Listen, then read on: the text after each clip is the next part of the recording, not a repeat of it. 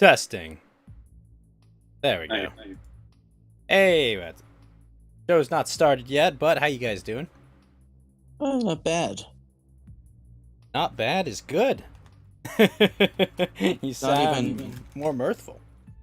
It's not even the end of August, and I'm already seeing spirit Halloweens everywhere. What could that mean? Now, being a ghost-themed person, it's weird that Halloween, honestly, isn't one of my bigger holidays. Well, it's my favorite holiday. Really? Yes. Not like I dislike Halloween. It's just it doesn't rank very high up on the list, I guess. Yes. Not everyone enjoys the costumes and all the scary movies and all the types of festivities associated with trying to scare the heebie-jeebies out of the devil. Well, yeah, it's a fun time for kids to eat candy too. Oh, but it is August the 26th. It is 9 o'clock and it is Friday, which means, of course, it is time for Coast to Ghost. I am joined by Geeky and Yellow Lantern, and possibly soon Mountain Walk will be here. But yes, a lot of things have happened. $10,000 worth of student loan debt has been wiped away from the irresponsible people who were smart enough not to pay it. And $20,000 have been wiped away if, I guess, they qualified for Pell Grants. You know, I have a cousin who comes from a very wealthy upper-class family. She got Pell Grants because she claimed her own income because she never worked a day in her life in college. She's going to get $20,000 of her hundred thousands of dollars of student loan debt wiped away. So, congratulations to everyone. Like this should have been you. I know, Geeky. I'm thinking about, like, paying off all those loans. Like, man, you know, I could have just partied a lot more, had a good time with that 10 grand.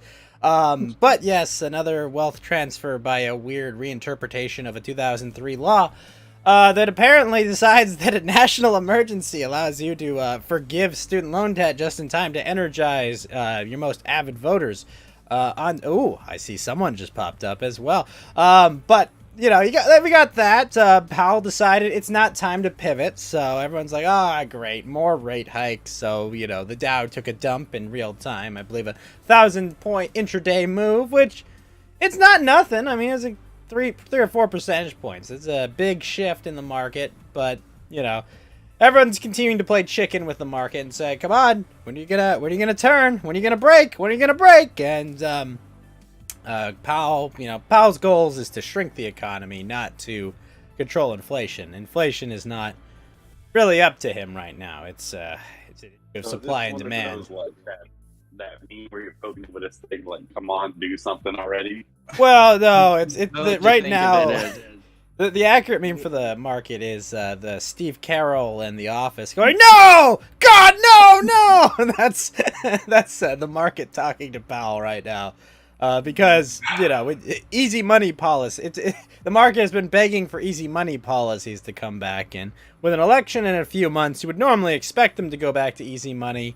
But, you know, there's a lot of thought that there's confidence that the student loan giveaway will be enough to placate their most rabid fans. Well, this means I'm going to be dealing with a lot more retards in the next couple of months will apply for loans. Yeah, well, I don't know how they're gonna get around, like, cause like Geeky, I'm not getting any debt forgiven. Can I just go out and get a $10,000 student loan and just like take a trip to Hawaii and just say it's for my master's? Yeah, can I do that? Like, seriously, can I go back to college and finish my degree and get some loans and get that $10,000 free of this? I'm not even gonna go to school with it. Like, I just want to know if I could just take 10 G's. I mean, I could maybe get a fucking down payment with an extra 10 G's of breathing room. I'll just pay off my credit cards and then yeah, I mean, if you really wanted to help, you know, middle class people, you would, you know, you could have a discussion about writing off, you know, certain credit card debt. You could have a discussion about writing off mortgages so people are more financially stable. You know, you get all kinds of things. But specifically, we're gonna write off the one thing that's gonna inflate tuition costs even further. I'm telling you, man. Maybe Yang was right. We should be getting those dividends, that $1,000 a month. If we had some Yang bucks, I think it would be better. Oh man, you think inflation's bad now? I mean, like, imagine they were printing $1,000 a month for even just 200 million people. It wouldn't. So is Andrew Yang the only nationally known Asian to be bad at math then? Well, Well, it's not like his vector was not like, oh, mathematically this will work. I think his vector was. Was that a pun? You said vector. Vector, yes, of course. No, but his target vector was not, oh wow, this will financially work. MMT totally works. Yeah, no, his vector was give people free money and they'll vote for me. I mean, it's not rocket science. I mean, this. Go on. The best meme I have for this is the one I posted in the chat, and it's the picture where Jerome Powell's face is on Eddard Stark, and it says "Pain is Pain coming." is coming. Yeah, that's that one's. You know, the Zero Hedge has been posting that one for like the past 6 months. Like, like it's still there, and I mean, like, yeah, it's happening, and yeah, we're all getting royally fucked by it. We're all gonna get royally fucked by this inflation and shit, but on the other hand, you know, some irresponsible people now don't have as much debt as they used to. I did like, there was an article that came out. It was like, sorry, I didn't mean to pivot too much, but this article is fresh in my mind. It was some woman who was like an immigration lawyer, and like I get illegal immigrants visas and shit. But this $10,000 is nothing for me because I have $150,000 of debt. It's like, yeah, I don't really feel bad for you, lady. I don't really give a fuck. I mean, I'm gonna be honest. This is how. Let me tell you. Let me make you the best comparison. It's like telling somebody, "Would you fuck me for $5 million?" They say yes, and then you go, "Will you fuck me for 5?" You're just haggling on price now. Like, come on, you're getting the 10K forgiven. I don't know why they arbitrarily chose the 10K number. Wasn't the campaign promise 50? What was the campaign promise? It was like all of it or something. I don't know. Well, that's No, what like Bernie Warren promised and the all of it. others are promising. Yeah, Bernie and Warren was all of it. I think Biden said 20K. Oh, okay. But well, the reason they did 10K because they still need to get some money back. So come on, do you think they're going to take a total loss after this? I mean, they can do whatever the fuck they want. Yeah, It they doesn't kind of really are just matter. doing whatever they control want with this everything. policy. Like, But now here's the thing. Normally, in a sane world, this would be challenged in court because this is blatantly unconstitutional. Definitely not what the 2003 law was written for. But what 2003 law? I mean, 'cause you don't. You don't know how they're doing this, do you, Mountain Walk? I have no idea. No. Yeah. Okay, let me Because explain. This is all owed by the government. There was a 2003 law during the War on Terror Thanks. for veterans in Thanks, Afghanistan Bush. and Iraq. Yes, they passed a law that said we could forgive up to X amount of dollars for military veterans who fought in America's wars overseas. And there was an and in this bill. The and was people affected by national emergencies. So, because we all lived through COVID, we've all suffered through a national emergency. Well, I So- would say, like, you know, all of these people owing this amount of money is a national emergency. In some Sure, respects, sure, but- and wiping away debt isn't solving this problem at all, or even addressing it Right. at all. But they're saying that we all went through this national emergency because COVID technically was declared a national emergency. Oh yeah, it was COVID. That's Right. right. It was Yep, just, it was just COVID. That's the problem. Everything was That's right. fine until COVID, right? So It was they're just- saying that the executive branch is able to interpret Wow. this law in such a way that because everyone's a survivor of COVID, Wait, what? Excuse me. So This the thing- executive branch interprets laws now? well, I mean, I thought that was what the judicial branch was. They're the ones that legislate from the bench. well, I'm yes. so confused. Sorry, let me rephrase that. Not interpret, enforce the law, and they choose how it's enforced. They have a broad level of, authority to execute it in the Right. way that they see fit, and they're saying that, oh, well, we could just write this off. $10,000 worth of suffering. Lotus, are we all taking out student loans right now, and we're all going to fucking Hawaii? Is that what's happening? I think I am suffering at this point. Like, it's just...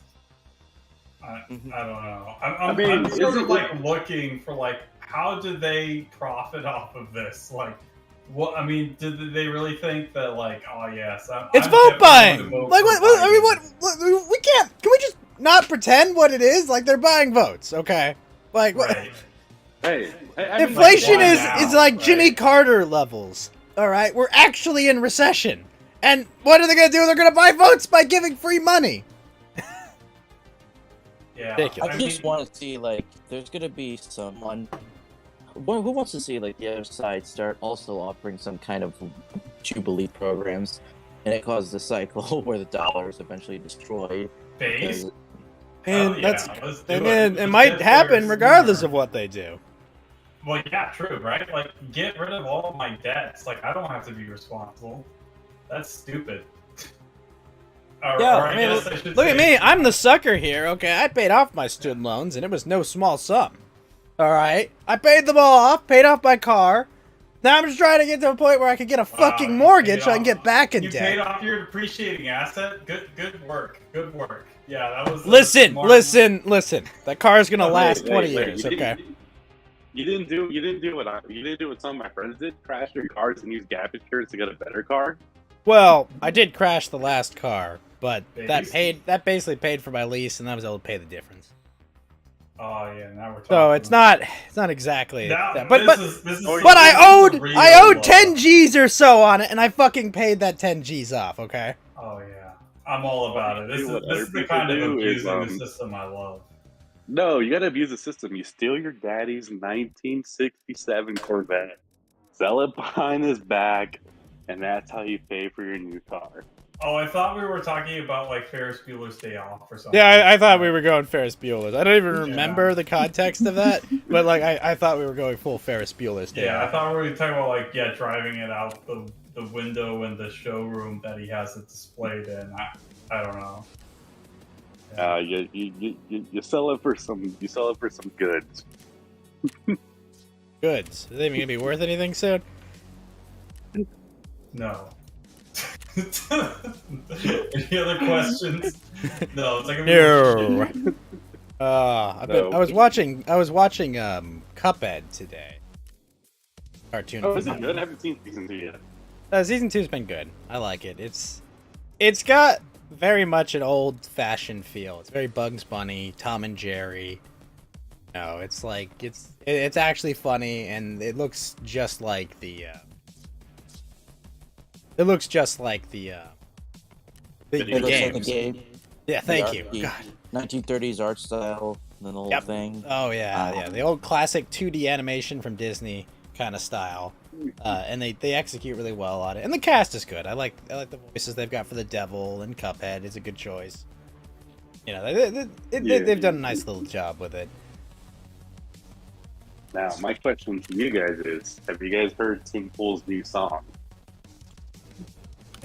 What did Tim Pool do? He's making music on the side. You a rapist now? Yeah, No, that he's not a sounds rapper. about right. He's definitely a rapper. Oh, yes, that's rapper now. Does he Yeah. throw some fire beats? Yeah. Actually, the song was actually pretty good. I mean, Post in general. Okay. I'm sure it's copyright or something, but spoken word or acapella. Is Tim Pool doing cringe political songs?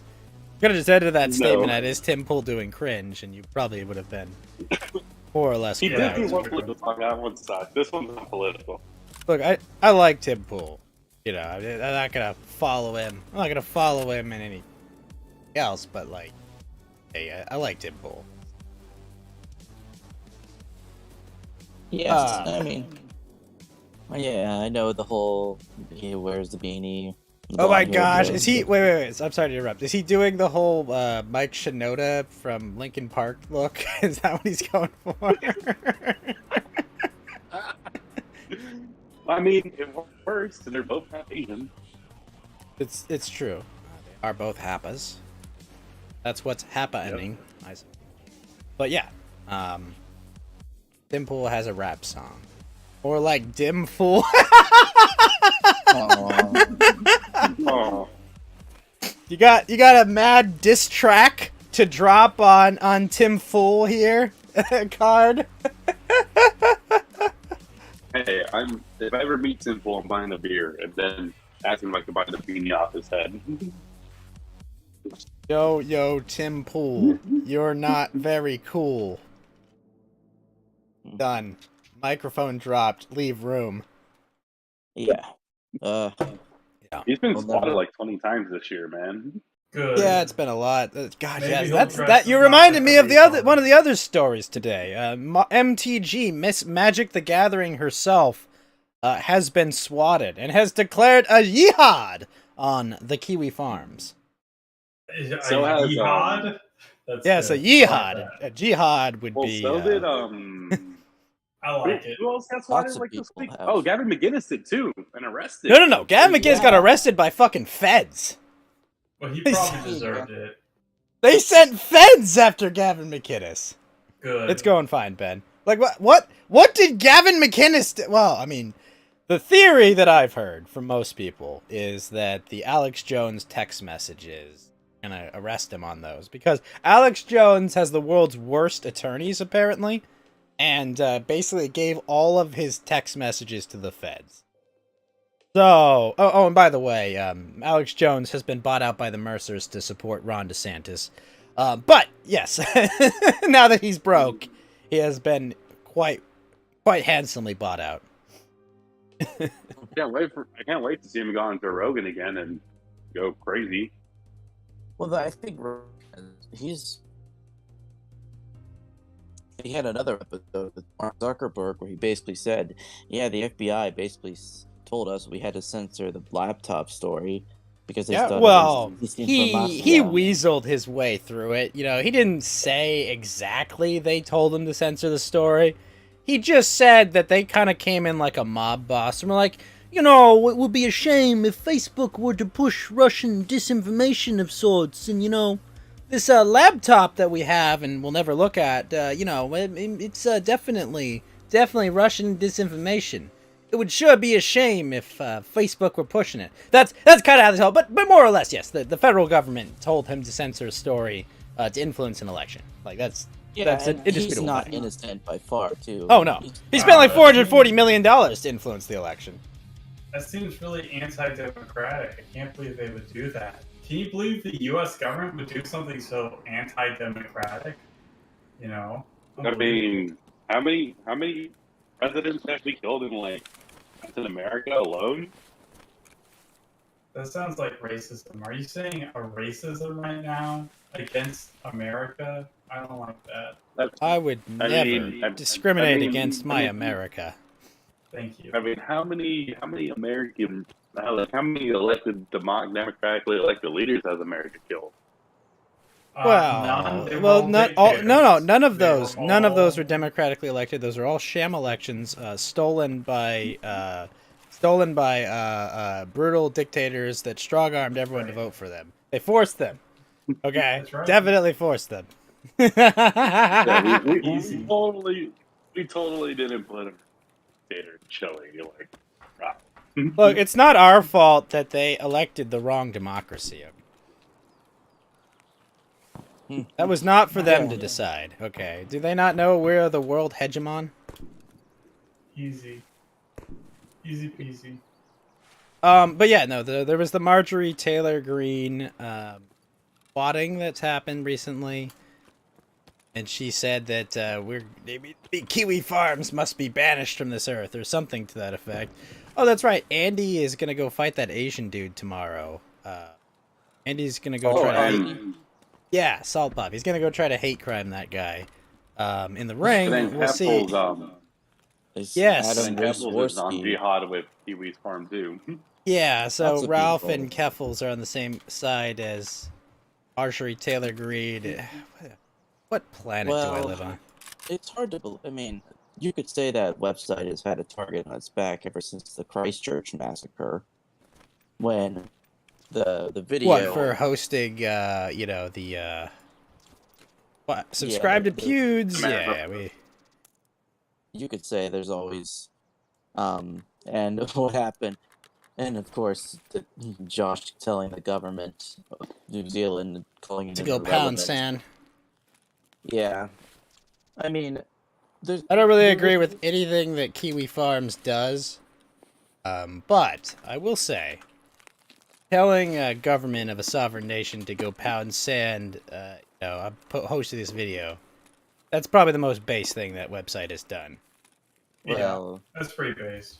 I mean, it's easy for them because, well, I mean, it's not like he lives in New Zealand, so he wouldn't have to worry about them. But Oh, I mean, it's why not like did the U.S. government will like just, Lotus is you know, asking why did Margarine want the Kiwi Farms gone? Because she believes that she was told that the website is where they got her personal information and used it to swat her. You sure it wasn't a leftist that's swatted or like a trans activist that's been No, swatting I'm other saying people? Like, definitely a leftist swatted her, but she's saying that it should go away because her information was there. And the leftists used that information. It's not unusual to think, but you remember when they were sending all the info that people were sending like the addresses of the Supreme Court justices and sending mobs to them. well, no, and we that's saw- just, Yeah, but they weren't even using Kiwi Farms for that. Yeah, they were That's- using Twitter. that's Yeah, just actually, justice, no, so- the crazy part is I saw that on Facebook of all They places. they posted their addresses on Twitter. Yeah, they And did that Facebook. I pretty much at everywhere. a high And school. Yeah. like, I get that they're public figures, but I guess if you're gonna post their addresses, especially, I mean, this is the same place where an unprecedented leak of a draft decision that came about a month, almost 2 months in advance. What you're So that- also forgetting is that there was literally an assassin. Oh yeah, I was You- about to bring when- that up too. Yeah, what about the fucking assassin that came to the guy's home and said, "Oh yeah, I was gonna kill him." He was also the kind of person who claimed to be a Yes. trans- He had a rainbow list of problems for sure. One might Yeah. say. Mhm. Yeah, his transmission was all messed up. Yeah, his had a lot of car trouble, that one did.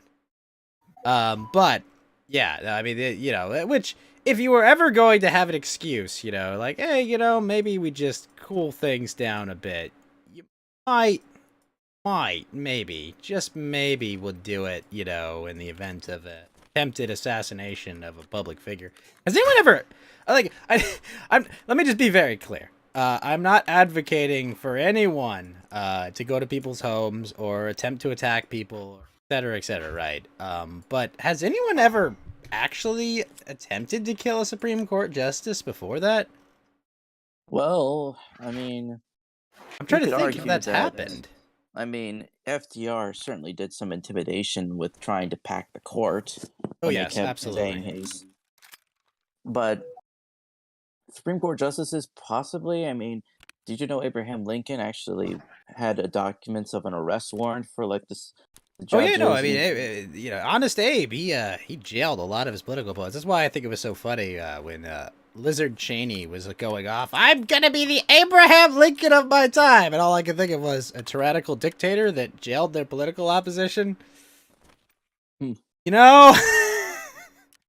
His Yeah. history. History's Nobody knows not too history kind anymore. to that, I mean, we get to the point where even so, this was in some of our history circles. What happened was, the leader of the American Historical Review kind of lightly criticized the 1619 project and saying, like, can we even have history when everyone is so militantly politicized? Everyone's affected by presentism, using the current centuries of morals and Yeah, let me help standard. you with that. Yes, we can. We can. Yeah, but he says, But we have to make an active choice to do it. Well, he got bombarded for saying he got the same mob treatment, and then they had to put like an editorial note that like, yeah, he doesn't. we don't agree with his positions. He's a bad person. And they ended up blocking their account. And this is funny. This is the same American Historical Association that said, "Oh, maybe removing Confederate monuments wouldn't cause a domino effect where this could affect other things." I'm like, well, look what's happening to Thomas Jefferson. Like they're trying to remove his namesake and statue from the University of Charlottesville. Not TJ. Yeah, well, I mean, statues of him have come down as well. Like, I remember when they removed it from the New York City Hall, or like some others. And Nemet's kind of Peter Nemet's What was from Twitter. Jefferson's great crime besides existing? Well, it's like if you own slaves, you're basically persona non grata. But I think a lot of it is due to the Sally Hemings alleged affair he had with one of his slaves. And I actually met the guy, who's made it his life mission to just debunk this narrative. And he goes into details, but the point is, Jefferson, like, they've done tests. There's an extremely low chance that he actually had sexual relations with that slave. And I did not have sexual relations with my... Yeah, and if anything, it's actually, they said that it's actually one of his cousins may have had something, but not Thomas Jefferson.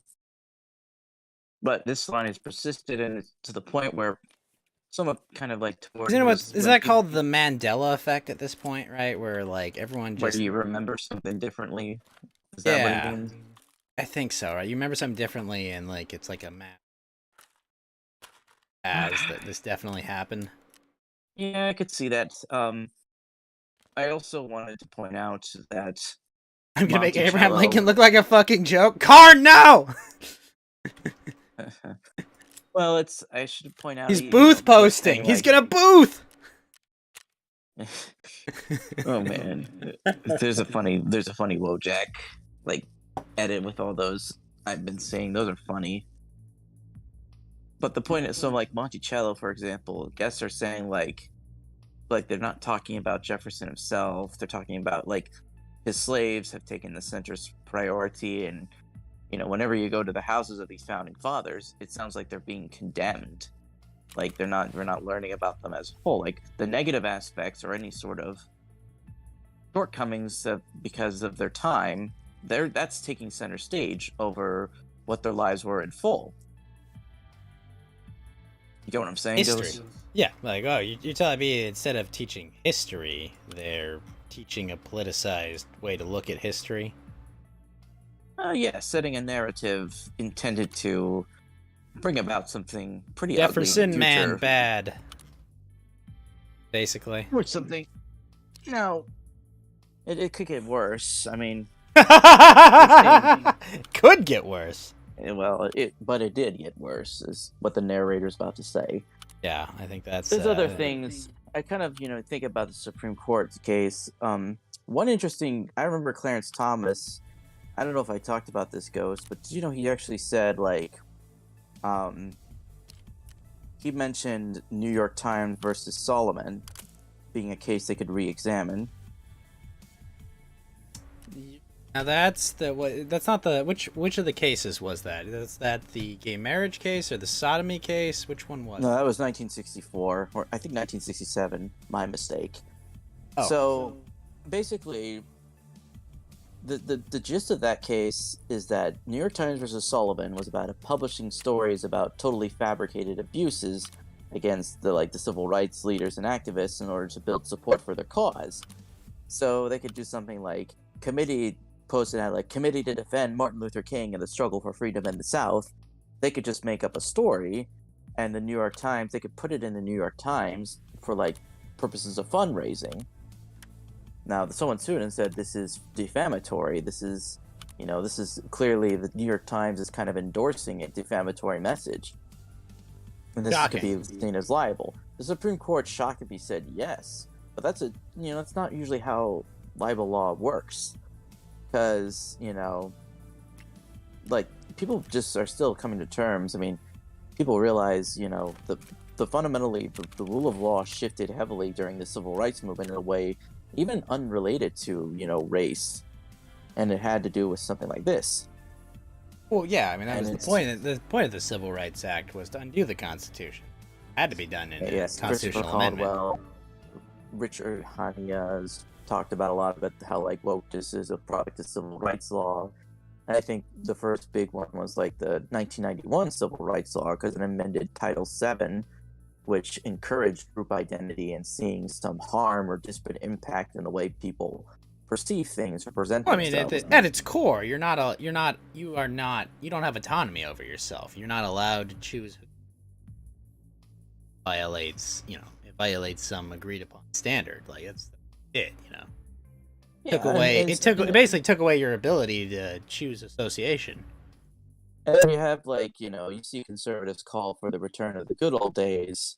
Oh, we don't like BLM. We got to go back to MLK. And, like, unfortunately, the liberals are right.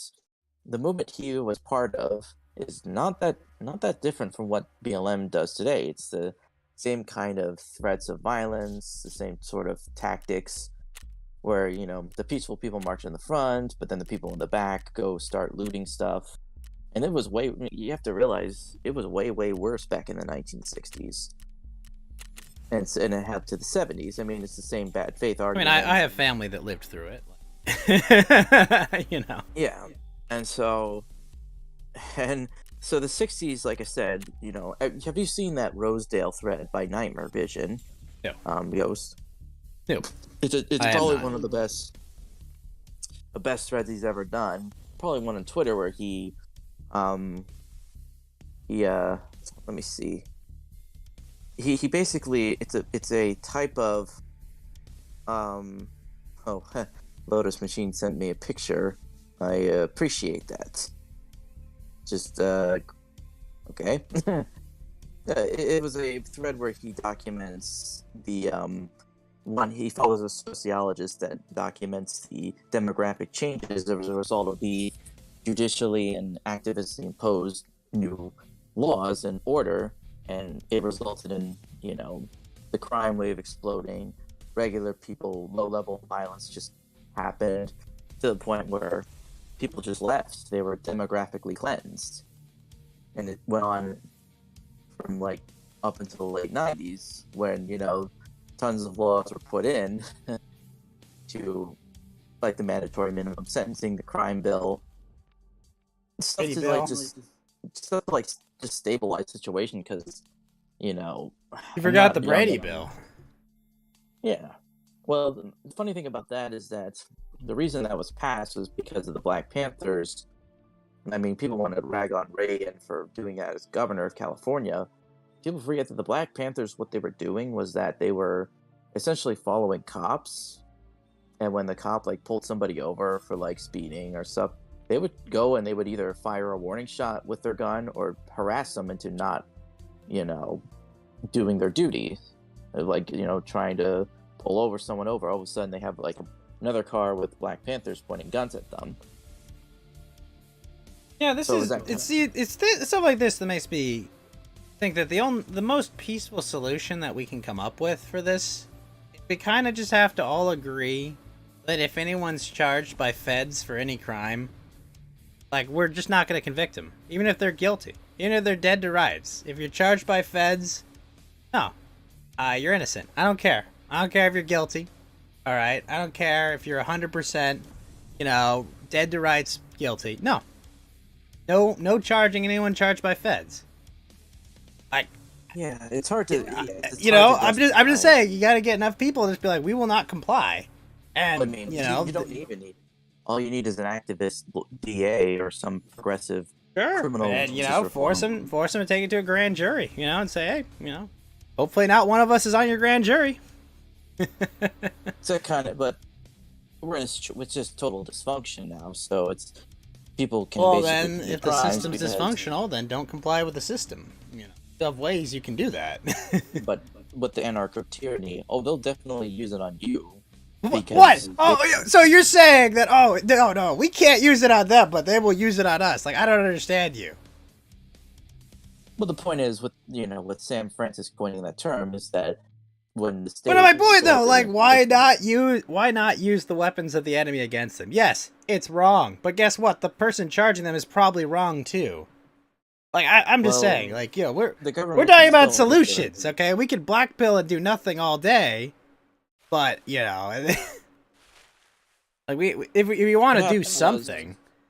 Well, it's the point is that we're dealing with the case. Obviously, we have we see out of control conduct with federal agencies. I really think state agencies, local police, and all that, they have to be sort of empowered to not cooperate with such explicitly banana republic tier behavior. Cops? You mean all the ones that retired? Well, just county sheriffs, local police department, and all that. It's better to avoid. I think that's what's going to kind of happen is that I know people want to make fun of him, but I think Fuentes once brought up this point, like the sort of separation starts when you see officials from one state basically refusing to comply with an order from the federal government. Well, you see, that's what goes on. I was talking about at the individual level, but I'm saying, yeah, that's what needs to happen, at state level, Right. in non-compliance. But I'm saying we as individuals, we can also non-comply as well. Like, we can't just look only to, like, governors and shit to handle this shit. We need a plan to you actually need do to- shit. Yeah, you have to be properly organized. Organization is key in that case. And where's some other stuff that's been going on? I mean, you had the really interesting case of the that was kind of the tangent off the New York Times versus Sullivan. And that's what Clarence Thomas mentioned. That could be a case that could be looked at and possibly get an updated judgment to realize, hey, wait a minute, there is something to this idea of like libel law and defamation. The bar is set a little too high. Yeah, I mean, my personal view on libel and defamation shouldn't exist. You're cutting it out a bit, Ghost. Oh, I know why. I have my voice gate. My voice gate's too high. That's why. Give me a second. Oh. Sorry, we were watching a film the other day, so I had my voice gate really high to make sure that we're watching none of The it came. Hobbit. Yeah, we watched part 1 of The Hobbit, the extended edition. You know, But I'm I'm sorry. not As I looking was saying, my forward position to- on libel and defamation is that they have no place. They shouldn't exist. I wouldn't. Well, I mean, don't know. For people's lives, I feel like the way in which social media operates, as well as the mass communication and just the way in which controlling the flow of information gets people power. well, if the you were able problem to- the problem with social media is that these are not private companies. Well, You also had this happen. Check to just stories like this was literally today. let me see. Yeah, I mean, like there are no, like, Twitter is not a private company. Not even by like the most like mediocre of standards. And it's literally because like they, there's no way that their infrastructure works without some kind of like federal government backing or some kind of subsidy that's obviously probably from the US government, and Twitter, I think it's pretty clear Twitter is an arm of the U.S. government. It is a way to get around, censorship rules. And it's basically, Twitter is a workaround to the First Amendment, as well as Facebook. Probably Google. I would say. It's something that I disagree with when Curtis Yarvin says big tech has no power at all. Oh, they absolutely do, because they're connected to the center. I mean, the internet itself was created by the military of sorts. Well, I mean, that kind of obfuscates it a little. I mean, like, the infrastructure, right? That was built, by the U.S. military, right? All the cable laid and all that. Because, because, I mean, what, some company's just going to be able to buy up all that land and lay cable? I mean, these aren't railroads. I mean, like, it would be a monumental undertaking. And, unless you could pass off the costs, the U.S. government, which, what they did. Fuck. Right. You mentioned The Hobbit and all that. I kind of said this on Twitter. I mentioned it here. If you're, I feel like nobody on the sided corner is looking forward to the Rings of Power series. And I figured, Oh, I know. There are some people looking forward to it. You know who? There I are know, people but- that make YouTube content about, nerd culture and whatnot. They're absolutely like, holy shit, But if this you is wanna- a gold mine. if you want to really... No, what you looking damage to it- do though, like If you really want, you're gonna say damn it. Well, I But was if you just, get to nobody, you're gonna say nobody watches it. It'll be better. yeah, don't even bother hate watching it either. What about pirating it? Well, I mean, that's an exception, but We can't legally advocate for that. I mean, yeah, we can't. That's the thing. You can't. I'm pretty sure Ghost has a legitimate copy of Amazon Prime where she can Oh stream yeah, it like by 2-day shipping, man. Of course.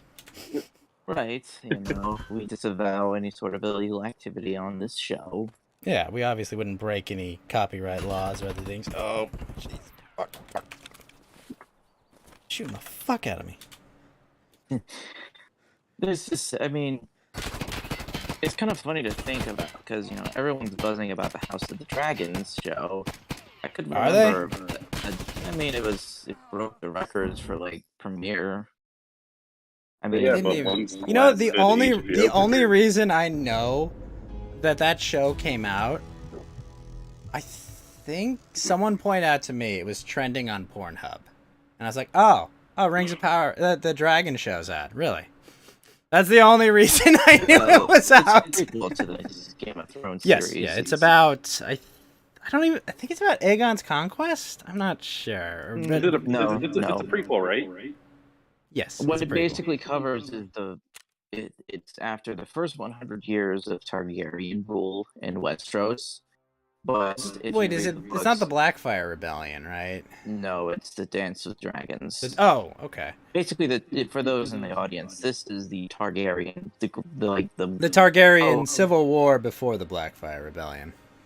yeah. And people could argue that this was probably the first of like the decline of House Targaryen because what caused like several people are killed. They're just like spoilers if you read the books. Both claimants to the throne eventually they were killed in action, and it also leads to the extinctions of the dragons.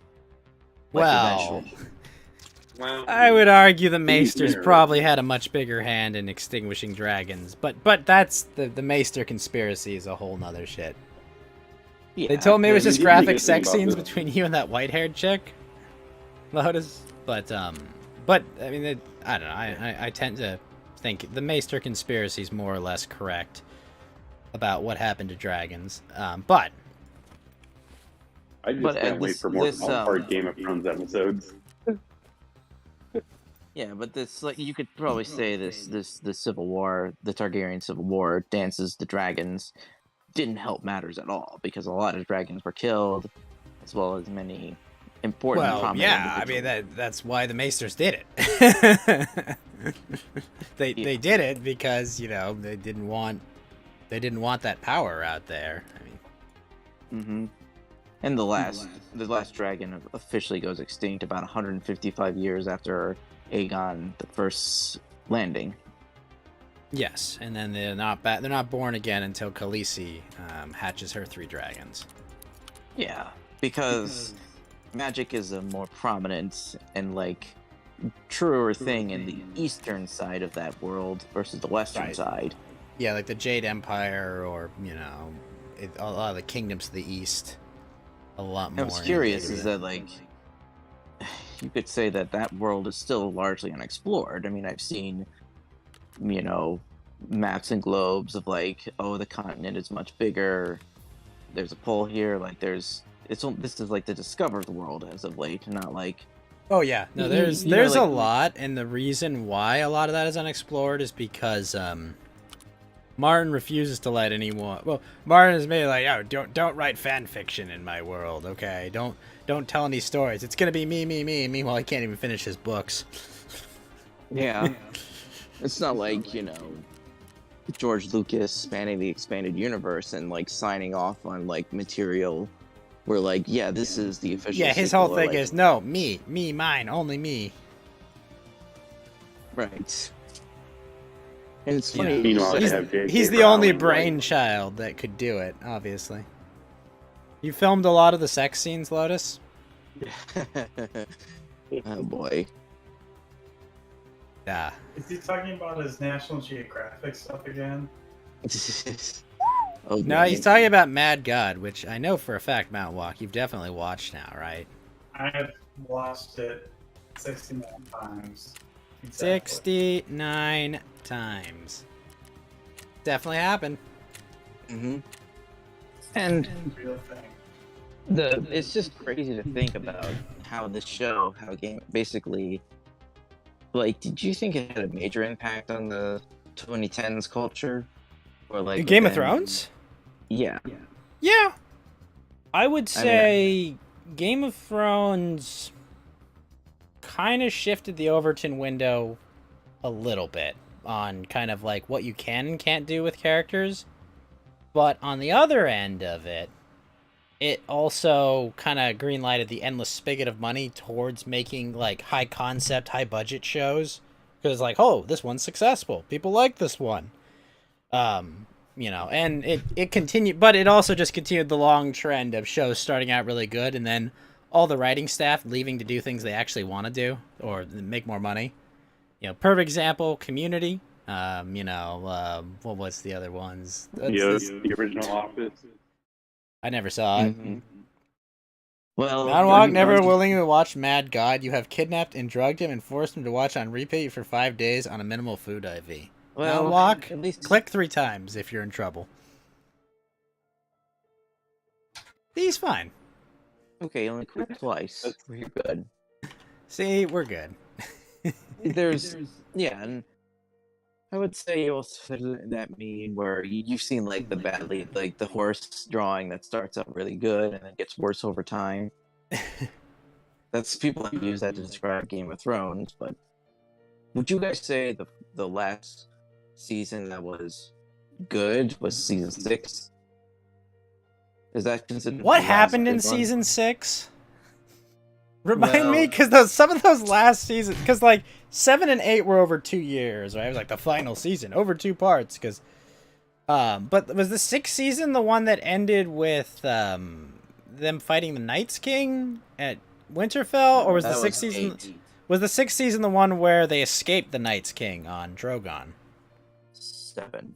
Number No, 7. this was before this. So basically, season 6 is and it starts off the cliffhanger because Jon Snow is dead. He's murdered by Oh, own- you're right. So when Melisandre brings him back, yeah, and he's like, "What?" because the she can heck? do that apparently.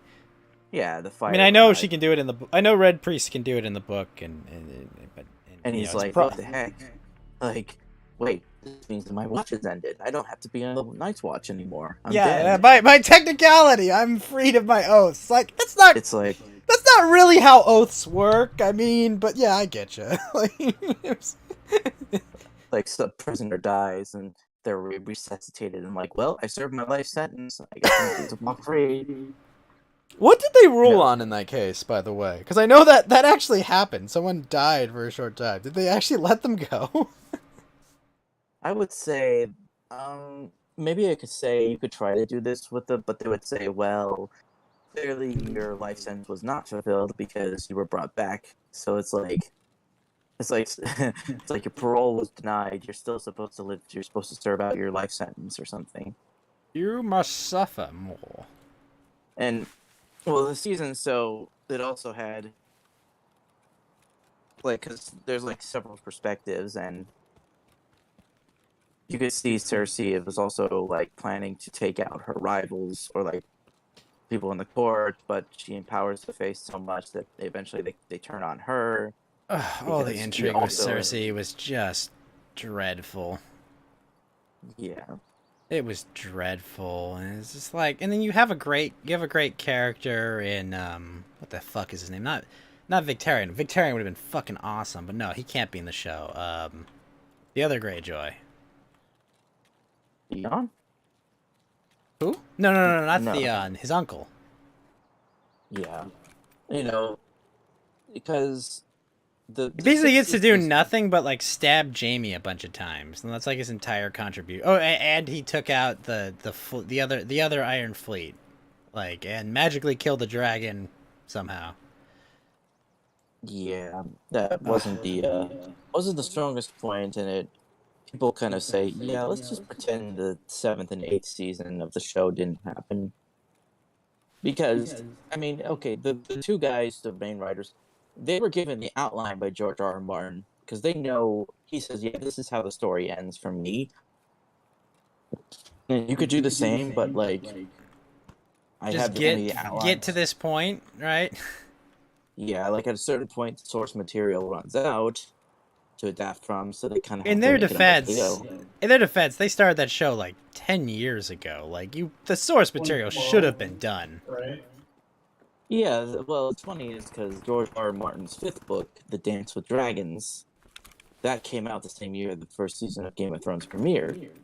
And you could argue that he worked so much to try to, he kind of neglected his duties on the final two books, The Winds of Winter and A Dream of Spring. I mean, Dance of Dragons is a fine enough book, but like, come on, dude. It's been like how many years since fucking Dance of Dragons came out? 10 years now? 11. Oh my gosh. I mean, And it's not like he wrote that book from scratch as soon as he finished Dance of Dragons, right? He's got to be working on these kind of parallel. I mean, at least the story. He also worked on spin-offs and such, which were the Hedge like, Knight, all these other things that no one bothers to read. or like the history. I mean, there is like you could do like the history of House of Fire and Blood, the history of this house, or all this. And yeah, there is, but most people would say, yeah, season 5 is when it starts to lose that magic. But people would say like 5 and 6 are not like really bad seasons. They have a lot of great episodes, good moments. I mean, the Viper and the Mountain is a great episode, classic. Yeah, episode. the Battle of the Bastards. Battle of the Bastards, a very very excellent piece of medieval fantasy fiction. Yeah, just all of it, like. But Battle of Blackwater is even a good episode, if it's a bit abridged. Yeah. So it's not like they had stuff, but like people would say the disappointment with season 8 stems from the way in which season 7 was done. And just the way, like, all of a sudden people are not as smart as they are. It's not as sharp. People are acting like this. Gosh, yeah, Varys, right? Oh, oopsie, teehee. Did I fuck up and get myself killed? Who would have seen that happen? Varys, the guy is 2 steps ahead of everyone fucking else. Oh, he's just a fucking clown right now? Yeah. And just the way they empower certain characters at the expense of others. You could kind of see this too with some of the... Not to say some people were glad to get comeuppance or such, but... What, you're talking about... Oh, fuck. Shit, I'm in trouble. Fuck, the guy from The Wire, the mayor, from the Baltimore mayor, the fuck, the guy who betrayed Ned, like, right away. What's his name? Yeah, Baelish. Peter Baelish, Littlefinger, yeah. And it's funny, it's because he's technically the guy. I mean, it's not like he doesn't do it. He's basically admitted that, yeah, I'm the guy who basically kicked off the War of the Five Kings. I orchestrated this entire affair. By cutting Ned Stark's head off. Well, he didn't. Well, he was the one who he made the sequence of events happen that led up to that. But yes. Yeah. You know, he got Ned Stark's trust, and because Ned Stark is kind of a fool, but trustworthy. Yeah. Oh, jeez. I think I remember the distributor saying, like, if Ned Stark, he had the right idea that, yeah, Joffrey's illegitimate king because he's not really a Baratheon. He's a product of a brother-sister relationship. Yeah. And all he had to do was, I think if he actually kept his head down and then quietly build a counter-elite, because that's what you do. You don't go to the court while they're all swearing fealty to Joffrey because, you were right, but you have no elite support. No institution in King's Landing supports your claim that Joffrey is... there would be. I mean, there would be. You could find support in other factions, that are not as happy with the Lannisters. You could have gotten support from Dorne. You could have gotten support. I mean, like, there are places you could go to get powerful support. But but Ned is not. He's not an intrigue guy. Yeah, Ned played. He tried to play the straight man in a game where everybody's cheating, backstabbing, and lying to each other. Yeah, he's trying to be an honest man in a dishonest world, and like, well, what did you think was gonna happen, Ned? Yeah, I mean, if he wanted to stay alive, all he could do is accept the, play off the rain, but then he'd have to basically undermine him from behind, still be like the hand of the king and all that. And I mean, the genius of that verse was that you're building up that this guy Edward, he's the protagonist, but then all of a sudden he's killed. So who's supposed to lead the story from his point of view now? Yep, there he is, and he's gone. Mm-hmm. It's like it was a really great unexpected turn of events that just happened out of nowhere, and you're like, whoa, you're an early viewer, you're not used to shows that are so willy-nilly the characters. It's like, wow, that's a bold move. Let's see where it plays out, right? Right, but people who read the books know that's exactly what happens, but Oh, sure. people didn't. And just the scattering of these Stark children, and then you had on the other side Daenerys with her say, I want to retake my throne and take it away from these knuckleheads who are squabbling with themselves. Yeah, but meanwhile, I've got to go build build a kingdom over here, so I have an army to go over there, because I don't have anything to sell to buy the Golden Company. And it really sucks that because they compressed it so much, there was none of the intrigue with the Golden Company, nothing with Lady Stoneheart, nothing with fucking Dark Star, they all, Victorian Greyjoy, all these great characters from the books that are just, who cares, right? Right. We don't need to add this character, or fucking, no, we're not gonna do anything with House Dane or any of this, it's like, what the fuck, guys, come on! There's a lot of important shit you're just kind of skimming. It's not like, oh, random nobody character, like, whatever, you don't have another one of Robert's bastards show up in the Vale or whatnot. Okay, fine, whatever. They were a minor character that probably didn't have much that they did. White-haired lady from Game of Thrones or whatever, please Daenerys? stop Emilia calling Clarke? me. I am tired of having sex with you. I know you're listening. You've been following me for 5 days. Please stop. That's all. That's all. I've never seen Game of Thrones. They just needed me for a couple scenes, and she's been hounding me ever since. I'm tired of it. Please. Lotus please. can't get Emilia Clarke off his penis. We understand. Oh. It's gotta be the Also, stand-in. the show sucked after the first season. No, there's some really good episodes in the later seasons. The Red Wedding's a great episode. Mountain Should I turn Viper's a the great mic down? episode. I can hear you through your speakers. Hold on, I'll turn you down. Give me a sec. Okay.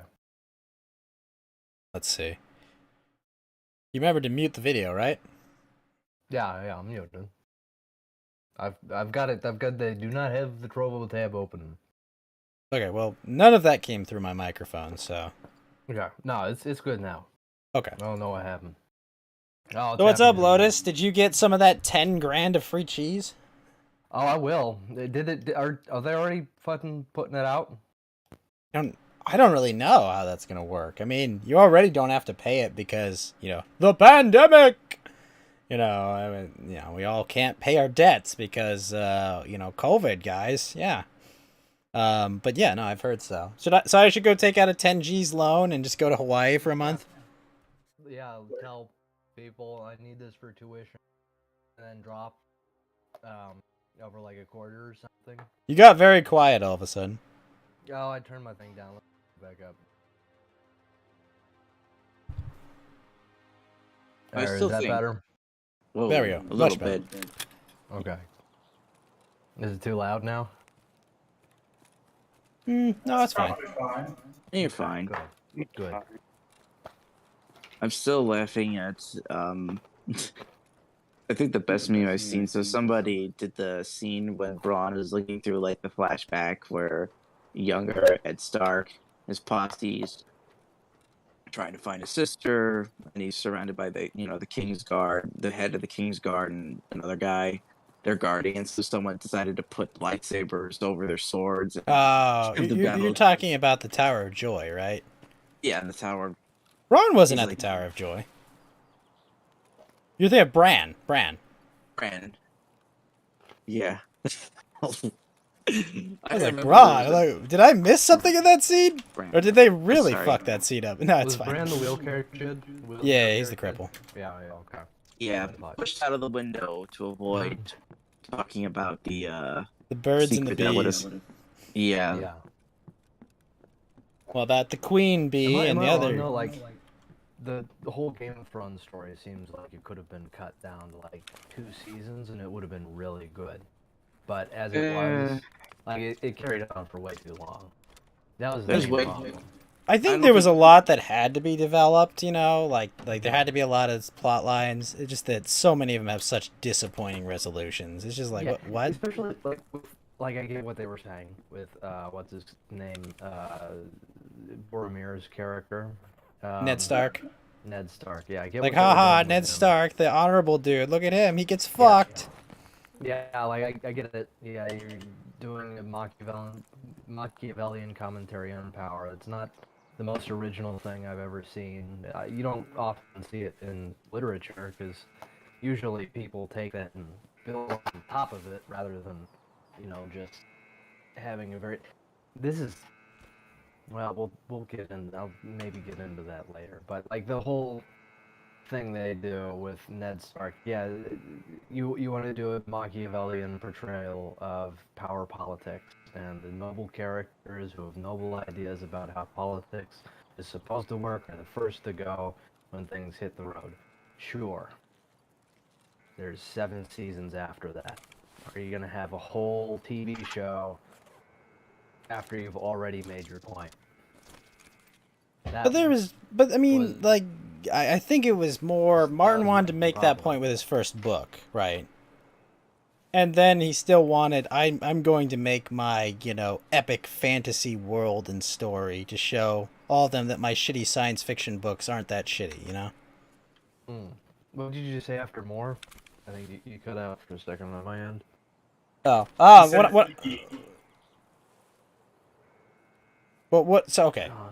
So I think he basically what Martin wanted to do. He wanted to make his point with that book, but then he also wanted to create. Oh, look at my epic fantasy novel with all my really long and story and established world and lore. Because my shitty science fiction novels aren't that shitty. See, you were all wrong about me. Kind of like that. Yeah. He's got basically He Tolkien wanted to do envy. The Tolkien thing. Yeah, exactly. That is exactly yes, yes. That is Martin's whole thing is, Tolkien I want to envy. create Tolkien without understanding Tolkien. You know, Yeah. because Tolkien Yeah, I wants to agree. tell a story through the modern lens of an epic fantasy world, and Tolkien wanted to create a modern mythology. Yeah. Yeah, because he does the whole Machiavellian power politics thing, but then like there's so much more you could get into, even if you just wanted a setting that was based in a world where everything is brutal and people who are intelligent and are able to see the brutal realities of power are the ones who succeed. If that's the story he wanted to tell, there are so many more directions he could have taken it, but in the end, everything, like the way that he portrays it, is just everything is kind of shitty and happens for very little reason, and the people who succeed are just assholes. There's nothing else to them. They're just assholes. Blah blah. And they're blah. driven by the desire to be assholes and terrible Yeah. people. Yeah, like you could have done some interesting things with Tywin Lannister's character, but he didn't. Tywin Lannister was just killed. He was a ruthless cunt, and he understood power politics, but that's all the characters. There wasn't anything else to them. He's the writer George R.R. Martin has such a base, uninteresting view of people that like it's very difficult to get engaged in anything that he has to write. I don't know. I think Tywin, the actor did Tywin Lannister, acted the hell out of that role. No, he acted very Some of well. these, No, I yeah, agree. there was a lot of really good casting. Like Well, we're the guy who just- played Tywin Lannister, that guy is just fantastic. I mean, makes him Charles just Dance? Was yeah. it? Charles, I think you're right. It's Charles something, but he acts the fuck out of that role, and it's like, oh come on, do you guys really have to kill him, please? Yeah, despite actually having very little to work with, I think he does a really good job. Because his character is really simple. Like, there's very little to his character. He is the mastermind behind the Lannisters. He understands power politics, and He's laments kind of what was Tyrion for Hamlet's uncle's being name? responsible for his wife's death. Hamlet's uncle? Was it Per some? It was like, fuck. I don't remember. It's been a long time. Mount Walk. Who was Hamlet's uncle? Duncan? No. Duncan was the guy who killed him at the end, wasn't he? Oh, shit. I want to say, I keep wanting to say Richard III for some reason. Richard. And Have you he seen the freaked Ian me out. McKellen version of Richard III? Yeah. I thought it was I something think- with yeah. a. Fucking I thought it was weird. something with a P. I mean, to be much, fair, Game of Thrones is kind of inspired by the War of the Roses. Well, yeah. Yeah. I just keep. Being inspired by War of the Roses makes it so hilarious. Where he's like, no one should write stories in my world. Like you're literally inspired by the real world events. You literally took that to like create your mythology about your world. Like what? Yeah, but what the fuck is his name? It's not Percutio or something. It's Oh, prosciutto. Like prosciutto's good. I could go for some prosciutto Yeah. right now. Yeah. But whatever. That's kind of. Tywin seems like a much more capable version of Hamlet's uncle. You know, he's actually really capable, and basically gets fucked over because, you know, his bastards, his little midget son, Claudius. Holy fuck! Thank you, Claudius. Gonna drive me insane. I just don't remember that character at all. I just barely remembering these stories. The last time I read, like, He was I the remember scheming his uncle that life. would do anything to be king and fucked over Hamlet's dad. Or no, And that fucked was his the other mom. Shakespeare play. Which one was the one with the wife that wanted him to kill his brother or something? Tempest. Macbeth? Fuck, I Uh, don't remember. No, it wasn't Macbeth. No, I think it was Hamlet. Hamlet had a wife that the outdamned spot lady. That was Hamlet, right? Yeah. Hamlet. Well, it wasn't his wife. It was his mother. Was that his mother? I could have sworn that was his wife. Because he had that woman he was always pining after that killed herself. Ophelia. Yeah, I don't remember that either. Oh, sure. Yeah, I don't remember that good. It's A lot of it's suicide in funny, Shakespeare actually. stories. Yeah. Yeah, a lot of Suicune. Yeah.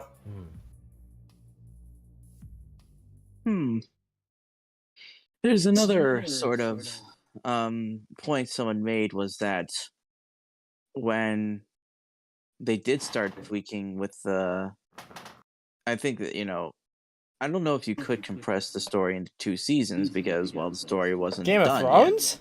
Well, Yet. Well, I was responding to Lotus Machine's comment.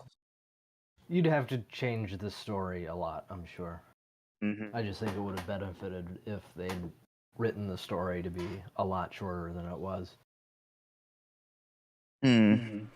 Which, the thing, I think that's something that the Dances of Dragons has a little advantage because you I mean, guys House, know well, how it's to- House of Dragons, even though it's about the Dance of Dragons. You know, they could actually, they could probably run the whole story and up to the point when the Robert's Rebellion happens. But That's a lot of time to cover, because you'd have to cover the dance, you'd have to cover the Blackfire Rebellion, you'd have to probably cover Dunk and Egg for a bit. I mean, like, there's a lot to fucking cover there. Wait, but aren't they only aren't Dunk and Egg only in like some of the side stories or whatever? Literally, it's like a novella he wrote. They're dead by well, I think actually maybe they're no. Well, no, yeah, they're definitely dead because everyone thought Robert Strong was Sir Duncan the Tall, but of course Thanks to the show, we all know. Oh, it's of course just Gregor cocaine, obviously. Out of curiosity, is the diarrhea excerpt that I've read real? The one about Tywin Lannister dying of diarrhea? No, about No. the stupid Khaleesi chick. Gosh, Yeah. I can't White-haired remember. Daenerys. lady. Daenerys? Yeah. Did they really have a whole section in the book where she just got diarrhea? Probably. Okay. Uh, I'll take Oh, that as boy. a yes. I mean, the whole thing. Yeah, I don't know. I was hoping Look, that. Dothraki cooking did not agree with her her Westerosi her Westerosi upbringing. Yeah. You I know, that reminds remember- me when Emilia Clarke had to eat the horse heart. No, from behind the scenes, that was actually like one giant, like, it's imagine like a giant gummy bear you have to eat. But it was worse because like it actually did taste it did taste really bad, like really bitter. Because they wanted to like simulate like what if a human actually ate a horse's heart. Mm. Well, So when I know about People eating do hearts, eat you have to them. say Kalima, Kalima, Kalima. Oh, sure. Yeah, that's true. That's true. That's actually true. Factually, definitely true. 100% also, true. FYI guys, there's a bug on Discord right now. I don't know if you guys saw this, but like there's an update where if you try to change your profile picture or like any aspect of your bio, there's a glitch where the updates you change it, it will send like it approximately 100 API requests a second, and that will cause Discord spam filters to be triggered, and you'll get your IP auto banned. I Really? saw that happen to a few people. Yeah, And, like so they're now labeled as spam. Kinda yeah, so I would say for any people out there as well, hold off on changing your profiles. I thought you were or gonna tell changing them. Change anything. my picture to that picture of that orangutan too. Yeah. Good level. Sorry, Lotus. Yeah, it's very sad. Lotus you guys feel returned about to monkeys? Monkey and was banned. What is he gonna do? I mean, it's not like he can just make a brand like new monkeys. account on another throwaway email. Oh yeah, definitely. he's Definitely helpless. definitely don't have like 5 burners. This is my only account. If somebody banned me, I'd be very sad. Yes, Mr. Dorsey. I complied. Mm. Wrong company, I know, but can't just load your gun right there, Lotus. I thought someone was jumping me right there. Oh. I'm not loading it. I'm just cocking the hammer. Just play it with my gun. Just. Yeah. It's not. There's no bullets in it. I need to buy more. I'm almost Yeah. done. Yeah, we're not going there. Fuck those guys. What are some other big things that have been happening? Man, it's like so much happened last week too. I mean, you guys hear about the assassination attempt on Alexander Dugin that killed his daughter, right? Right. Yeah. Now, okay, explain this to me because maybe I just don't understand Russian names. Why is everyone calling her Dugina instead of Dugin? Isn't his name Dugin? Well, think because you're the Dugina is her feminine middle name because her real last name is Polovatian. Polotavian. Is she the Even I dreaded can't because- Lavyanka? No, not that. It's Polotonvia was her last name because she married someone else. But Yeah. Dugina is because she's in Russian. Yeah, your names can actually change form depending on depending on like masculine and feminine genders. I mean, it's not even verbs can actually have like different spelling depending on if the masculine and feminine or neutered noun. Yeah, I think like the names are Patron. What's the word? Patrilineal? Yeah, I think it was like that. It was a word like that. Well, I mean, in the don't remember West, that you know, one last exactly. names are patrilineal, generally, you know. But you'll have like Ovich after a name, and that means that you're like the son of whatever the name. So, like the old the old Norse of like being, you know, like Odin's son, you know, yeah. Or if your dad was Well, Jeff, you'd be Jeff's son. Yeah, so Mhm. I think the big picture is, Ukraine is moving to the sort of jihadist kind of mindset of these kind of assassinations and stuff. Which Well, I mean, do you think that's Ukraine or do you think that's the CIA? well, Yes. I mean, come I on. mean, Bronze Age what's perverts the thought about difference? it as a CIA op that, I mean, what's the difference if the Ukraine is that has been basically under Western vassalage since 2014 probably does share intel between like the SBU. But what's kind of surprising is that I think the woman who the suspect they named this is some person who's connected to the Azov battalion and stuff, basically snuck in as a refugee Sure, out of order but of if instructions. we look at this, honestly, I mean, if you're at war with a country and, let's just say there's another country that's the biggest bully in the world who killed one of your dudes, what benefit does it say to say America did it versus the Ukrainians did it? Like, Well, like what? I Why? think it's Like, I mean, like you've got you got people coming home in body bags every week. You're like, look, we got to keep this war up, and you wanted to say, oh, America killed, my friend's daughter. Or do you want to be like, no, these vicious Ukrainian Nazis killed my friend's daughter? I think I know what I'd say if I was Putin. So, well, that's part of the Russia not trying to create a conflict that's just farther than you know taking over the Donbass region. They want to like to keep it as localized as possible. That's why and they why want to did they declare take war. Donetsk? But isn't that in the same area? I mean, like, well, it's in I think it Ukraine, is. right? Or, I Um, mean, Those are two separate regions, right? Well, Lugansk has been under control ever since like July. So they've already got one of the Donbass republics completely free of any Ukrainian government control. They've got most of Kherson, yeah, Donetsk is in Zaporozhye. Donbass. Is in the Donbass region. Yeah, So is Luhansk. Which Okay. Mega Man villain was Both of those are in Donbass? Donbass. Does kind of sound like that, doesn't it? yeah, Donbass. So what's going on now? When I consulted with kind of naming the thing is that I'm just really, saying, I think the CIA has more incentive to do it than Ukraine. well, I wouldn't say so. Well, you could argue. Because the thing is, so Dugan is this weird fringe philosopher who really has nowhere near the level of influence people think he does. Like, he's not Putin's Rasputin. He's not some. Why do people think that Dugan has a close relationship with him to begin with? Isn't it just that Well, the I Putin think it's just, administration does things that are similar, like I, the I whole think, ethnic Russian thing? yeah, I think it's just got to be like glowy stuff. Like, Yeah, I no remember one hearing really, this shit back in 2014. I think by that yeah, retard Caspian report, he was elevating some nonsense about Dugan, saying, "Oh, Dugan does these things it's that really Putin then weird. does later," and it's like Putin wouldn't have to hear those kinds of strategies from Dugan. He could hear that from literally any Russian security figure at the time. This isn't an idea which was unique to Dugan. It was very common. I don't know why people think that Dugan's the mastermind behind everything. It seems very Yeah, silly.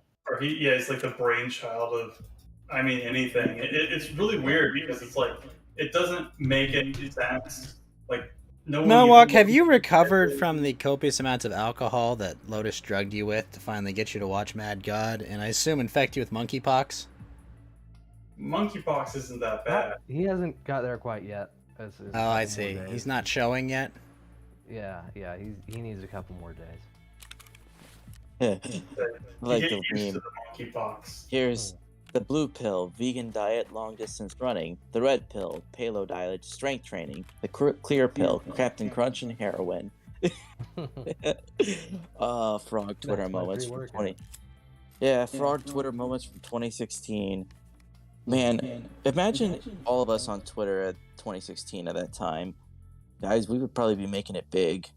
Like, seeing because I made a funny comment, like, imagine this is a place, Twitter is a place where you can be ratioed as like a professor or some journalist, and by getting ratioed by people the names JJ the Jackoff Plane and Kofafe Anon.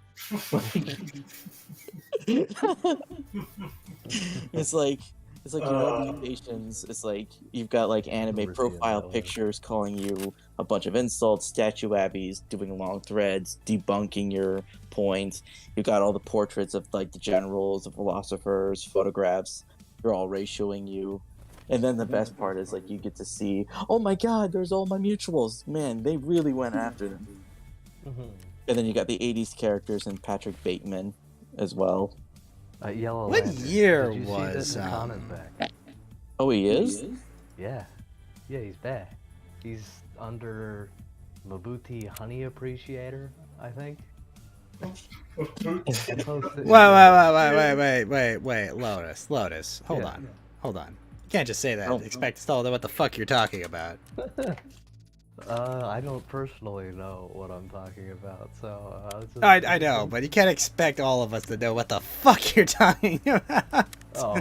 Khan is a former poster on Twitter that would categorize very obscure racial categories and Yeah, okay, provide I get you. commentary. You need not explain anymore. I understand. Yeah, It's so autistic. Like he very posted obscure anthropology. You have already answered my Yeah. question. It's a level of autism that even for me, I'm just like, what the fuck am I reading? What? Yeah, half of what he posts is borderline incomprehensible. And also, Segoy, this is Coast to Ghost. That's what it is. I think the best post was like, don't ever let some Brahim like lecture you on the cost of caste when X thing comes and he wiped out millions of people. The first thing he said was namaste. Oh, yeah. Oh, jeez. Yeah. Yeah, dude. And the best- That's he's a good poster. He's He's got some good. Put him in charge of studies of biology and your professors, and you'd have some wild times. Yeah. Well, anyway, to the point was, so people assumed that like Daria Dugan and Duke basically were extremely influential when they're really not.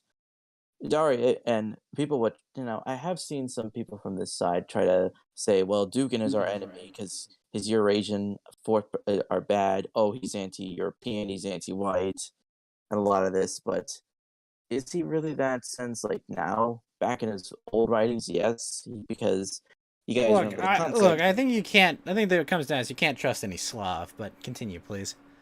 Well, I think it's like at the time when Dugan was writing this, Russia, the Soviet Union had just collapsed. The country was being looted by foreign-backed oligarchs. You had all these types of civilizational destroying programs that left. 90s Russia was a harsh time, but probably not as bad as say the Russian Civil War and early Stalinist period, but still pretty brutal. And people kind of saw like, especially after the whole Kosovo thing, that's acting up again now. Don't get me started on that. Yes, well, that was because. So what was with Lubitschenko talking about Belarus having nuclear-ready planes? Well, Lukashenko. So the country is wants to have nukes on its soil because after Russia wants to put nukes in Belarus. Well, so they want a Cuban Missile Crisis 2 electric boogaloo. Well, I guess they're putting out. I mean, originally they actually had nukes. I mean, let's be honest. Belarus isn't getting nukes without Russian support, right? Right. I mean, well, like 100%, right? Like, I mean, it's a form of leverage too for Lukashenko. But it's 100%. Without, if Russia says we don't want Belarus to have nukes, Belarus will not have nukes. Agreed, but then Belarus can then start using its leverage. I mean, I've said this a lot, that Lukashenko and Belarus has a lot of leverage on Russia, and they have for quite some time. Like, What do you mean? Just like with the possibility of them joining NATO, or well, before a lot of I mean, just before 2020, relations between Belarus and Russia were actually quite sour. They were actually not on good terms, and he had frequently checked Putin's expansions. I mean, that's kind of thing because you could still see it too. Like Lukashenko's been making speeches in Belarusian, even though the Belarusian language is kind of a minority in the country. Most people will still speak Russian casually, but he's been promoting that because he's like, I don't want to join this sort of like total reunion of Russia because it would be unfavorable to the Belarusian people. But Why would it be unfavorable to the Belarusian people? because they would have no way to call the shots in their own country. They would be under it'd be you know they would have Russia would have a disproportionate amount of power in their sort of union state. That's why like Lukashenko and Belarus have never fully committed to it like in proper form. He's made a certain like you could say Lukashenko like, but Russia actually has to kind of put up with him because they realize if he disappears, the same things that happen in Ukraine will happen in Belarus, or rapidly anti-Russian power will rise. And if it joins NATO or all the other stuff, well, now you're surrounded by a potentially hostile military alliance whose leadership and countries have fantasized about regime change. It's not a favorable situation. So like that's why Russia has to like kind of put up with people like Tokayev or Lukashenko just to avoid having like the same situation that happened in Ukraine happen in the other large sharing border countries. I see. So you're saying that they would basically be annexed if they didn't get along with them?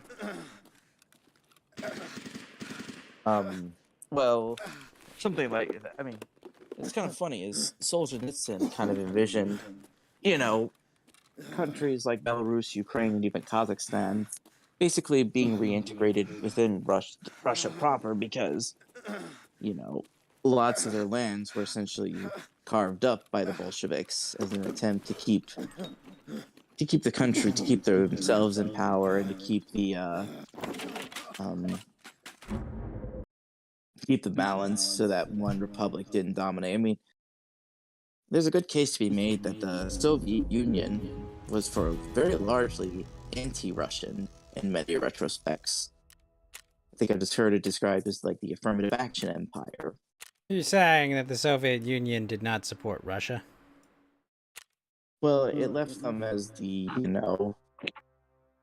the common guy who had no representation per se. Like this is why the Russian Federation. Well, you can argue, hell and back, that the results of the Soviet Union were very bad for Russia, but you're actively saying that the leadership and government of the Soviet Union did not have Russia's best interest in heart. Not usually, and I mean, you'd think that like the RSFSR was the only one of the republics that didn't have like a communist party of its own. That's one of the reasons that many of the former Soviet countries were able to have their own elites, because each one had like a communist party to be a part of. So it acted as like an elite circulating mechanism. And the regular Russians didn't have that. There wasn't any communist party of the RSFSR.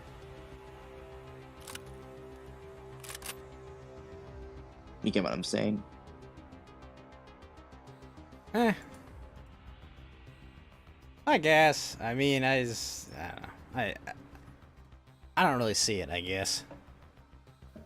I think they were just wrong and bad at what they did, and the Russian people suffered for it. Well, I mean, Putin agrees with you. That's what his speech he did on February 21st, the days before the special military operation began. Yeah, the day before he invaded Ukraine. I don't know why people hate words so much. I mean, like, it's not that hard to say. I mean, he invaded Ukraine. I mean, like, that's what he did. Yeah, the second Donbass war began. The end of the first Right, Donbass he invaded war. Ukraine. Yeah, that's what started it. Russia decided to intervene and Right, basically Russia not only invaded block- Ukraine. Yes. Yes, that's what I'm saying. They sent their troops illegally over the border into a foreign country. I mean, it's not that complicated. Illegally. It's kind of funny. Law. Wow. Yes, you can argue about, whether international law has value or merit, and, get a lot of discussions It about doesn't that. seem to so. Especially when one particular country that we will literally threaten to arrest people if they try to try American generals into the International Criminal Court of War crimes, and it'll even sanction the judges if they attempt to extradite them. Yeah. Yeah, that's true, but... So what's been happening in Kosovo is, last month, the Kosovo authorities decided to try to implement new restrictions on the Serbs living within towns close to the Serbian country. This included new documentations, license plates, and just a bunch of other measures that would restrict the movement of Serbs coming in and out of Kosovo to Serbia and other countries. The Serbian nationals? Yeah, just because remember, Serbia does not recognize Kosovo as an independent country. They just see it as a semi-autonomous province. And this is not even a consistent position within Europe. There are many countries, even within NATO and That's the kind of EU, how, Russia views Ukraine, right? Well, they recognize the Donbass republics. Right, so But they don't really recognize Ukraine as, they don't recognize Ukraine as a country. Well, they do, but Because they're going to annex part of them, right? it's just going to take all the lands back they considered non-Ukrainian, I guess. Well, they're just going to annex their land. Yeah, Ukraine will probably be a landlocked country after this is done. Right, they're just going to take their territory, basically. Yeah. Because it's all right, in my point of view, I'm invoking Article 51 and 55 of the UN, saying that this neighboring country has been at war with its minorities, and it's been, So you're saying that they're going to invoke international law and then ignore international law violating borders? So it's only enforce the international laws you like, right? I mean, it's Because the UN has to approve your resolution, and the UN doesn't approve that resolution. So if you're going to appeal to international law, that's not the route I would go. Because they don't say that. They say that's not happening. Right? Russia has not made the case successfully to the UN that that's happening. And if they did, they would be able to invoke that. Well, it's kind of funny that the U.S. has vetoed a lot of resolutions to try to implicate Ukraine. I remember they did a funny one where they said, no more anti-Semitism or anti-Nazism, but the U.S. vetoed it. The point is, though, they consent to the body because they're in it. I mean, they could leave the UN if they wanted to tomorrow. Yeah, but that wouldn't allow them to posture. In international law, international politics, it's all about posturing. True, but I'm just saying though, if they don't agree with the way the body's operating, and obviously by invading their neighbors, they don't agree with how it's operating, then they should leave. Yeah, it's just the whole point is the system that was set up in the post 1945 world is starting to come apart because everyone's realizing, well, wait a minute, maybe we don't need to have this sort of idea that war has to be always illegal, or we need permission to do it, or all that. It certainly hasn't stopped war from happening. It's all very silly, right? Because the whole UN, the only important body in the UN, is the Security Council, and that's because the only time anything actually gets done in the UN is when the Security Council approves, the use of peacekeeping forces, and commits from different countries an actual military force. And that never happens to anybody who is in the Security Council by definition, because they can just veto it. And all of the televised nonsense that they put on from the UN floor and this treaty and that treaty. It's all complete bullshit. It's so tiresome, and it's like nobody watches this shit. What purpose does it actually? Well, wait a minute, Lotus. There was Anita Sarkeesian and Zoe Quinn were at the UN. Exactly. That's how you can tell they're a serious body. Yes, actually, no better example than Anita Sarkeesian going to the fucking UN. How fucking Talk about worthless women's the rights UN to is. Saudi Arabia, Yeah. who sits on the said Security Council. Yeah, I'm sure they're shaking in their boots at Anita and Zoe talking about their trauma of the Five Guys burgers and fries incident. Yes. Like, there's so much thought that goes into like all of the shit that people do in the UN and the ICC and all of this shit, and it's all such a waste of fucking time and money. It's so.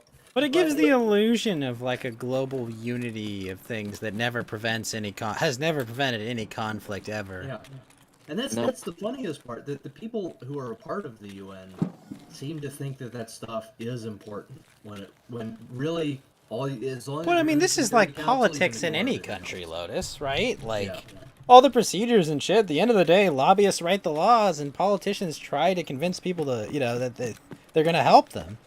Like it's the way all politics are. Oh, fuck this guy. God, fuck. But it shouldn't be, though, right? Because the UN is supposed to be a meeting not entirely of democratic nations. Obviously, the UN serves a purpose for, like the democratic constituencies inside of democratic countries inside of the UN. But, like, countries that don't need to deal with those pressures, that don't really need to worry about that so much, really are way more engaged in the UN than realistically they ought to be. I think it's everything. Modern countries are almost all governed by, like, retards, I think. It's very silly. I don't know if there's any modern world leader that I think is particularly impressive.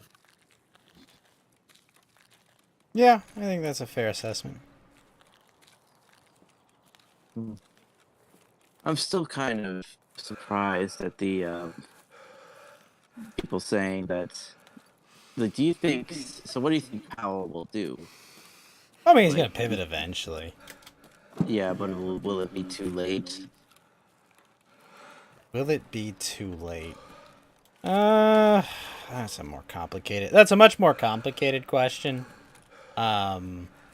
The student loan thing honestly resets the calculus quite a bit because Hey, give me that money. Give me that money. yeah, Gibbs Lotus that, yes.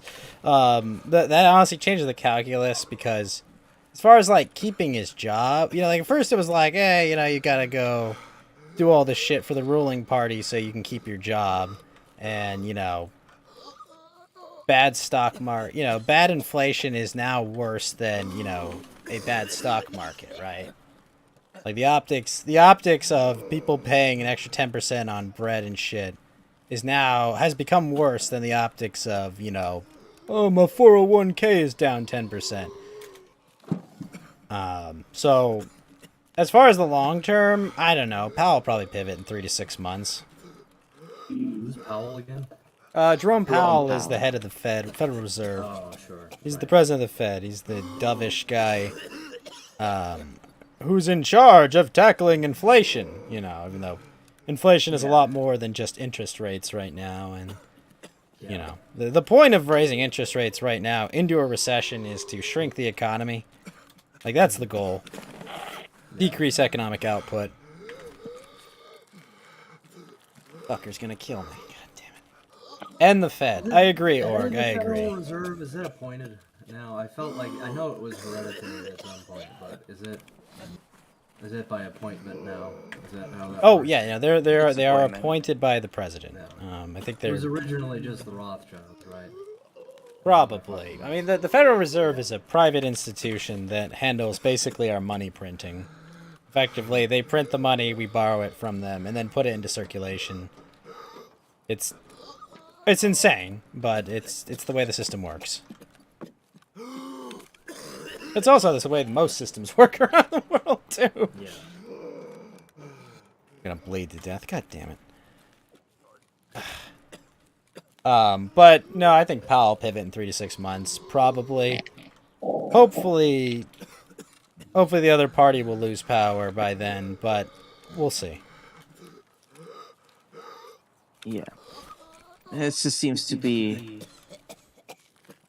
the case of just the pivot will probably happen when the economy is in recession, death by all indications, and inflation has not abated. Well, we are in recession, and inflation has not abated. That's the thing. It you appears know. the prices are going back up, but in many places, even though fuel has decreased. Well, did because you of see when they passed the inflation reduction or the climate spending bill? Do you see what happened immediately to costs of electric vehicles? Yeah, they tried. To They're do, like, we got a $7,500 credit for our electric Ford truck. Electric Ford trucks go up $7,500, and it's like, well, It went actually $8,500. So yeah, we're not in a recession because they said so. Yeah, yeah, exactly. We're definitely in a fucking recession right now. But yeah. Do you think the GDP will contract again for the third quarter? that's a much more interesting question. The answer is I don't know. I'm trying to think because let's think of all the factors: exports and imports. I mean, economic activity is down. You know, most companies are expecting firing, laying off staff, which, part of a recession. Inflation has led to demand destruction, right? People aren't driving as much because gas is too expensive. People are foregoing purchases. To me, all of those factors together point to GDP going down. However, I do not run the Bureau of Labor Statistics. I am not a government bureaucrat that manages this data. So the answer is it might still go up. It might very well be positive. But if it is positive, I predict between 0 and 1%. Probably we're gonna look at like a negative 1.5 to negative 2.5% realistically. At which point they'll have to say, okay, so maybe we are in a recession. But yeah, that's my prediction for GDP based on absolutely looking at no charts and no data at all. Negative 1.5 to negative 2.5%. Okay, so Man. the Fed has never been owned by the Rothschilds. The Rothschilds just own a lot of the banks that do the interbank. How does this work again? But you don't know What how is the the you don't know how the interbank lending works? Not really, no. Do you understand how fractional reserve banking works? Is that you got like no? I have $100,000 a deposit. If the fractional reserve rate is 10%, I can loan out $1 million based on that $100,000 of Right. deposits. Yeah, Effectively, that okay. money is printed out of thin air, given to the bank to loan to people, to create freer flow of capital and massive that's inflation. Okay, so the Fed gets a loan from one of these banks and then uses that to print a whole bunch Right, of money. right. That's called the overnight lending window, and it's basically like they basically lend it for free, basically to this bank that then lends it out. And basically the they're banks refuse to lend, theoretically. They can, but currently, like, and this happened in the past, right? They would just, we're not going to lend, we're just going to invest this all, and they did that. They bought a bunch of mortgage-backed securities and bankrupted the entire economy because basically they didn't bail out Lehman Brothers, and that collapsed the entire market because Lehman Brothers mortgage, no one was paying their mortgages because these were shitty mortgages, and and the whole thing collapsed on that. So they made a bunch of rules saying you guys can't invest your own money. You have to, give them out. Now, this doesn't mean that the banks are giving out bad loans. I don't know what their balance sheets look like. And I don't really care to look. I'm assuming they're going to fuck up eventually, regardless of what I do. Right. You know. Yeah. They live at a It's just- casino where they can't lose. I'm trying to like draw the exact line of who has what authority, and it seems a little bit vague. Like how much these banks could actually influence policy rather than the supposed. Oh yeah, no. I mean, they pay their admission to politics. Like, Yeah. they 100% pay their admission to politics. Okay, they like that's just a fact. I mean, So that's where the Rothschild thing comes in. well, I mean, it's more than just them, though. I mean, you've got Yeah. BlackRock, you've got lots of massive financial vested interests. I mean, what did Zuckerberg spend on that last election? $500 million. Did $500 million to make sure the correct result was there? I mean, you know, we people will talk to death about George Soros because you know he literally is a cartoonish villain. Mm-hmm. But yeah, no, I mean it's yeah. People with lots of money have a lot of power, you know, in democracy. Imagine my shock. I know. It's shocking, isn't it? People that have accumulated a large amount of wealth, regardless of how they accumulated it, have an outsized influence on everything. It's shocking, I know. Yeah. What did you think, Lotus, about... Well, we got your comments on the student loan giveaway. You're gonna get your cheese. You're gonna get your cheese from that. Yeah. You're gonna get your cheese from that. Did you see that Magic the Gathering got swatted? I don't know what Magic the Gathering is. Marjorie Taylor Greene, MTG. Oh. Yeah, you did mention that. She got earlier. swatted and declared that kiwi farms must be eradicated from this earth. Yeah, that's pretty funny. And then they arrested Gavin McInnes probably because of text Yeah, messages yeah. between him and Alex Jones, because apparently they didn't say in Minecraft, I think was their official reasoning. Oh, sure. Yeah, we So did your not first we did not catch the in Minecraft on that last message. There was a typo. It was MEIN craft instead of MINE craft. So sorry, buddy. Yeah, just take that as a disclaimer. I live in Minecraft. I actually can't distinguish it from reality. So any federal agents who listen to my communications just assume that I'm talking about something I'm doing in a video game. What do you think of That gets my me out plan to not arrest anyone charged by feds for any reason? That's not a terrible idea. Like, I mean, I'm in favor of anything that turns the heat up a little bit. So, sounds good to me. Yeah, I mean, I just say like, hey, you know, the feds are illegitimate. Let's, you know, make their job impossible. Yeah, and that wouldn't lose you ground at the very least. Because I mean, I'm not saying, you know, Fed post this FBI agent, you know, like, you know, obvious glowing people, but Yeah. in Minecraft. They're gonna do that. They're gonna bitch and Unless moan and Ghost is the do absolutely Ghost nothing. is the ultimate glowy. Right. There are a lot of them out there. What was it? Did you see that it was Soiled Snake was out there saying we can't keep criticizing the FBI guys. Dan Crenshaw. Oh, yeah. Soiled Snake. That's my name for him. Okay. I'm a libertarian, but also we are not sending enough money to a certain country in the Middle East. Yeah, sorry, buddy. You're not one of us. We don't claim you. Yeah. You can take your bad ideas and shove them up your eye hole, okay? Yeah, that dude sucks.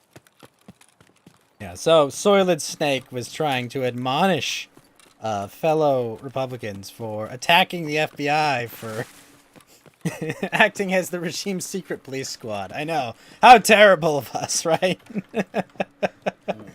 You see that they arrested that couple that found the diary?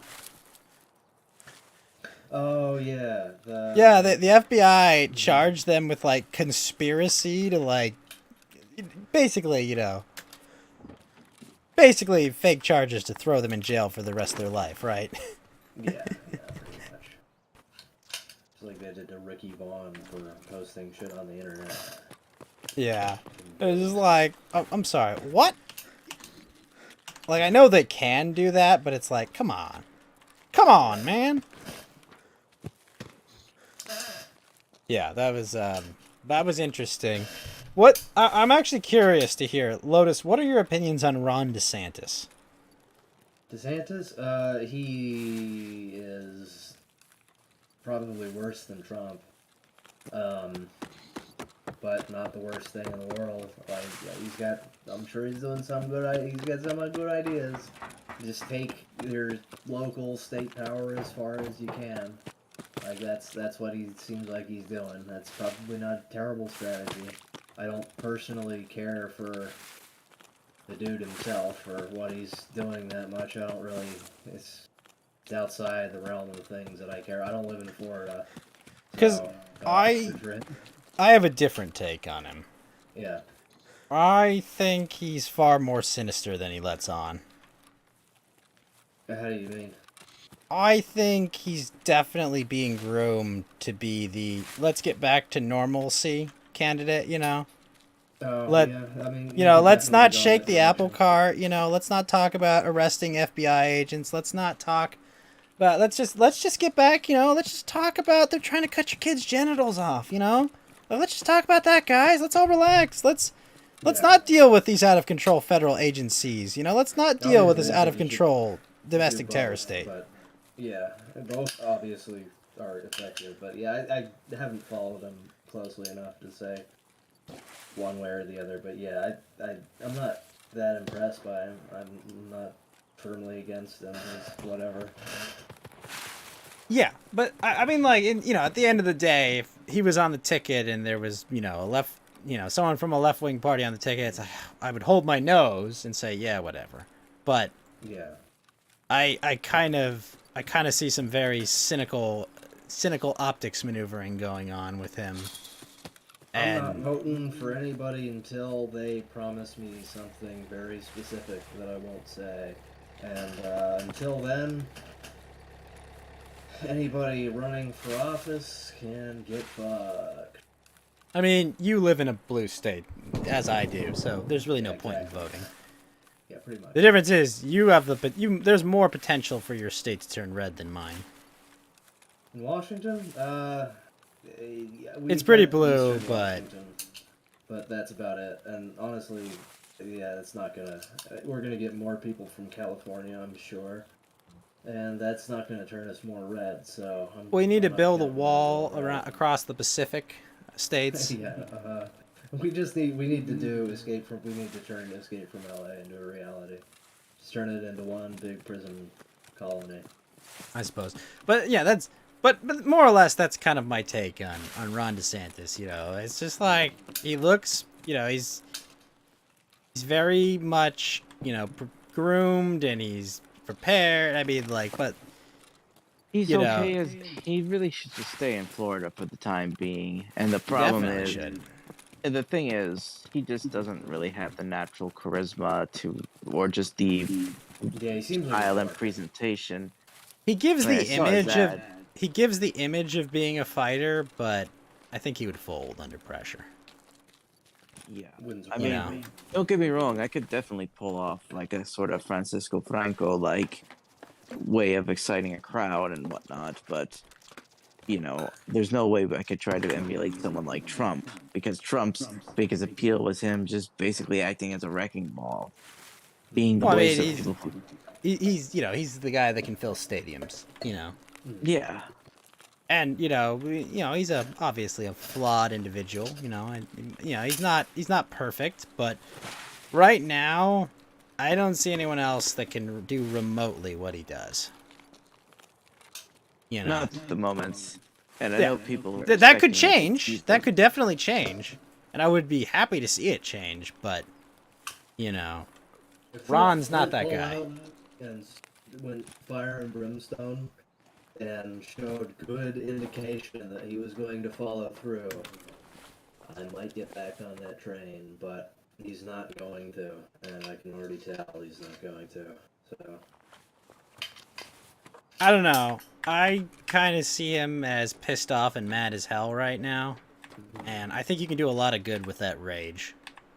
yeah, I'd want to see him do and say some things first. I would want him to, in the midterms, I would want him to mobilize people specifically against the FBI. Yeah. Against like any institutions. He needs. There to is no one else that's explicitly- positioned to do that too.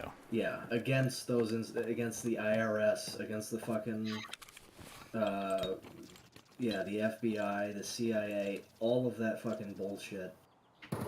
He should, especially if they win a majority in the midterms, if he's not doing any of that, if he's not explicitly campaigning and like drafting legislation and leading the Republicans. Well, I mean, he can't draft legislation. He's not a congressman, but he should, 100%. Well, that's what I'm saying. Like, if he ran for Congress in 2022, and then just fucking kick Mitch McConnell out, get rid of that fucking old cunt, and you could do that if you were a majority leader in like the Senate, right? Lotus, I can only get so erect.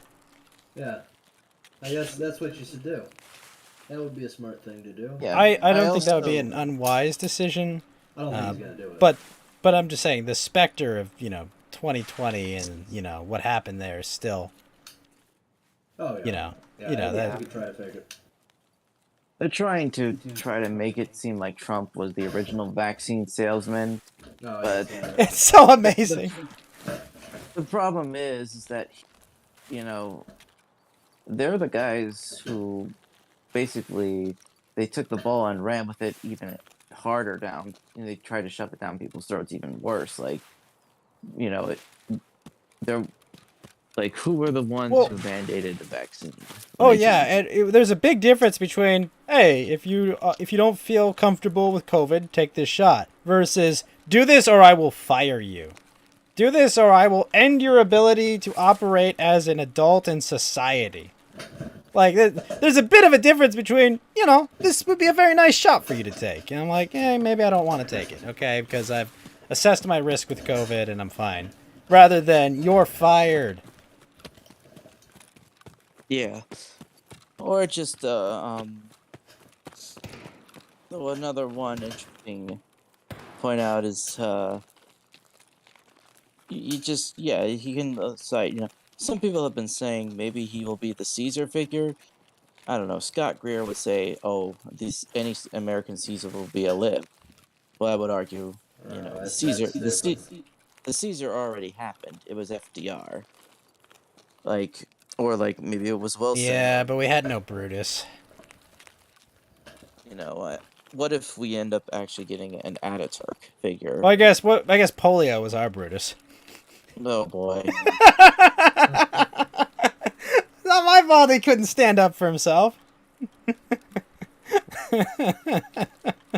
Look, I have to live with the generational consequences of what he did, okay? I can make a joke. You're just wheeling in all the puns, aren't you? Yeah, we're just rolling with the punches.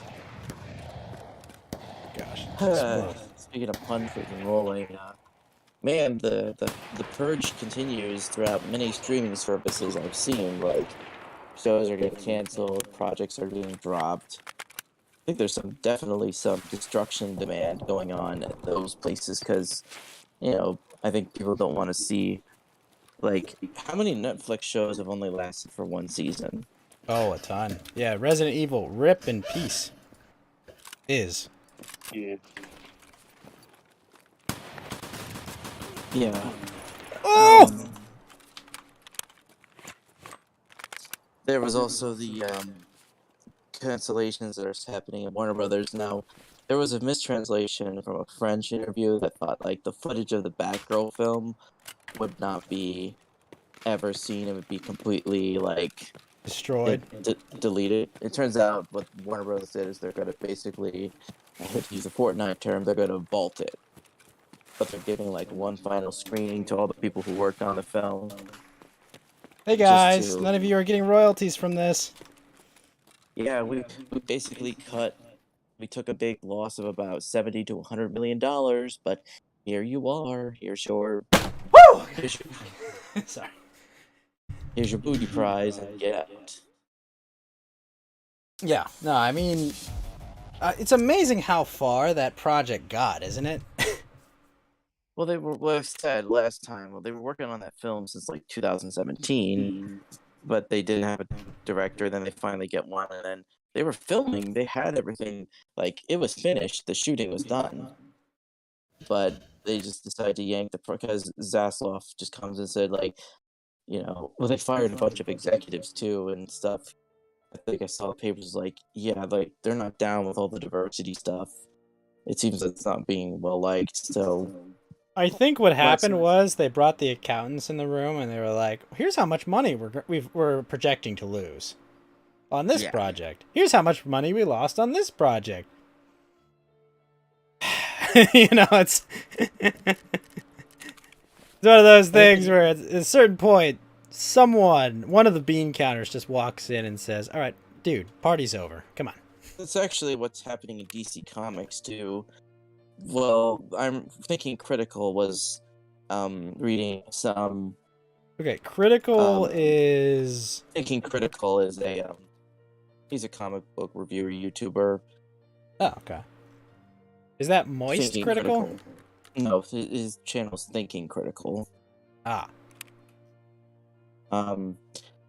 What he did was he had talked about some insiders. Basically, yeah, the accountants of the they showed up and they were like, all right, we need like the last 30 years of data worth on your comic book sales and all that. And they said, sure, I'll give them to you. And they're like, all right, to Jim Lee and to that other woman who they're currently like manning the helm of DC Comics. you're They're saying gonna they're be like- Kathleen Kennedy? It's sort of like that. They're gonna approach and all right, here's the titles. Here are your titles that are the winners. They have a fan base. They have steady readership. They're selling. Here's your losers. Titles that are none of those things. You want to see a list of like your winner, and then for your loser, they're gonna start asking, for your loser comics, why are you still publishing this? Like, you're losing money on this. You're putting people who don't respect the characters, and it shows in the sales. Basically, these are going to be like tough questions you're going to have to answer on the hot seat, Jim Lee, and to the other woman. You mean like It's how like- everyone else does their job? Yeah, it's like we have some questions to discuss and we need answers about it. So it's very likely that any sort of managerial editing, they're going to probably fire a bunch of editors. Like, they're going to be like, no more hiring all these writers and artists for cheap when it's clear that they're not talented. And they make stories like, take the story like, Tim Drake is no longer like Stephanie Brown. He's split up now. He claims to be bisexual. And all the comics featuring him, he's acting like a big jerk about it. He's probably very unlikable. Just the way in which it's gone, nobody can say, legally speaking, that they disliked him because of the change of his sexual identity. That is still kind of forbidden in polite conversation, but they can say this character is written badly and that the change to try to make him stand out is not working out. Shocking that it's not working out. Amazing. Yep. You're telling me that people react to incentives and market forces?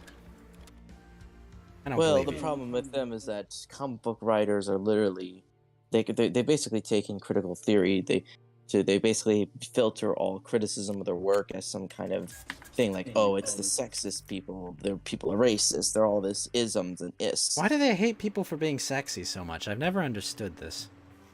Yes, I don't get it. I don't understand. As long as I've been alive, Goss, I don't understand.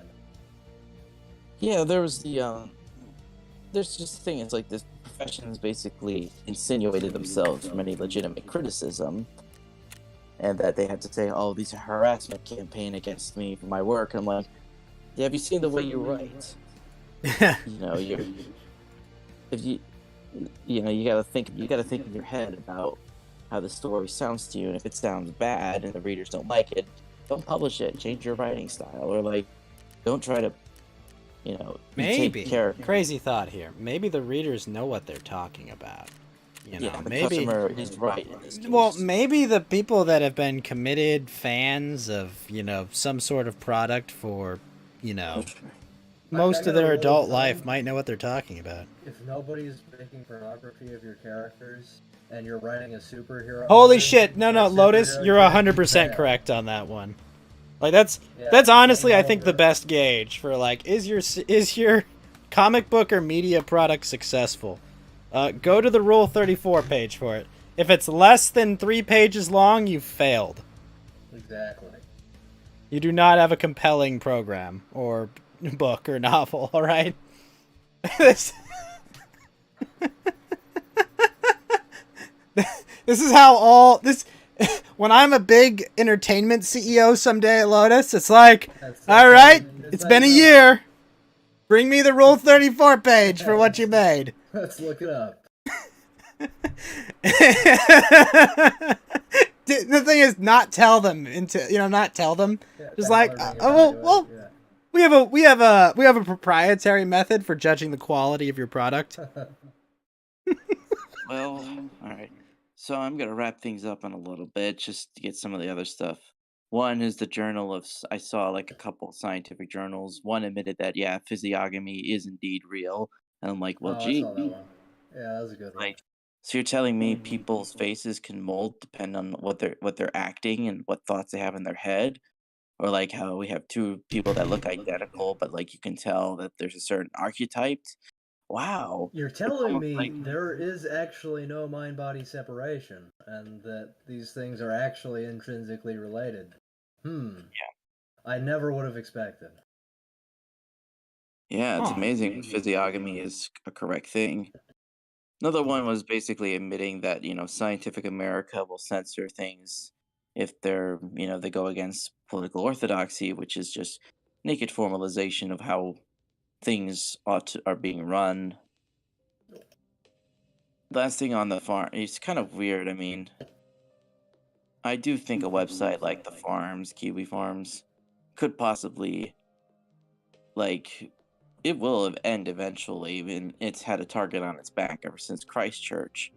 But ultimately, it'll be. Honestly, I appreciate their stance on that, but if they were gone tomorrow, I could care less. Yeah, I mean, something else would replace it. But the worst part is, what happens if all the user base of the website goes to the other places? Like, look what happened with Tumblr after they were shutting I don't down. know. Twitter was bad before Tumblr went down. I don't know. I mean, it could be something like because people dislike, people hate how Nicole Saldo shut down the Sallow form thread. I mean, the Sallow forms, because a lot of old posts by famous. Is your argument containment? Well, it's not necessarily containment, but just not just it's just in general like a sense of quarantine. I mean, every website has that elements where they basically drag the name through the mud, but the problem is if the whole site went down with it, they'll just go to somewhere else, go to another website, and mess that up. It's not unique to the farm. I mean, there probably will be like another website, like a wiki or something that will catalog all the people they sort of profile and such. But I'd imagine, if I had this laws- discussion the other day, and I want to ask you honestly, and everyone on the panel this. Are any of us better off having watched the 60-part documentary on Chris Chan? I haven't seen it. Neither Okay. have I. I doubt So I don't think this question really works. Okay, but let's talk about it from a hypothetical standpoint. Is anyone better off No. having seen 60 hours of information about Chris Chan? Because that was only possible, No. right? Because it was cataloged. Negative. I feel like, well, like I said, Oh, Ashley, you dumb bitch. yeah, I mean, it's like, well, someone like Chris, I joke is like, it's like some thousands of years in the future, people will receive all this information about Chris Chan and be like, what sort of eldritch abomination walked they'll think he's like some extremely important figure at that point in time. when I don't reality know. I feel like you'd have to have that like you have to have that like documented on some like I mean like you know what like it's just in tubes on the internet. I mean it's not gonna be like no one's gonna make a gold plated laser disc Blu-ray of the Christian affair. You know. Oh, now that I've said that, that's happening, isn't it?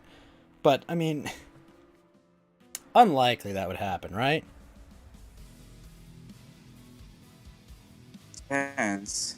I mean, like I said, a lot of our history that's taught to us is based on hearsay or conjecture, or just completely fictional.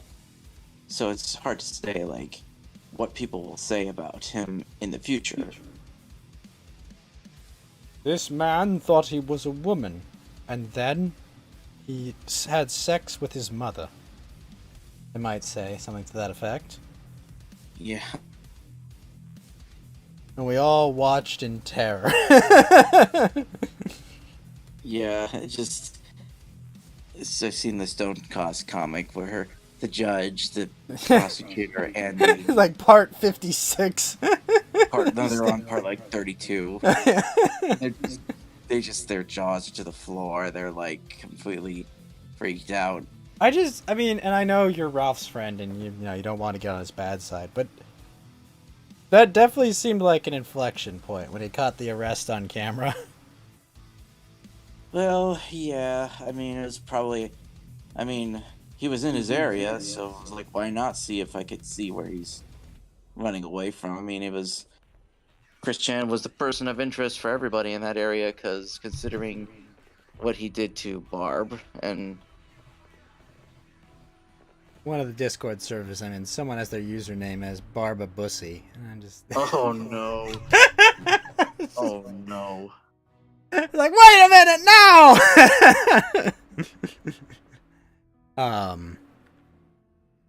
But yeah, no, that's a thing, and that happened. What did I heard he got out, but was that just a shit post? He's not out. He's actually facing his lawyer is trying to get him out on reasons of insanity, but I've heard he's going to a grand jury indictment for his crimes. A grand jury indictment. Yeah, like I said, I've stayed away from a lot of this stuff, drama and stuff. I just only get bits and pieces like days after because I usually wait a little bit before more stuff comes out. And inevitably, it does come out. Yep. Yeah, like I would say, for example, like I think unfortunately we're living in the age where people will try to use free speech arguments, but the problem is the people in charge of power don't believe in it, or like they'll, it's how. Well, I don't know if I'd say they don't believe in it. Like, I mean, Well, they'll just opportunistically apply it to their friends, but not to their enemies.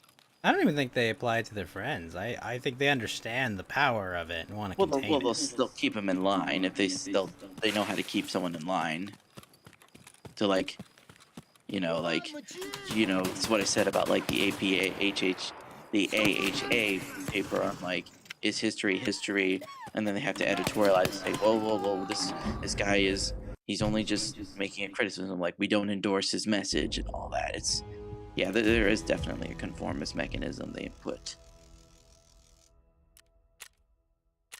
Yeah, because I mean, like, it's like saying they believe in it. I think they believe in its power because they understand the power of being able to speak, Or just speak truth the to power. Power base comes to, and I don't know how long. It depends. For example, there could be a situation in the future where cyber stalking laws are increased, where websites like the forums can't have doxing information or stuff, or like the server providers will have like TOSs where if they feel like you're abusing you're hitting someone's privacy and whatnot, then they'll say we will not connect to your servers unless that information is removed. I feel like because that's what Google actually had an update a few months ago where if information on a person is considered doxing or like considered like something that's private or shouldn't be, they will remove it from their search results. Yeah. Which, I mean, like, if sounds on the surface like, oh, that's good, you know? I mean, I don't want people being doxxed, I don't want them being threatened, but then, you know, if you think about it more deeply, you know it's gonna be applied, what's the word? The application of it will be not universal, right? It'll be applied to, it'll be applied, you know, based on like politics. I'm not living off. I mean, Twitter is just as guilty of things like that too. But you know, I'm no fan of that. You know, they're getting dragged through we're getting right through the coals right now because of that whistleblower. Oh, okay. Let me, you know, the whistleblower story. Let's actually talk about that because tell me, so who are the finally- sources? Who are the sources for the whistleblower story? So the guy who is No. source What reported it? What news agency reported it? let me look it up.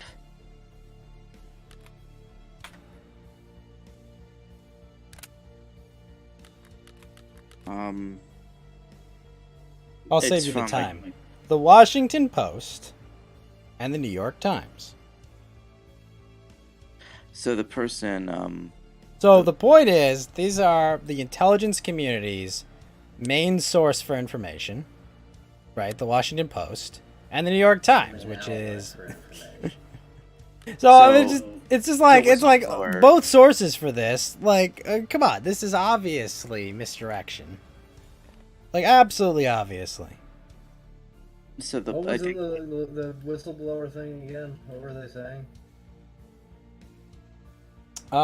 They said, what were they insinuating? It was like something about like, oh, foreign powers are interfering with like,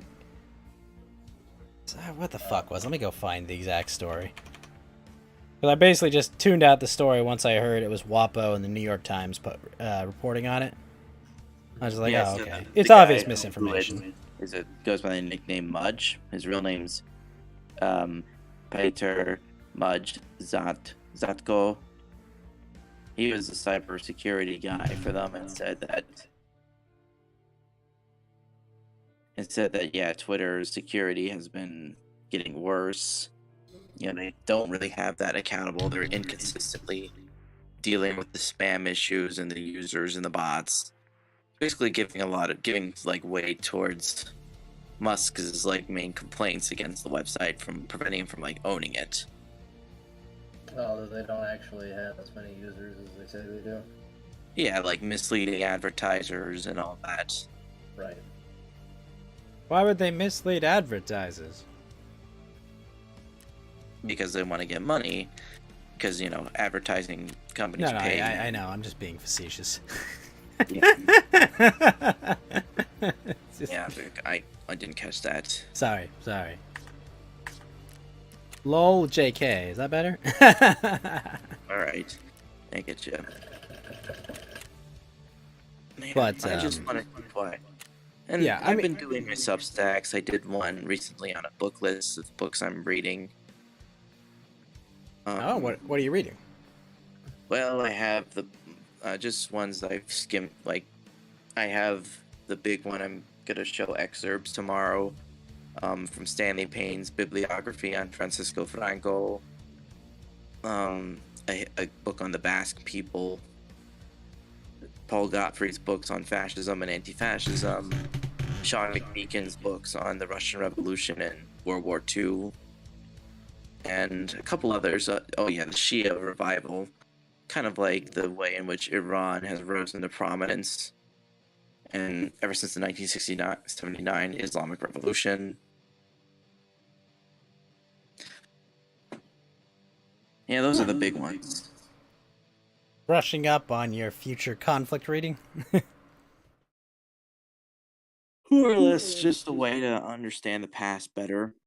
Like, imagine what if, for example, Ernest Nolte's book, The European Civil War, was translated and actually got like a official translation and release to the public.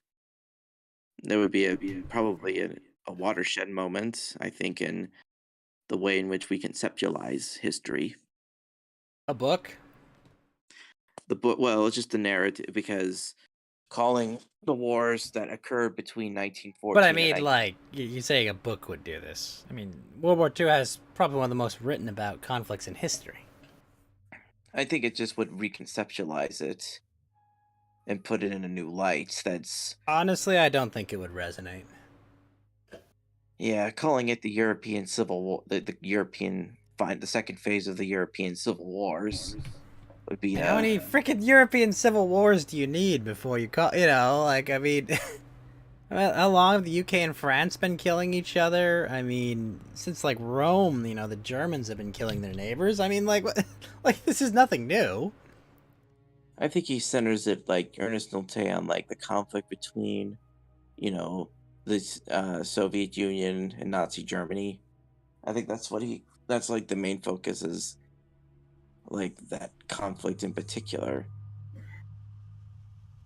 It's a I'm actually starting to fall asleep. So, Oh my fucking god.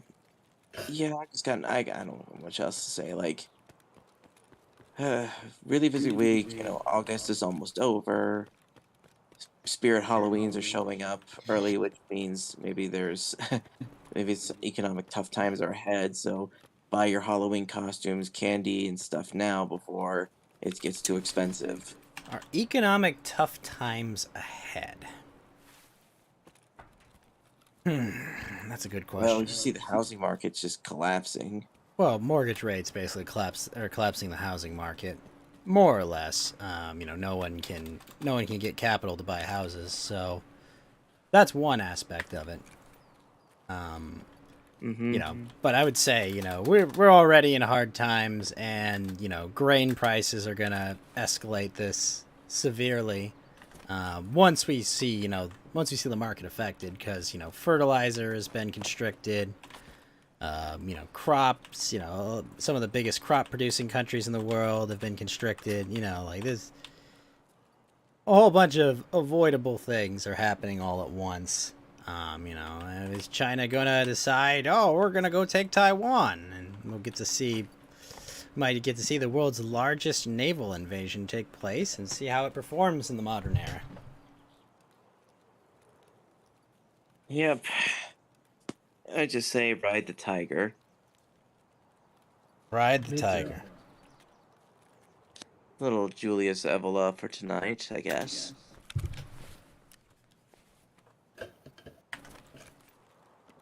Yeah, I mean, Yoshida Shimnara, as Lime.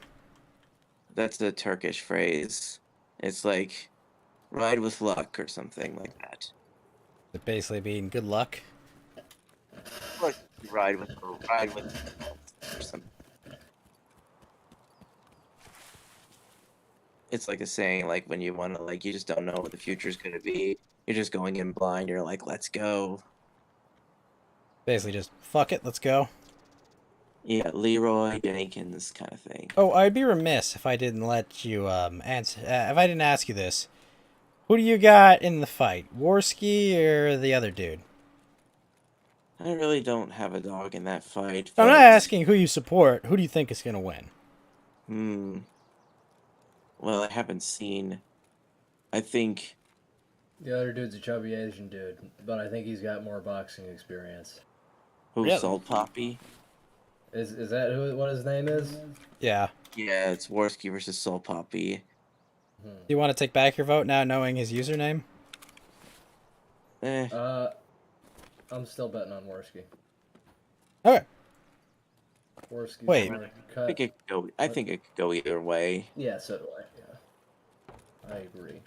Both of them being inexperienced, you could see either of them taken out with a cramp or something. On his form, and people have said Worski's form is not very good.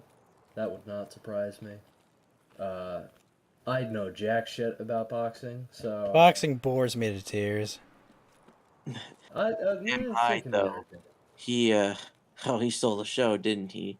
Oh, did Sam Hyde win, or is that not No, happened but yet? his He weighed his in, didn't he? introduction as well as Yeah, he did his. his way in. I saw some of that. That's you know, It like was very fucking fast. Worski's a friend of mine, but like I'm not watching boxing. I'm sorry. I'll watch the Sam Hyde one. Yeah, I don't really care about Worski.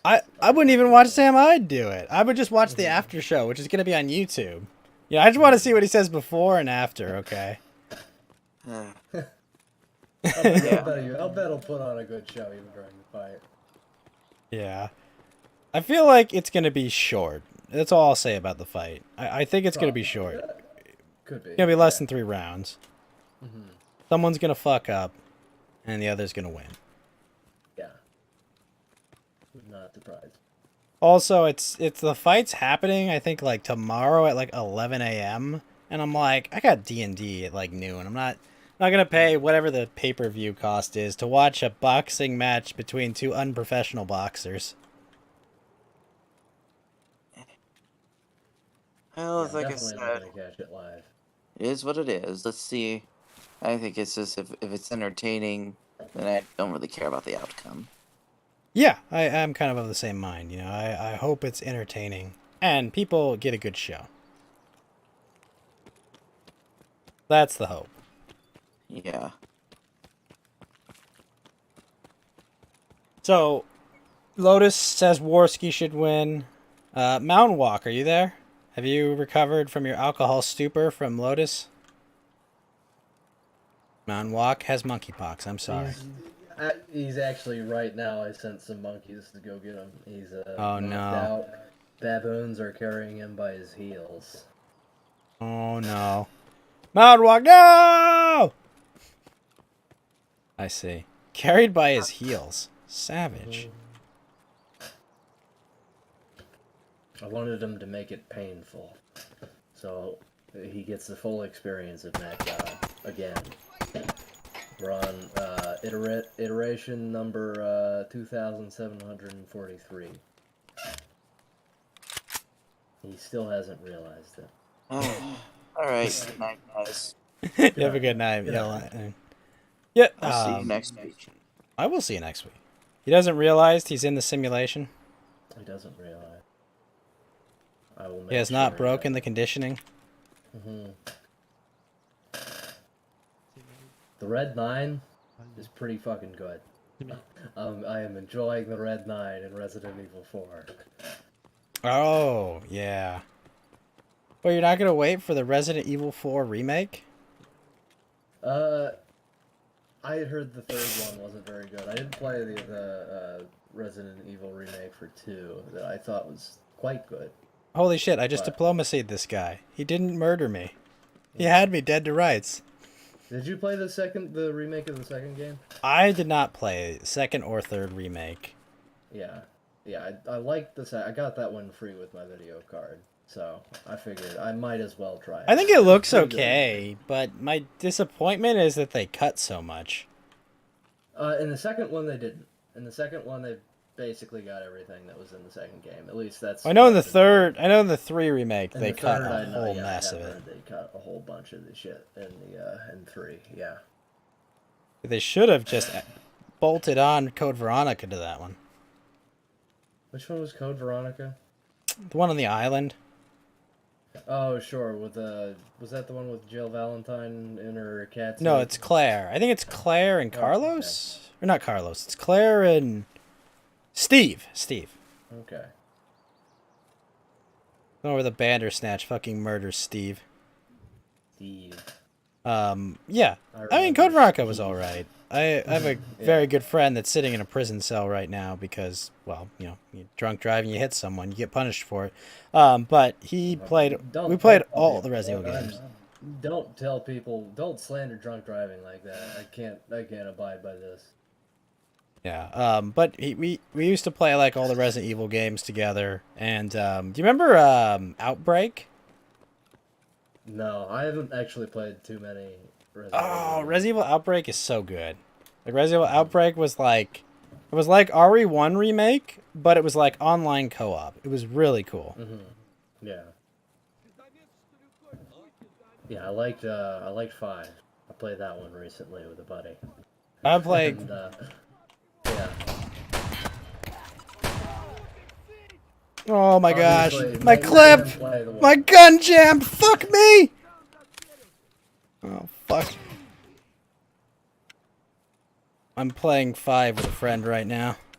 But Tuesday I'll probably continue. Oh my gosh, this gun's fucking jamming on me. I'm so fucked. I'm so fucked! I unjam this? Oh. Ah, fuckers. But yeah, no, I think I've been playing it with a friend, and she's never played. Like, she's bad at games, so it's a lot of fun. Sure. Yeah. Are you playing it on normal or hard or what? Which difficulty? I think it's on normal. Yeah, I think we're playing on normal, but she's really bad at games, so it's hilarious. And I remember like after like dying once to the chainsaw, I go, all right, I can just run straight through him. Oh yeah. Cause it's just like, oh fuck no, don't do your murder animation, please. Wait a minute, I can just walk right through you, you fucker. Yeah. Like every time. Oh fuck. Yeah, but it's been fun. I've been enjoying it. Yeah. It's a good one. I just love that you end the game killing Wesker at a volcano. Oh, damn it. Oh, Lotus, what did you do? I died. I got hit by one of those fucking scythe head cunts. They're the worst. Have you played Tarkov, Lotus? I've played. No, I haven't actually. I've been looking at it. Is it good? It's a roguelike milsim autism simulator. What makes it roguelike? Well, you have one dude that's you, Mm-hmm. and when you die and people take your shit, you lose your shit. Oh, And sure. yeah, and but you can also play as like a rando, and if you get the gear back, if you escape with it, you get the gear. Right. That's kind of like the comeback mechanism if you fuck up. But like when you die, like you have to like heal your injuries and shit, and like your armor degrades. And I fucking had my weapon just fucking jam and murder me in that fight there too. Exactly. Yeah, and like if you get shot a few times, if you don't like bandage your wound, you're gonna fucking bleed out and die. I had one time where I got my leg shot, so I was like walking at like no speed, and I finally found a fucking splint, and I was able to get out. But like, it's pretty good, I'll say. But it's pretty raw. I mean, like it's literally just you go into a map with like 11 other dudes, and then there's like the people that play the randos. They drop in, and they're trying to like kill you and take your shit. Right. Yeah. It's got like this whole hideout my eye building. on that one. It seemed like it might be fun. It's the only like one of those pseudo battle royale style games that I actually thought, hey, I might try that sometime. It's not really a battle royale. I mean, like technically it's a free for all, right? Where you can shoot anyone, but yeah, there are reasons not to just shoot everyone instantly. Mm-hmm. And there's kind of diplomacy that you can do in it, but like that, and I think Hunt Showdown was the other one I was kind of. I have Hunt Showdown, and I really want to play it. I want to play it, but I don't really want to play it by myself. Unfortunately, I know has easy anti-cheat though. That game, has said. I don't think hate Tarkov has easy anti-cheat. Good. That means I might be able to actually play that one. But it's also like $40, and not on. Yeah, it's $40. It's basically still in early access. Yeah. There's a lot of things going against it. Yeah. but I enjoy it. I mean, it's Yeah, not really it's okay. mindless, you know. It's kind of there's a lot of really tense shit, and getting the fuck out is just like, come on, please, please, please, please. I've got good shit. Don't let me lose my shit. Yeah.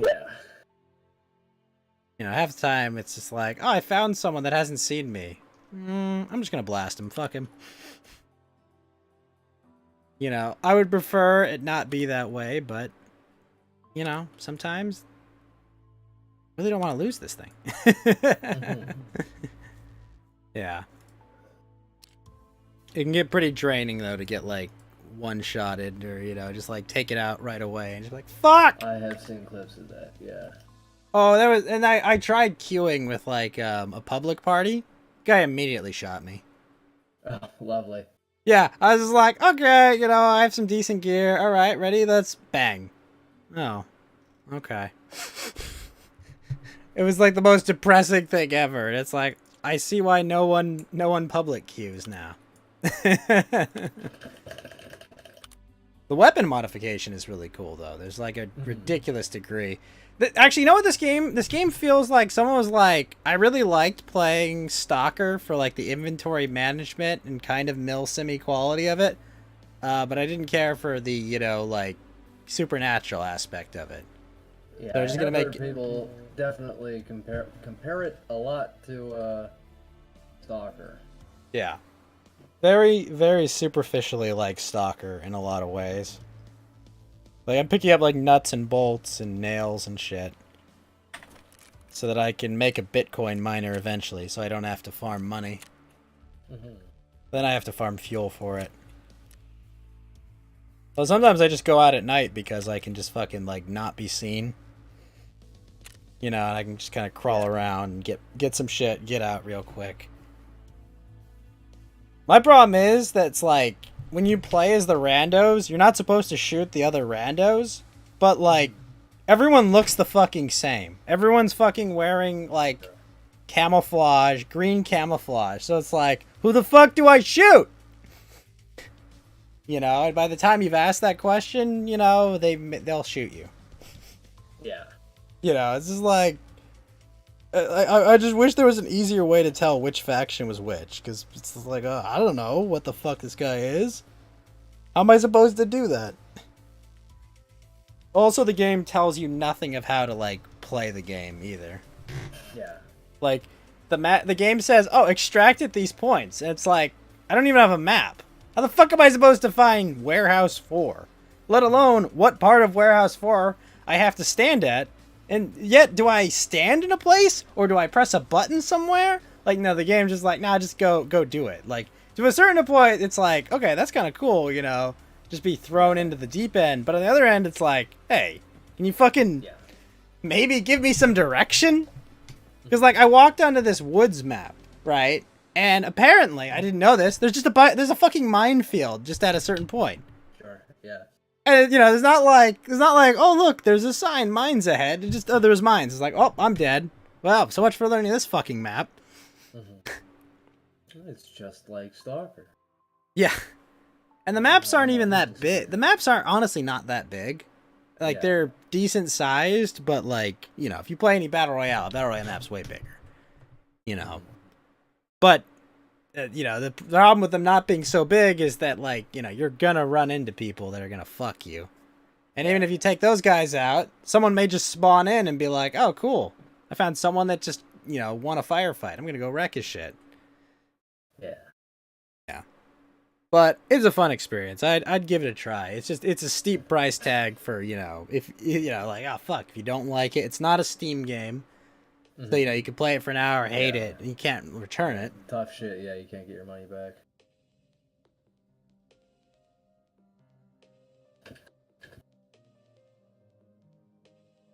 But you get to dress up your weirdo Russian dude however you want.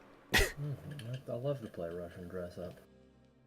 I've got a ski mask on with sunglasses and a headset, so I don't, you know, bust my ears. Right, yeah. And there are grenades in the game. I've never thrown a grenade in the game because I'm sure I would just be fumbling for the button dead. Yeah. Thus, it was. And then the game has quests, which are even more awkward. Because it's Oh, like, yeah. go do this thing on this map while everyone else is fucking gunning for you. Like, bring these tools and repair this. Like, what? Who has time for that? It's also on the smallest map, too, where, you know, you just run into people everywhere. I've played this map probably 30 times, and I think I finally get it. Like, I finally know where shit is. But it took a fucking long time. I didn't save spot. What? Fucking just got past that bit where they all fucking assault you in the, I don't know, barn? Farmhouse? Some shit? Wait, which game you playing? RE4, RE4. Oh, yeah. Right? The farmhouse, it's the farmhouse you hold out with the ballistics guy, right? Lewis, was his name Lewis? It's something like that. Some Spanish I don't remember guy. his name. I just remember, the president equipped his daughter with ballistics. Yes, exactly. He dies, like, right away. And like, probably, what, like, an hour after that point? And it's just like, You're oh, lucky what do that you... I am already spoiled for this game. Oh, I'm sorry. Did you... I'm aware. I'm aware that he dies pretty early. Okay. He dies pretty... He goes pretty quick, you know. He's got a... Yeah. George R.R. Martin wrote his character, you know. That's why he dies so quick. Yeah. You know what would make him really compelling? He just dies. George. Yeah. What else was there? I don't care for George R.R. Martin. I don't think he's a very good writer. Are you telling me he's a hack? Maybe he's a hack and he spends too much time shitting and drinking, and the more he drinks, the more he shits. Something like that. He should really finish his books. Nah, he doesn't have to. Don't bother. But No, Lotus, really, why would he not but- finish his books and just bang young women that want to ride his cock after writing the Game of Thrones? Who would do that? Doesn't have enough energy for all that stuff. Think of his literary legacy. He could leave. Yeah, I think that he could be the next Tolkien if only he had worked out that tax policy that they have for Westeros. You know, I watched the extended edition of The Hobbit. Oh, fuck you! Who the fuck is shooting me? Oh, fuck. Well, they've What? got an extended edition for the Hobbit movies too. Those were already too long. Honestly not. Oh, fuck this guy. I didn't know how he even shot me there. Fucking A. I mean, that was a short book. There's no Yeah, it's like reason- 200. It's 200 pages and it's a children's book. Yeah, no reason for it to be 3 different movies. 0 reason. But Lotus, think of the money. Yeah, that is the thing to think about. All right, I think I am sleepy. I think I will go to bed now. Make sure you look up Ashley's skirt when she climbs the ladder, okay? Oh, I have been, believe me. Okay. Okay. Good night. Good night, Lotus. Alright. Have I Mountain Walk! Mountain Walk! Are you asleep? Oh no.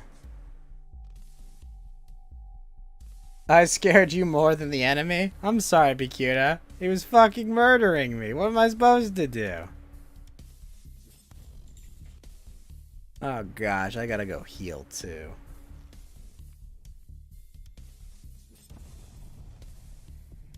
Ah.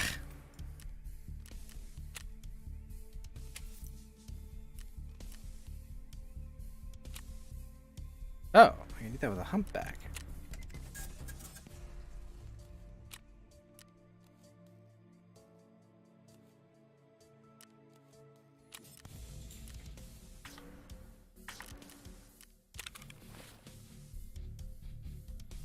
How is D-Live treating me, Haywa?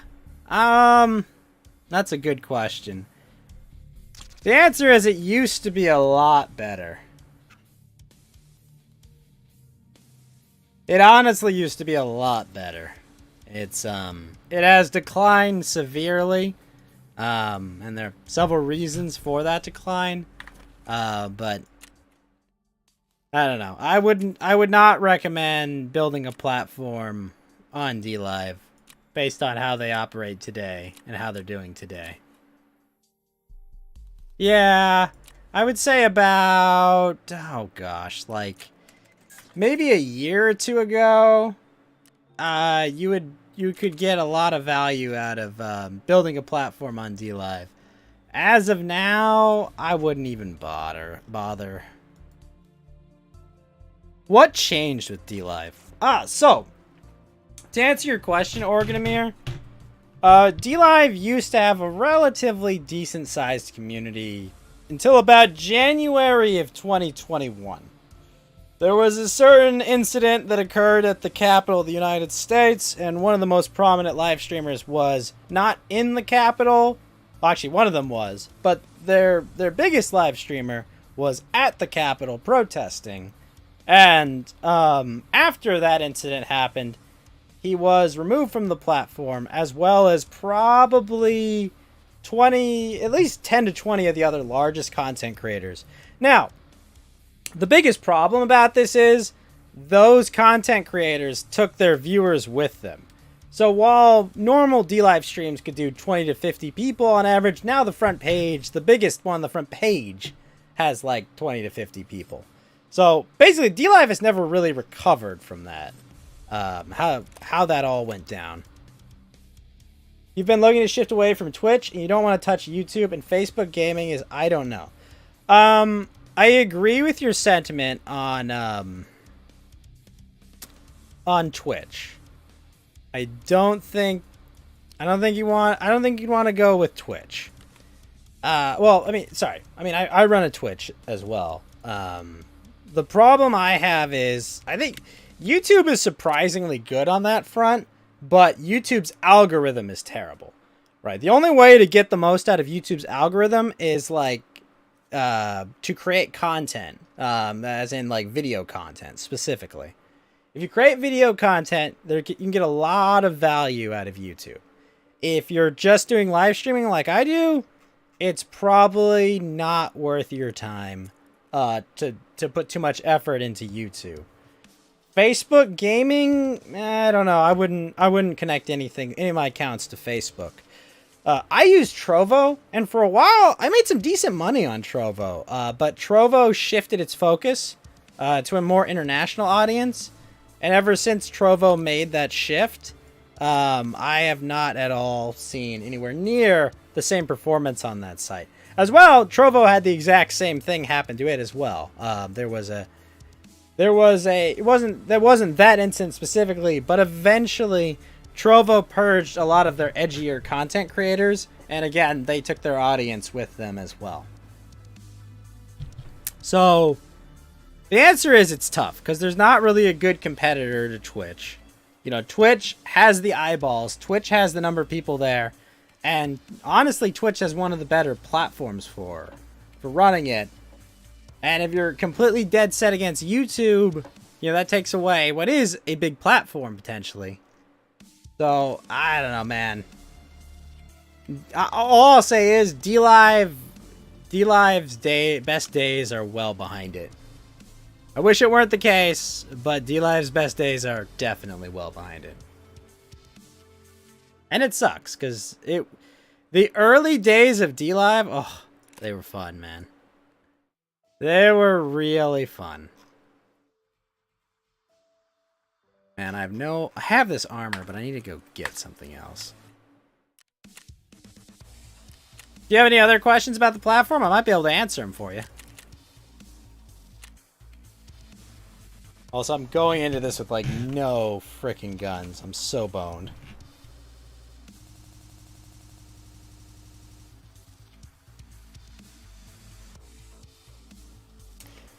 I've been doing this with minimal success for a while. By the way, hey, what kind of VTuber are you, if you don't mind me asking? Because I myself, I'm a green ghost VTuber. The app is being weird.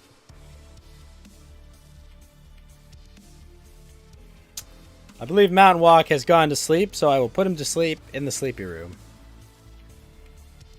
Boop. What's my Twitch? It should be in my description on DLive.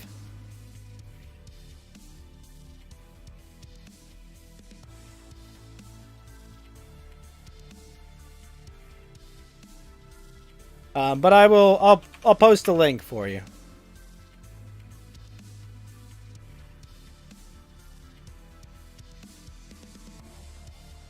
I think my stream chat will relay it. There you go. That's my Twitch channel. But like I said, I mean, I used to... Hey, what's up, man? I used to have, you know, like 20, 25-ish viewer streams on DLive back in the day. You know, before the migration. And then in Trovo, your chat kept screaming at me to follow you. Well, thank you. Thank you, chat. And I used to have, you know, like 10 to 15 average viewers on Trovo before, you know, they kicked off a lot of their edgier content creators. And, you know, now you was already followed. I might have followed you all back. I'm not sure. But yeah, that's why, you know, I have a outsized follower count for my actual, you know, my actual channel size. And honestly, I'm almost at the point where I'm like, I might just want to restart my Twitch channel from zero. Just so because I got screwed on the free emotes because I had a rejected, well, I got a strike for something that I still don't know. He was already following me on DLive to chat, and it kept prompting you to follow you in that. Ah. Oh, yeah. But I lost out on my ability to get emotes, free emotes, because either they rejected one of my emotes because it had the word horny in it, and because I had a strike that I still to this day have no idea what it was for. I'm assuming someone said a naughty word at some point and some automated system clicked it up. But I haven't caught anything since then because, you know, I have to enforce these stupid fucking speech rules like a hawk. Which sucks.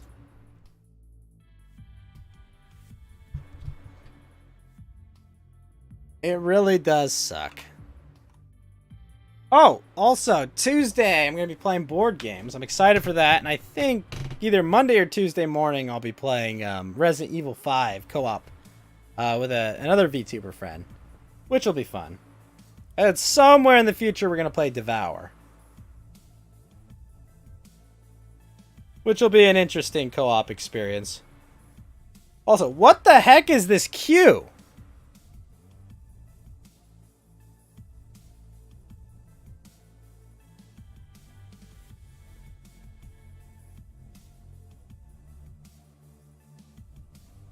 You're working on what you want to be, but you want to go big on the design and go in depth like the big dogs. You did a rebrand as well, but that's just because you forgot to password. So new account it is. I see. I mean,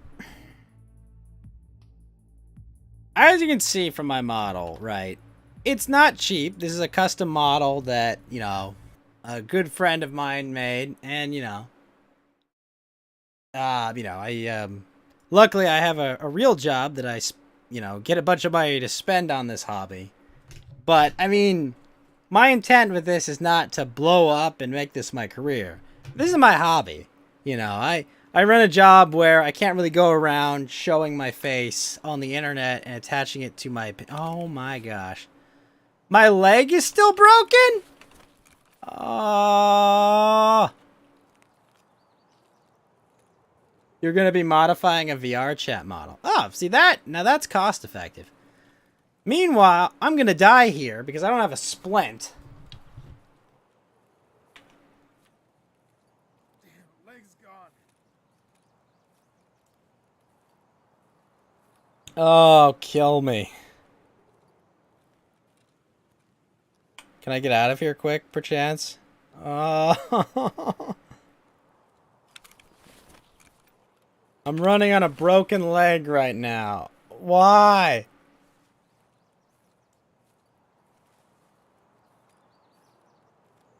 Hopos. I'm not really familiar with hopos. That subset of model. I'm not familiar.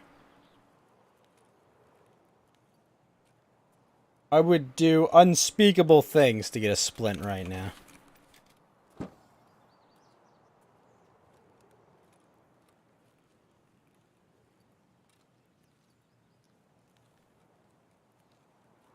Well, there's like less than 0 chance I'm going to be able to make it out of here.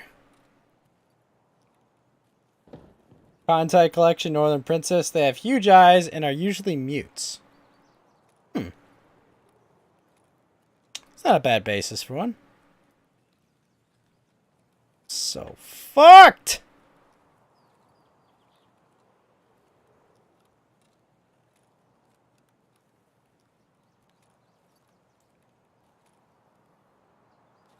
Man. I cannot even center my gun moving.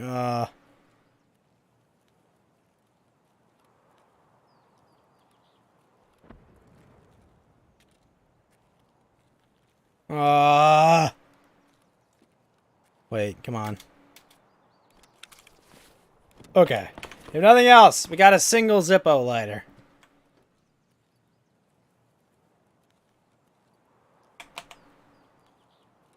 You have a bunch of what they call the fuzzball, which is like a lot like a moth with a big bunny puff on the back. Oh, nice.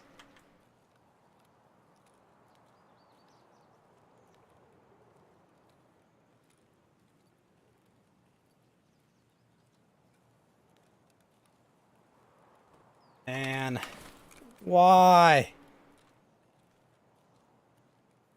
Why did I not unbreak my leg?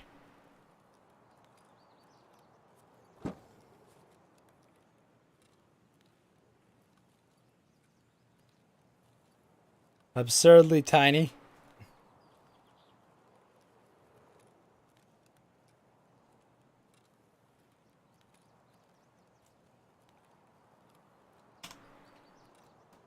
I am so screwed. I have no money for a dorm exit. I'm gonna go across this entire facility. Maybe there's something good here. Bumper height to the car I was just in. Oh, you giving me a backpack too?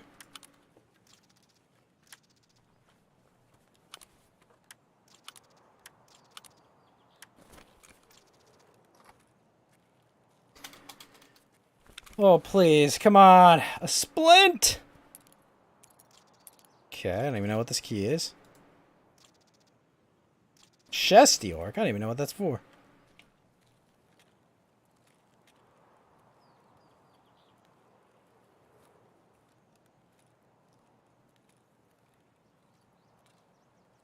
Remember, never break your legs, kids.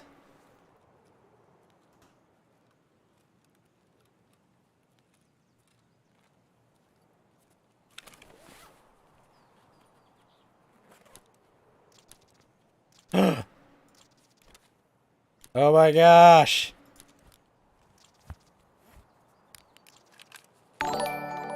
Oh. Hold the phone. Haywa, thank you for the follow. Oh my gosh. I finally got a splint. Alright.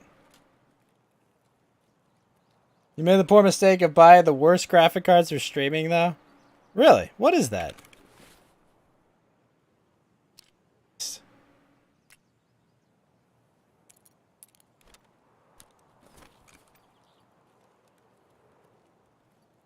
And before splints and then immediately gets killed. You're not wrong! That's very likely to happen, because I'm not moving that fast.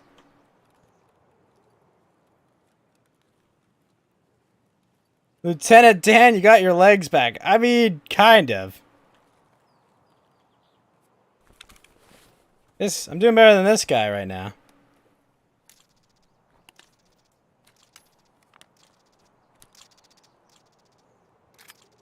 Oh, sweet, another gun. Oh, that's a cool visor.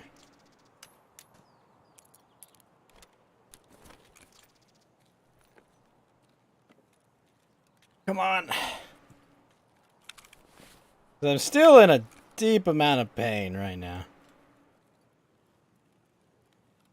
I can't just... you bought a 6500 XT, which doesn't... Wait, that doesn't have video encoding? Really? Dang. Well, at least you're not like me, who bought his graphics card at the height of the crypto boom. But I got it with money I made from my stream, so it wasn't the... Oh, this. Ah!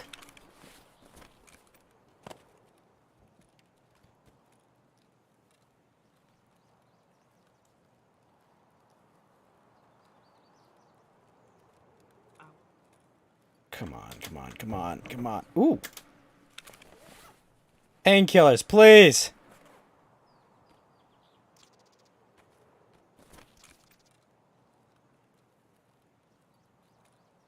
You still paid a premium because it's a yes-don. Hmm.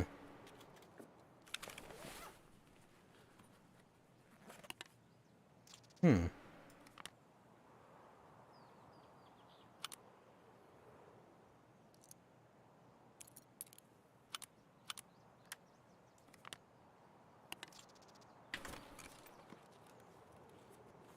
Yeah, I mean, if someone shoots me, I'm fucked. I don't need bandages.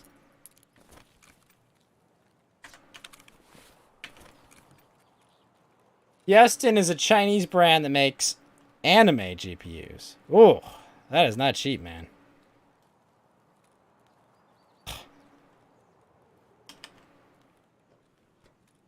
Been wandering for 8 minutes, and I'm not nowhere near close to the exits.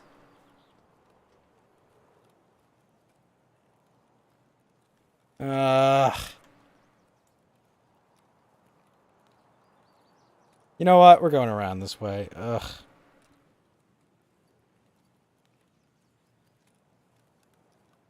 $283 for the 6500. I paid $3,000 for a 3090.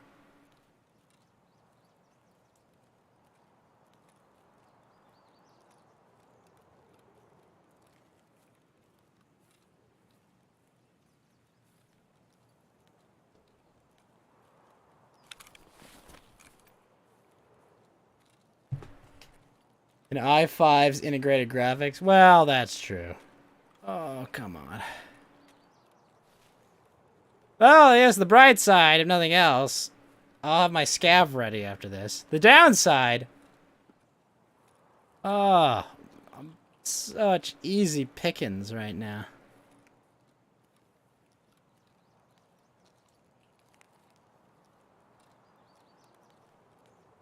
Whoa, buddy!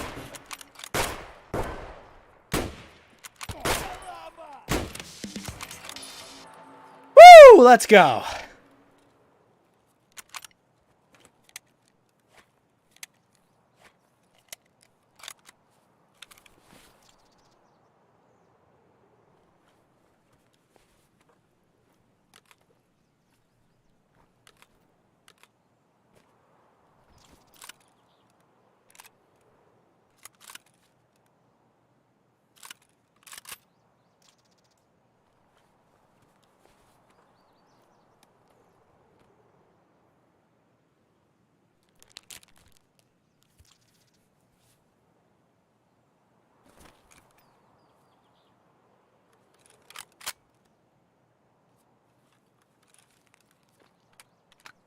Ah, sweet. Full clip.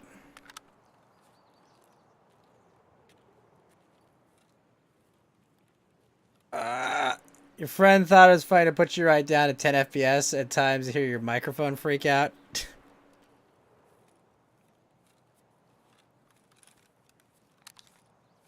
Ah, sweet. Full clip. I can go through here, but this doesn't really path out very well.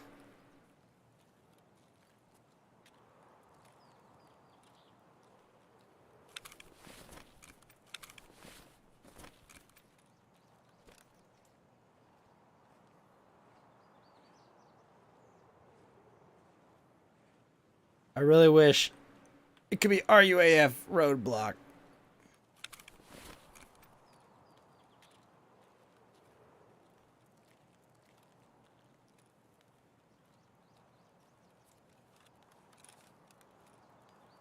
Not freaking old gas station, which is a fucking mess.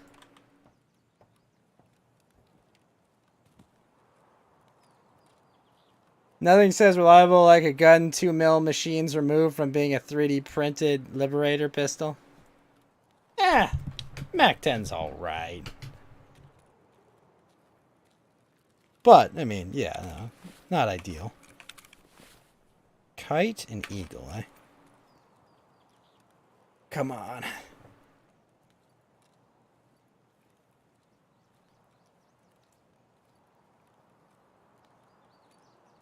Let me see. The 0103 is there.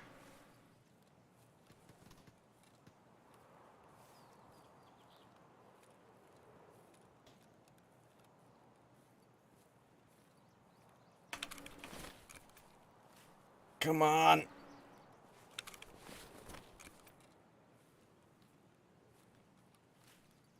Looks like the Hood Gunsmith special sauce. Alright, that's a fair point. I mean, it's got a decently machined body for, you know, it's just, yeah, that, what, what is that stock on it? Yeah, it's got all the charm of a grease gun, sure.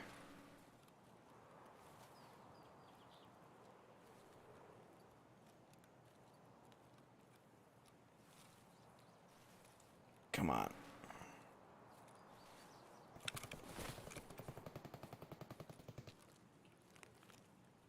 See, the hope is that the other players take pity on me, because I look absolutely pathetic.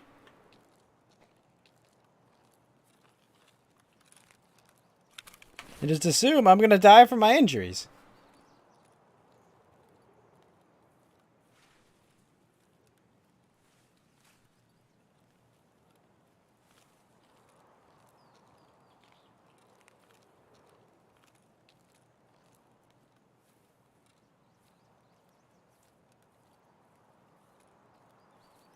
The charm of the high point yeet cannon with the reliability of a World War II Luger.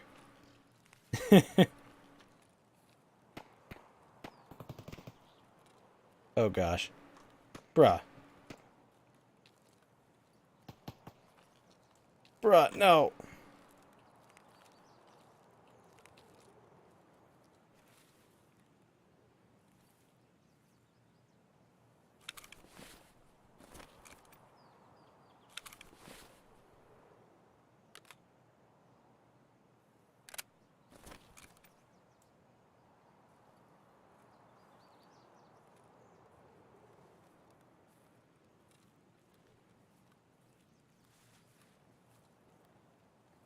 Holy crap, this is hell. Fortnite with the bush strat? I don't know what the bush strat is. I just know that I've got a broken leg. Oh! Ah! Here we'll go with that. Wow, if I were that guy, I'd be screaming right now.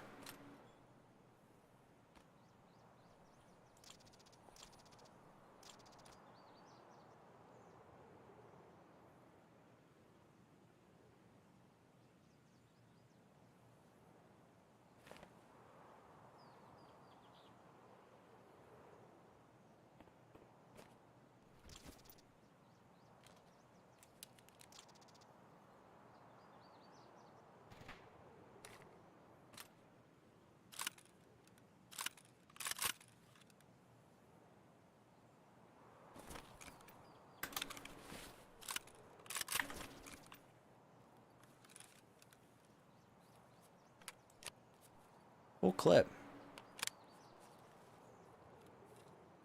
Man, I hope he wasn't taking mercy on me, because I kind of just brutally gunned him down.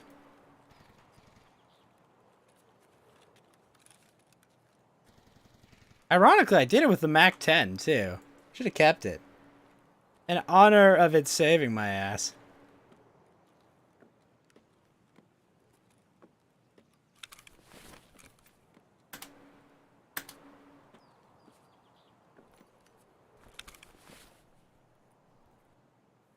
Shit.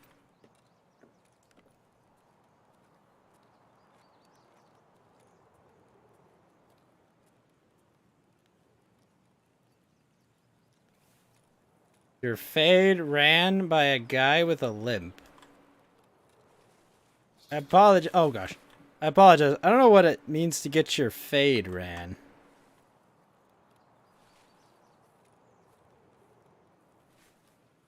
Oh my gosh.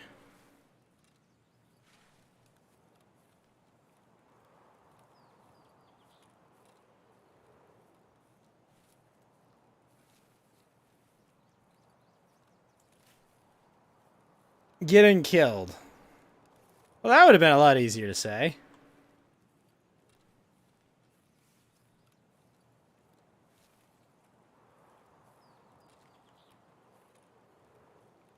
Oh.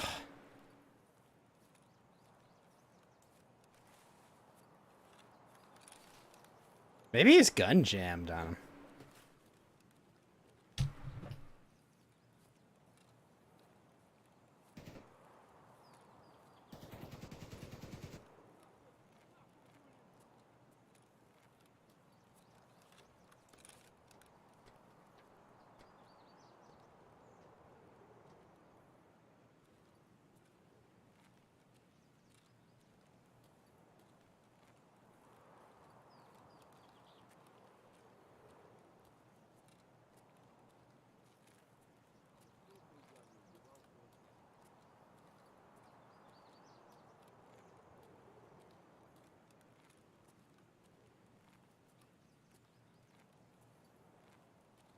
Hit by a guy on a mongoose in Halo. Never played Halo.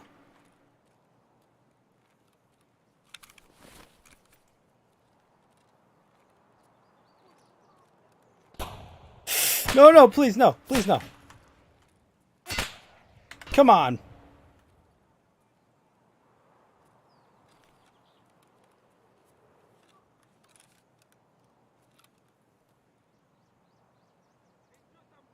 Please don't come kill me unless you have health.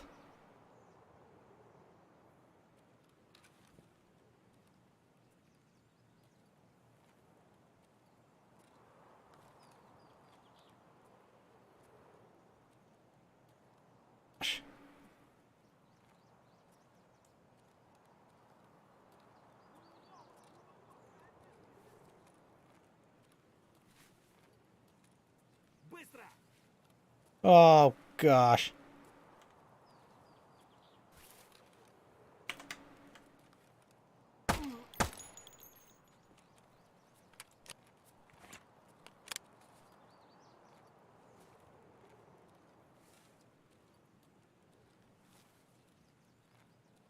Oh.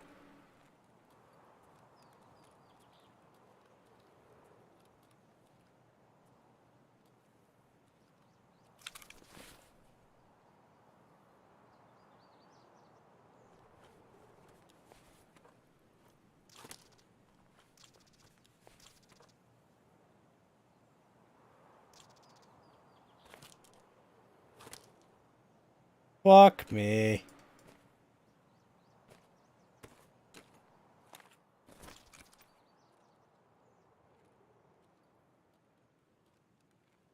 Oh, gosh damn it.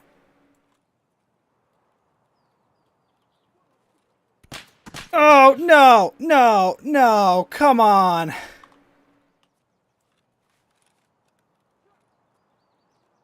You know how bullshit this is?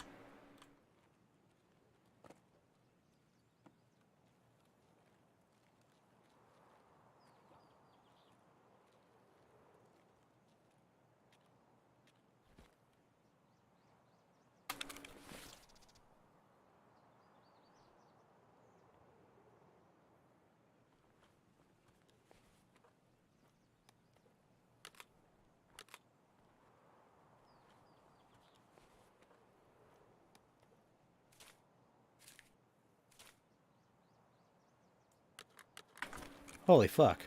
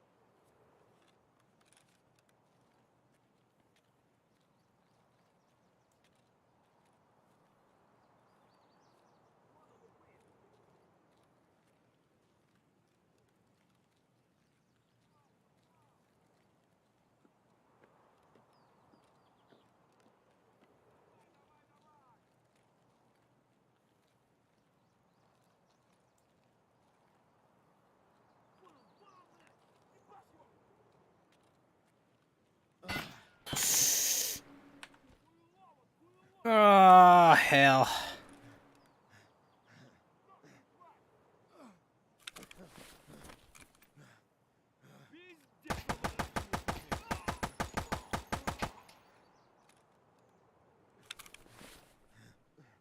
Fuckers keep shooting me!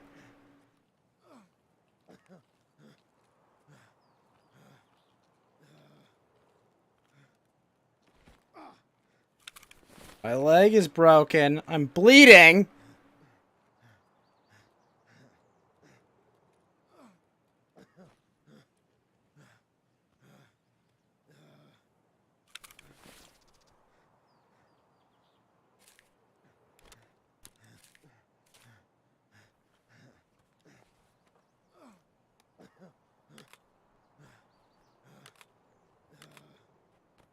Yeah, the blood loss is getting me pretty good right now.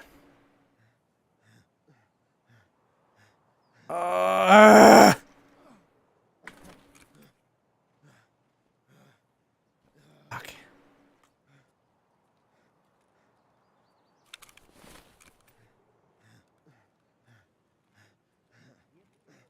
Problem is, I can go to the dorm via exit, but it's not gonna help. Old gas station is a suicide trap.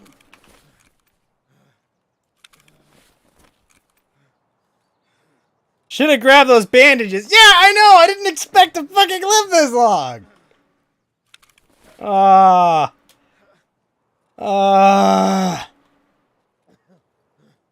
I expected them to murder me. Am I carrying anything worthwhile? I mean, the guns are nice. The backpack's nice. I'm my dude. If I hadn't had the broken leg, I would be a fucking god right now. Also, I'd be the fuck out of here.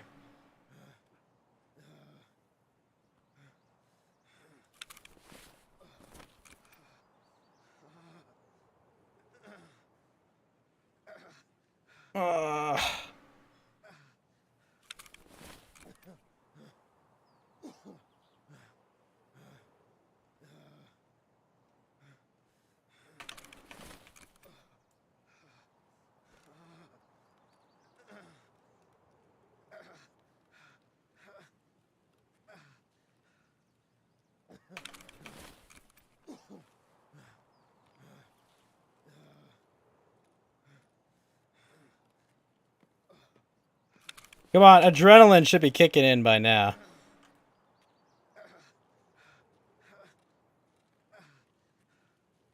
Oh, come on.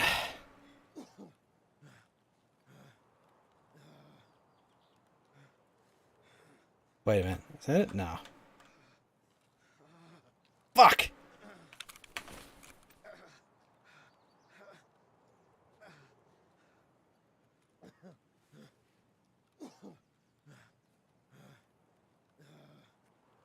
Imagine this is adrenaline speed.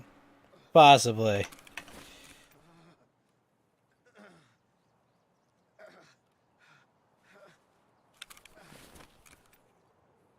Oh, my injury opened up.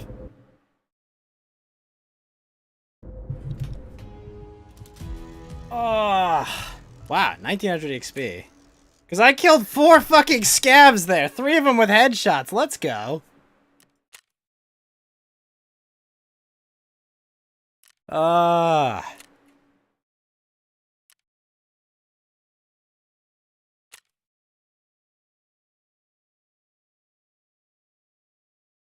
Alright, let's get rid of the serious injuries.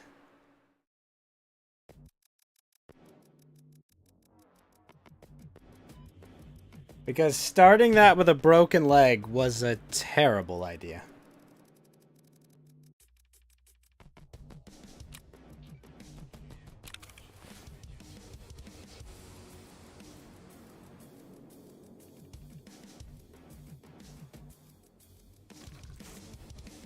Healing 23.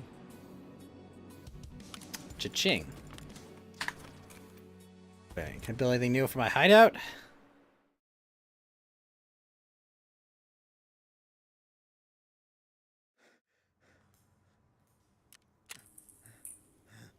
I can build this, but then I'll be out of money, which I need not to be the case.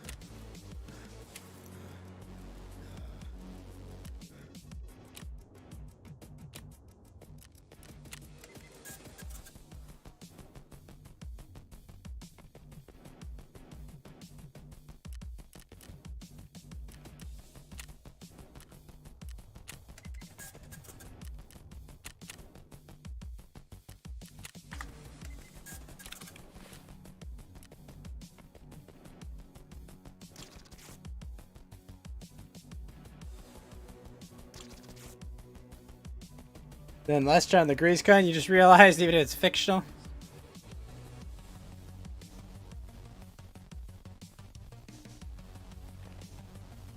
Body armor would have helped.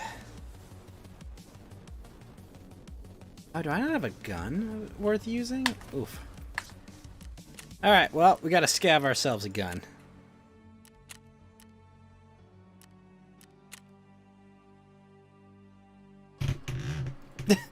I love the goggles on this guy. The Metro SMG.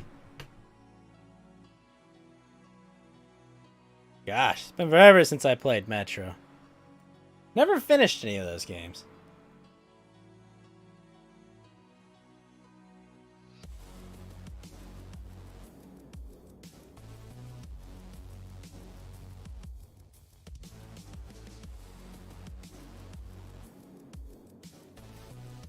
The bastard.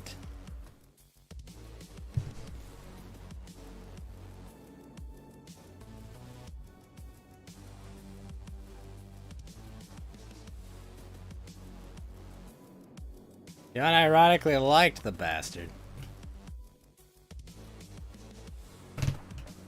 Now I just have to escape as a scav. So, my hope is nobody shoots me. Also gotta go collect some healing shit.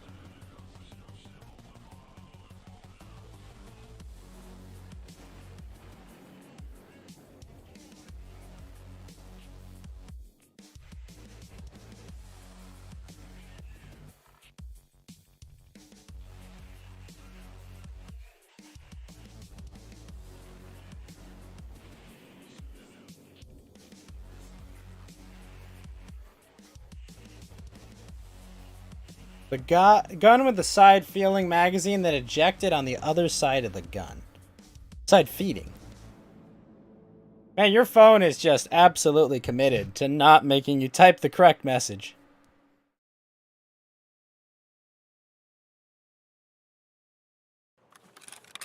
Alright, boys, time for some diplomacy. By diplomacy, I mean not getting blasted.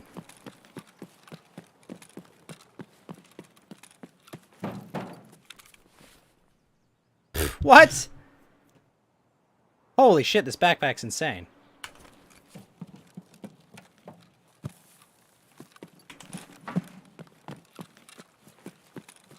Autocorrect is hellbent sometimes. Yeah, it can be.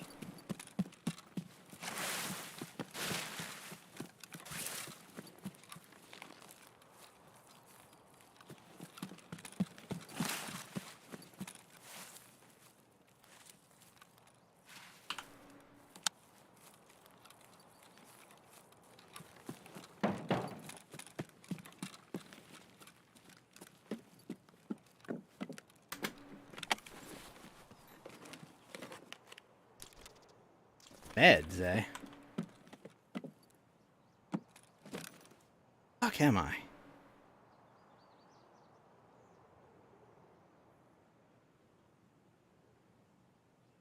Still diplomacy? I mean, it's technically diplomacy. They call it the scav wiggle, where we don't shoot each other because we slightly wiggled.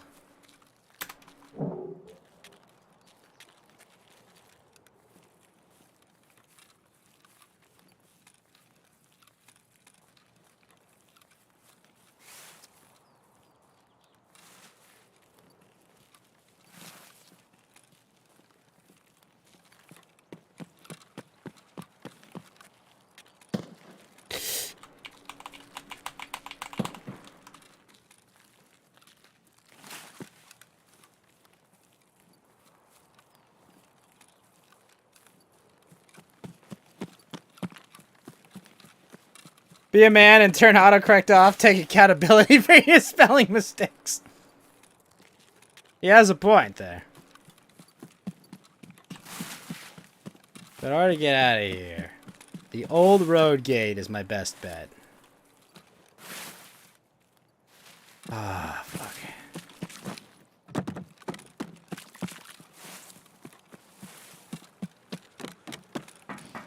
Weird as it sounds, you don't know if your phone allows you to turn it off. Really?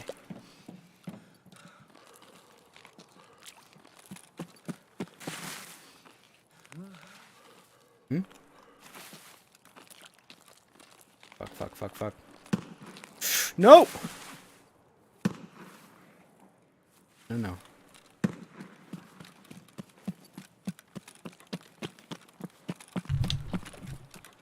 I'm sorry, Heiwa VT. I'm afraid I can't let you do that.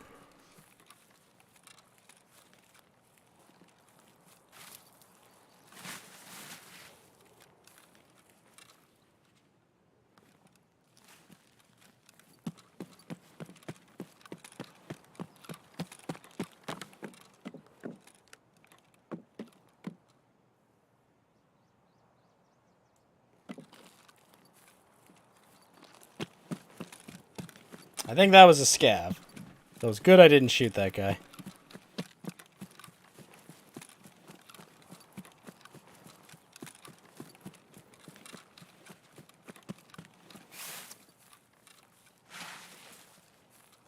You deleted the virus.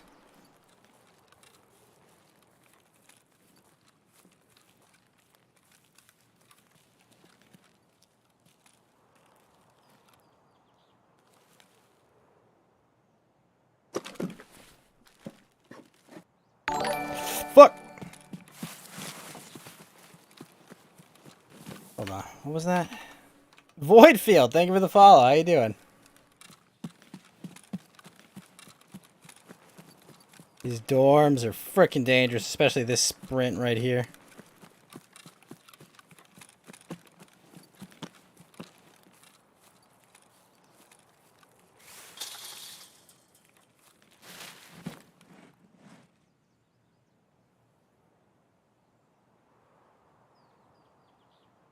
Oh, holy shit.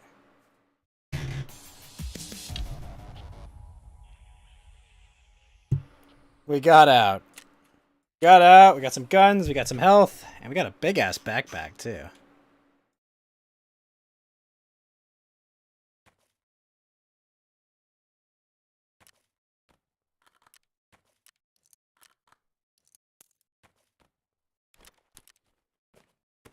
Ooh, and armor. Wow, that backpack is huge.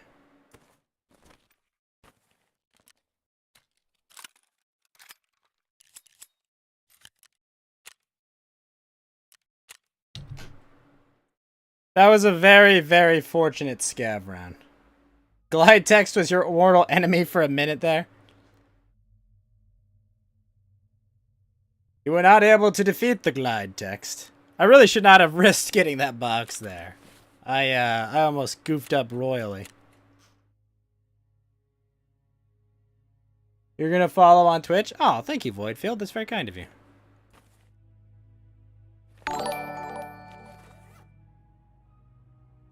Voidfield, thank you for the follow on Twitch. Much appreciated. Shoot, I like that backpack. That's pretty cool. However.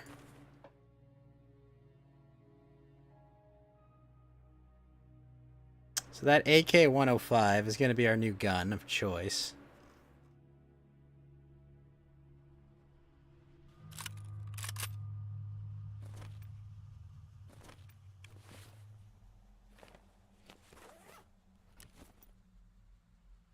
Do I have any other 6L23s?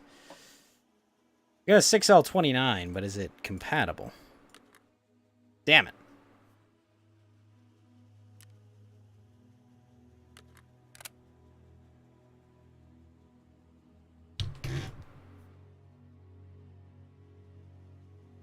An AK loaded in 105.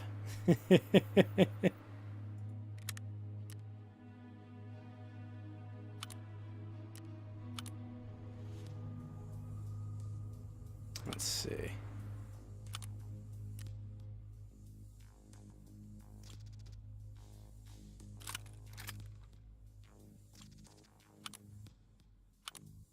This backpack is pretty killer. Can I put this mounting rail on it? No.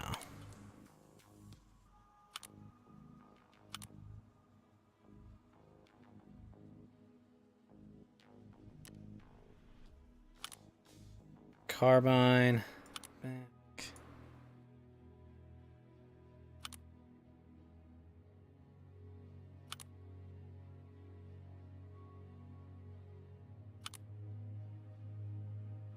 Double.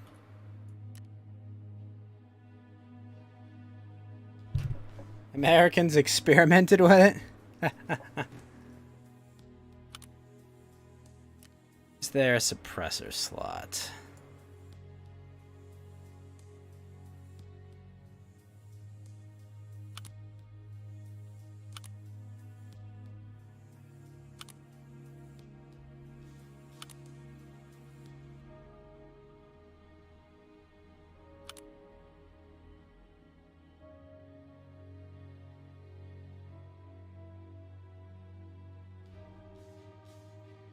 Install it. Install that. What about this?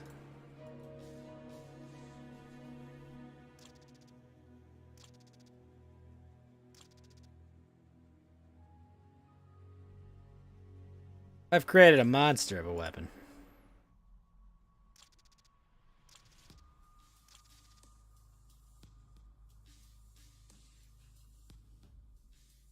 Now to just not die instantly.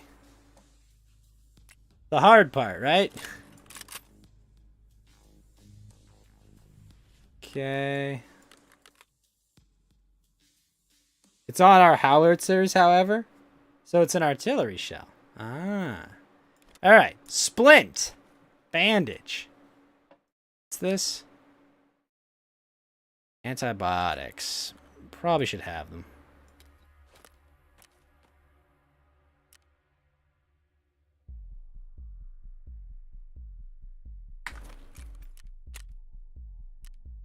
Use the bathroom and then we'll take another run on customs.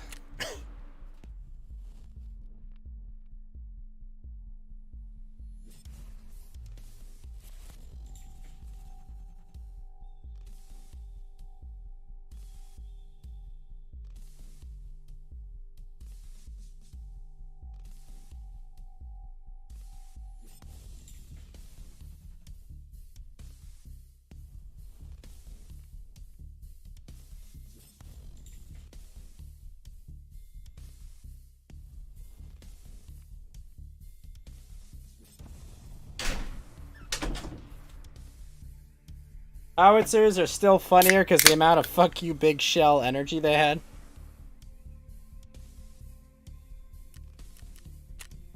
That they did.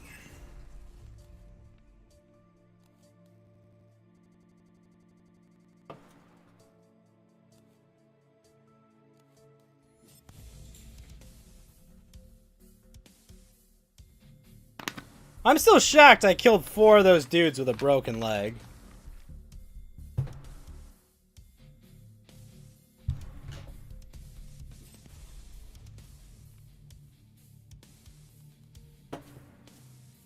I was just like, no! No, no, no! Man, if I could have made it through that, that would have been nuts.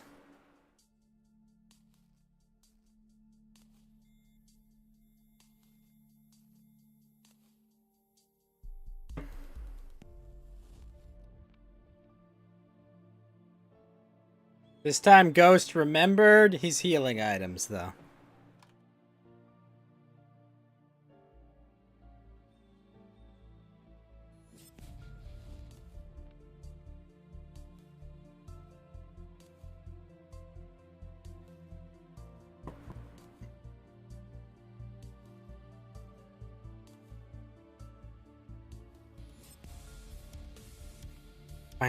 Dun-dun.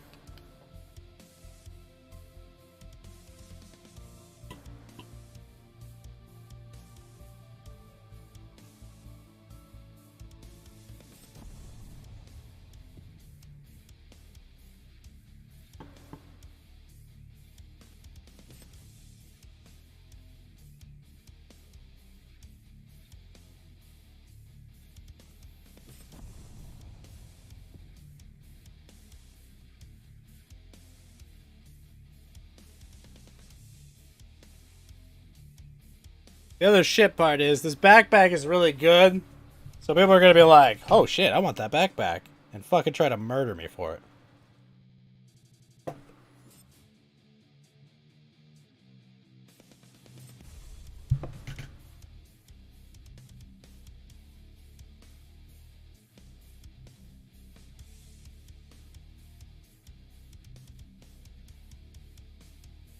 Maybe I'll do some practice raids after this, because I do need some practice.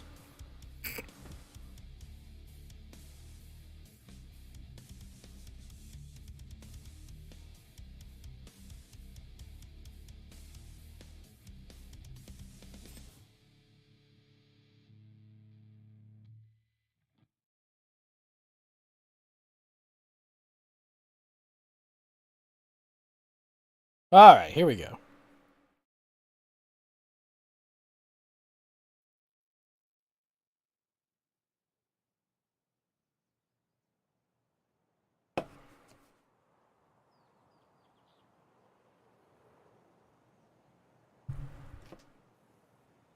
You have a good night, Haywa VT. Thanks for stopping by.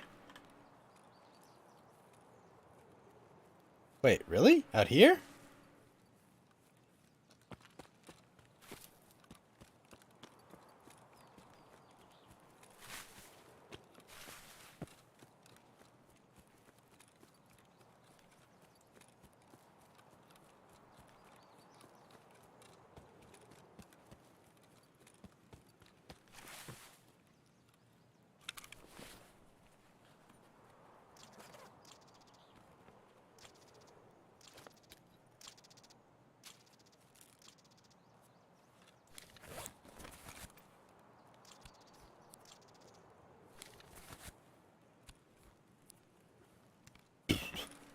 Excuse me.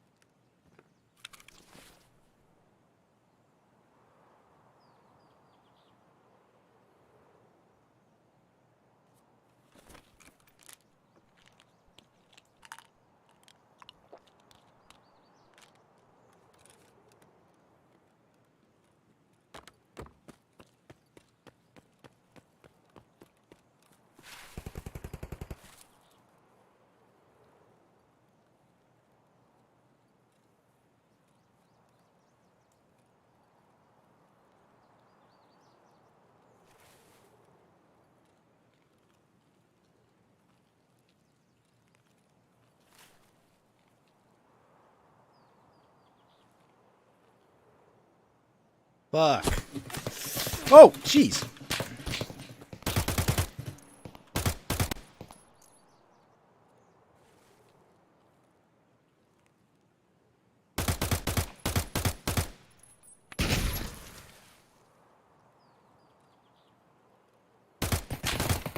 Ah, fuck.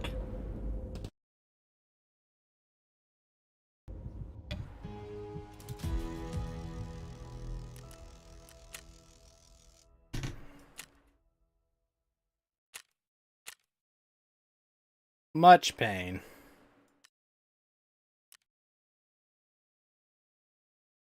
Get rid of my fracture.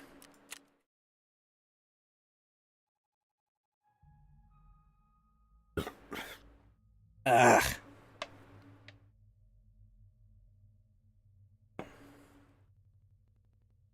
I am still bleeding right now.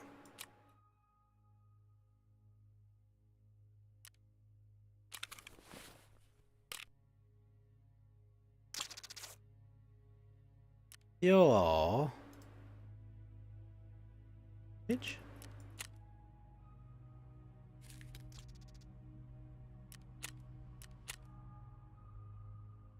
Oh, maybe I don't. So I'm just gonna start bleeding? Eek.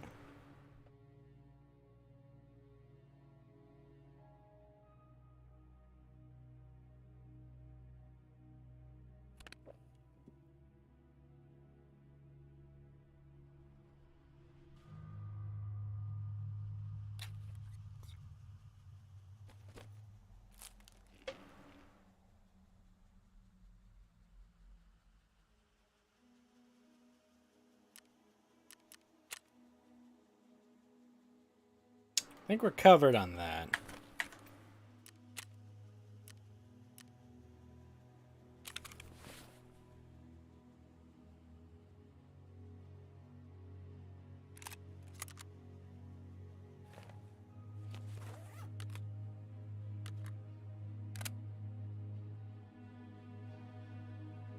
Oh, geez, I can't even carry a mag without a brig.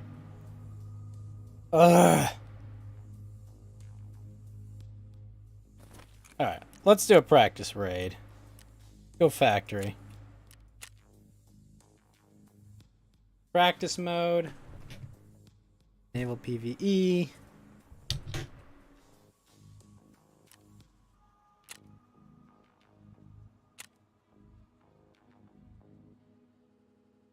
I'm gonna need practice shooting people with only 10 bullets.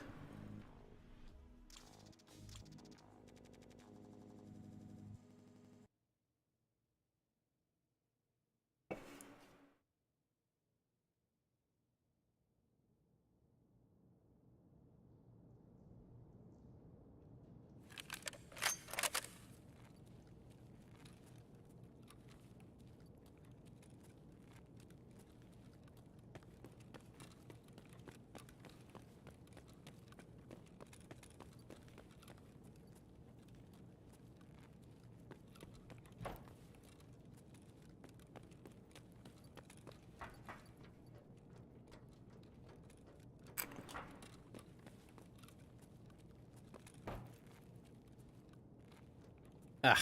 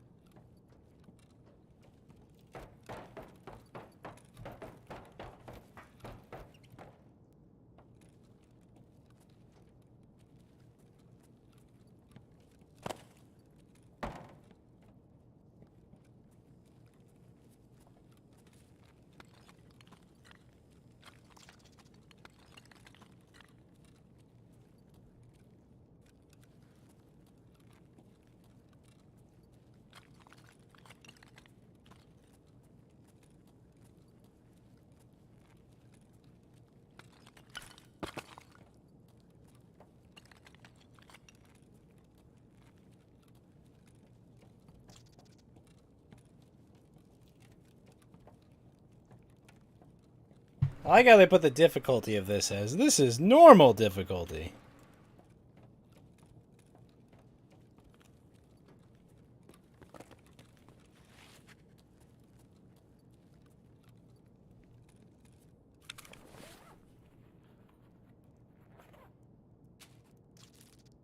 Oh, wait a minute. I did not enable PvE. That's the problem.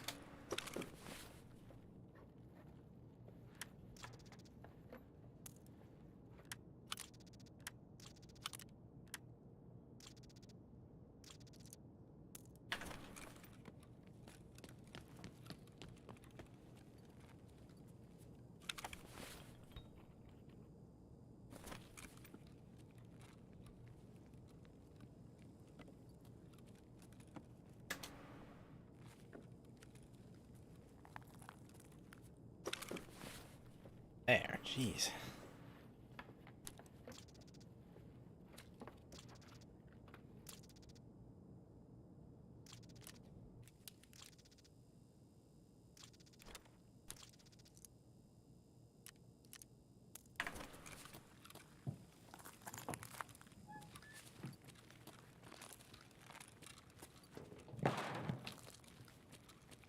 Just kind of want to find where the exits are.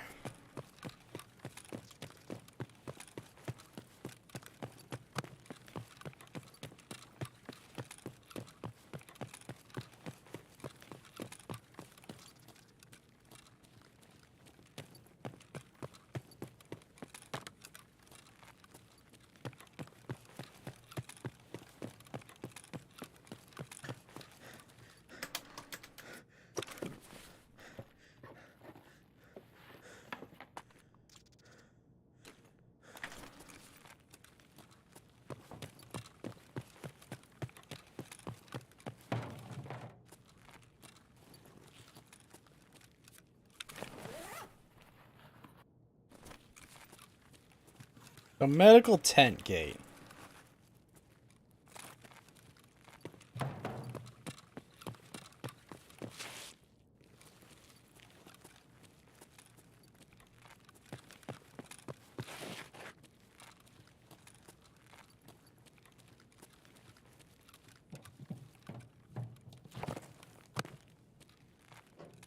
You're off to sleep now that you finish your prep for tomorrow. See you then. See you then, Org. Yeah, I'm probably gonna finish up in like an hour or two. I'll see you tomorrow, man. Thanks for hanging.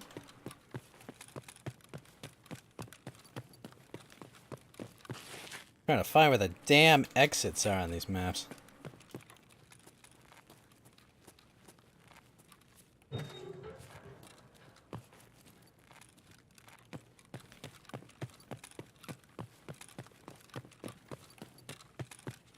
this a possible one?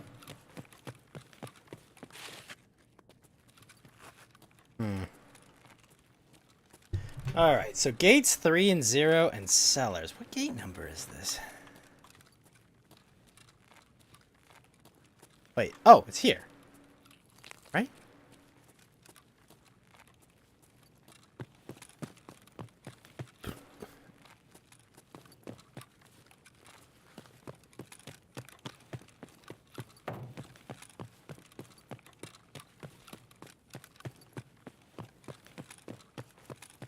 Very strange.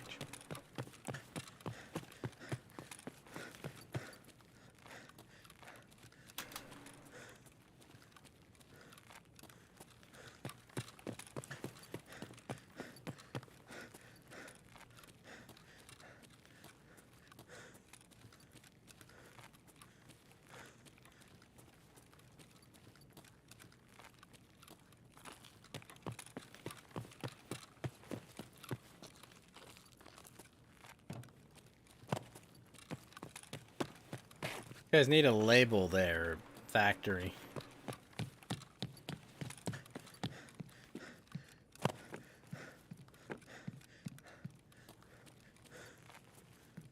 Gate 3, gate 0, cellars.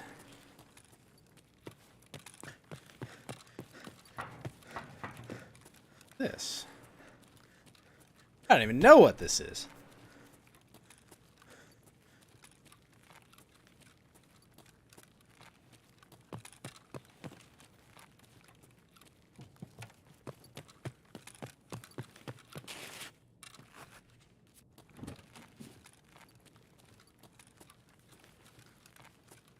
Like, there should be a giant number on these that indicates which gate number there.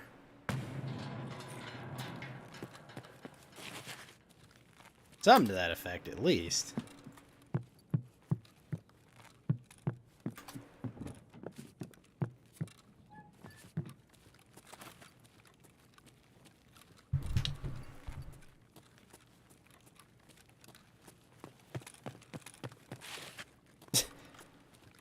Barrel suicide? Like, what is that supposed to be?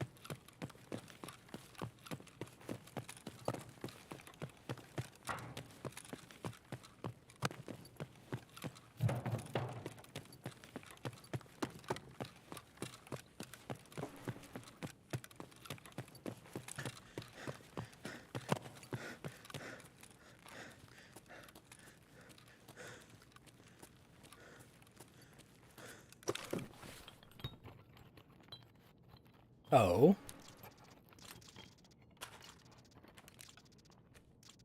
What's this? Tank battery. Dang. Very cool.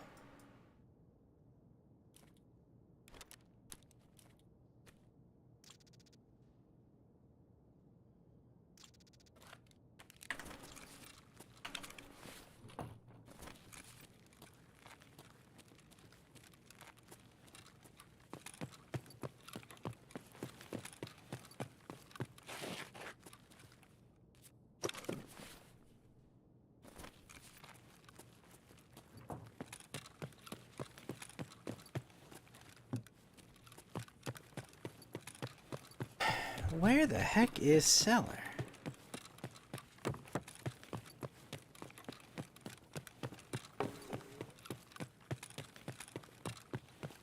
What I cannot figure out for the life of me.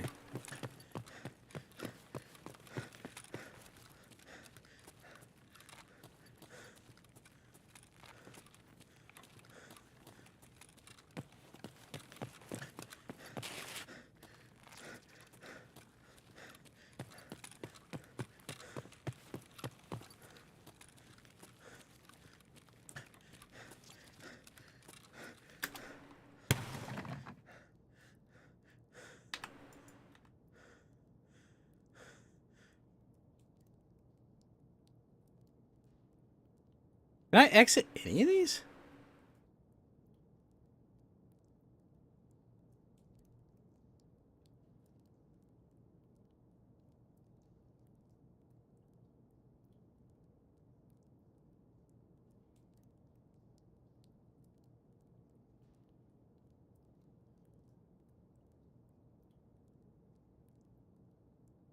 Green exit sign to the right of the door. Okay.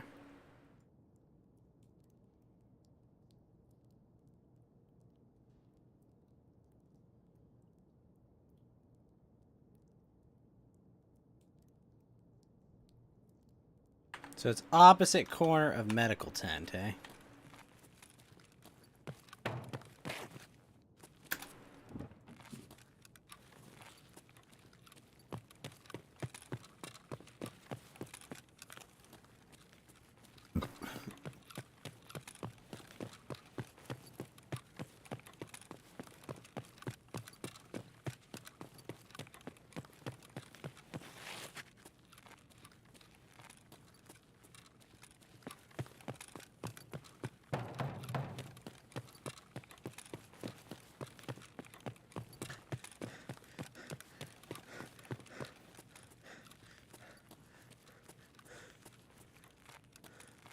Kind of suicide to come here without the emergency exit key.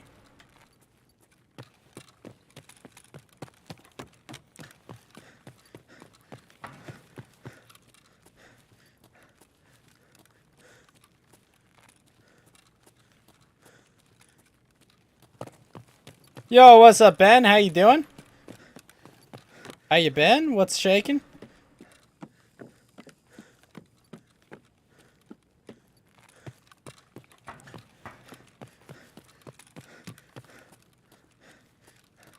Ah, that's the one exit I can actually take.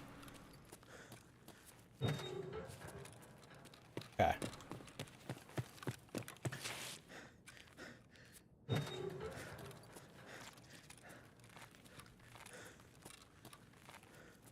I see. Going good? That's good to hear, man. I was just learning the exit I can take at factory.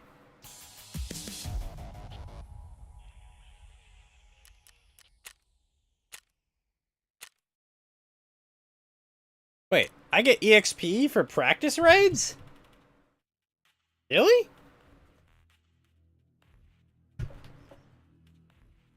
You're typing like Yoda. Ah, I see. That makes sense.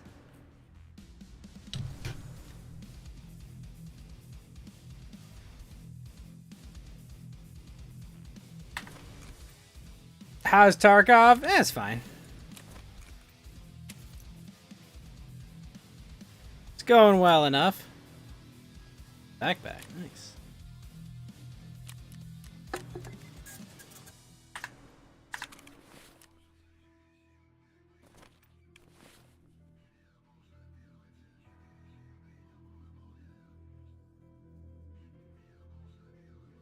Actually, well, I'm going to do a scav run, and then I'm going to do a practice round. Scav run, practice round. The game looks amazing. It's alright. It's definitely the best horror game out there.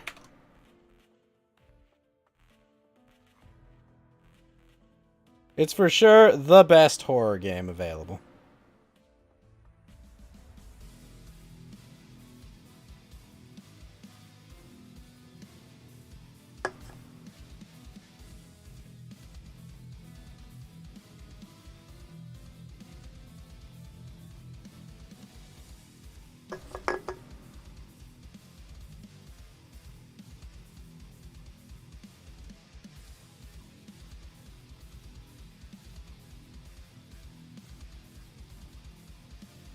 You like how they have a proxy chat in it? Yeah.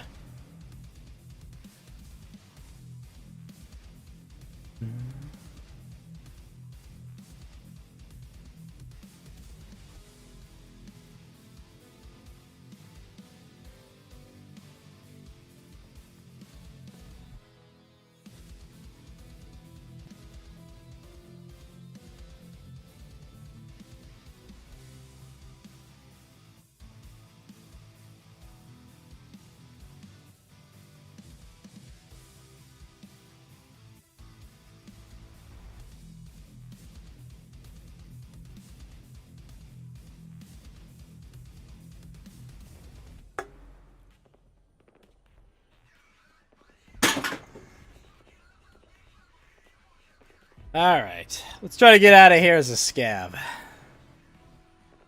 They really gave me just this shit pistol? You got on level 405 on Apex. Good job.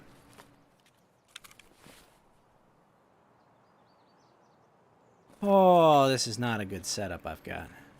Where can I get out? Old Road Gate gas station. Alright, well. Old Road Gate it is.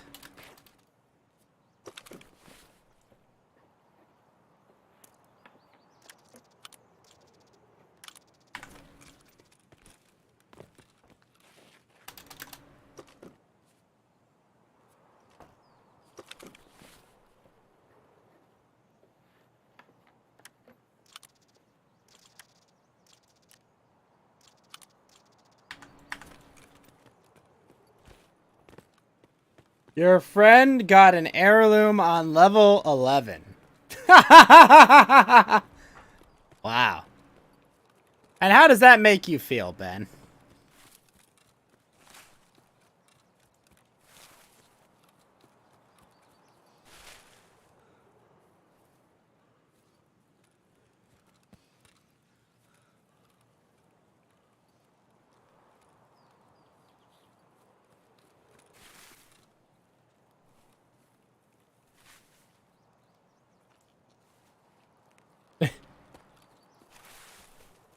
The worst part is that you got it for him. What do you mean you got it for him? You bought him boxes?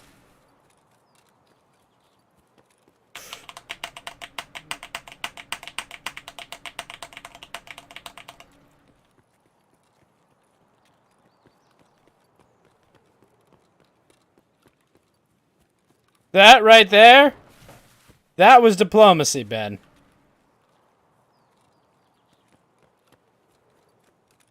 That was me not getting blasted by a dude with a shotgun at point blank range.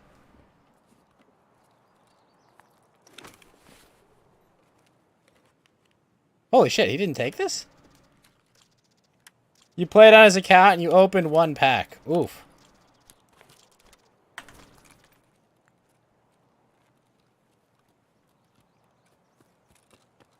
Well, at least, I guess, he'll be happy about it, right?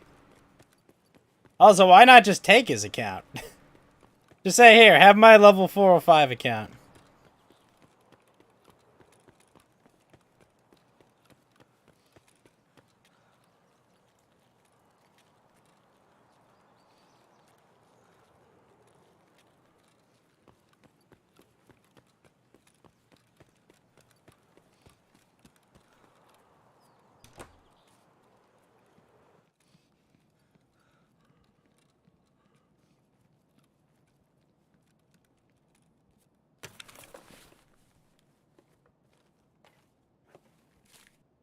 Damn it, I could use more than that.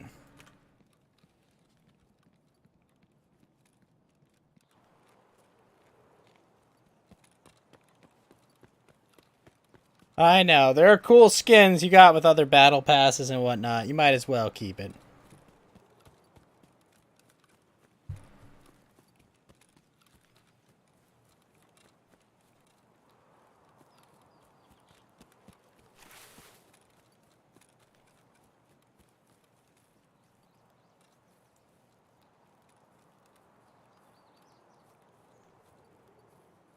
He bought the Lifeline one?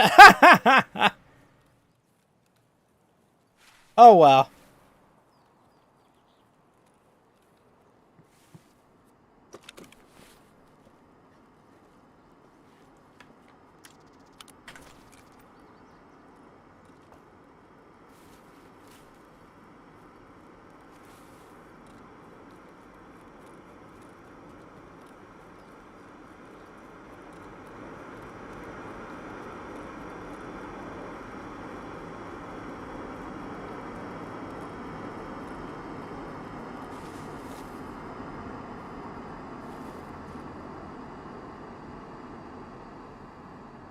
Nobody fuck with me.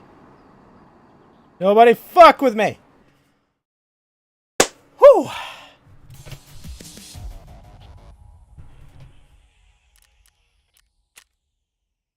You found the pay-to-win flatline on the ground yesterday and ranked? Nice. Look at this. Gloriousness. So many attachments. Bullets.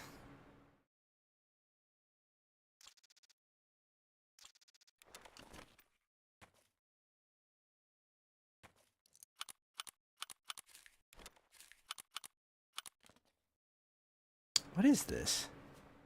This is a thread spacer. Huh.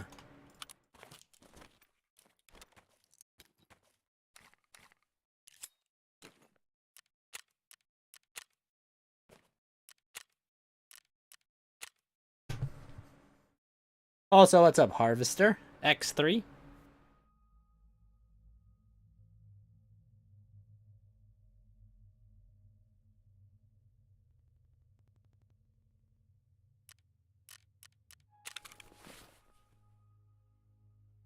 Alright, put on the bank robber.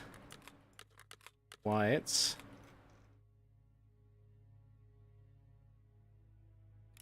This cool new pistol. Let's see, MP43.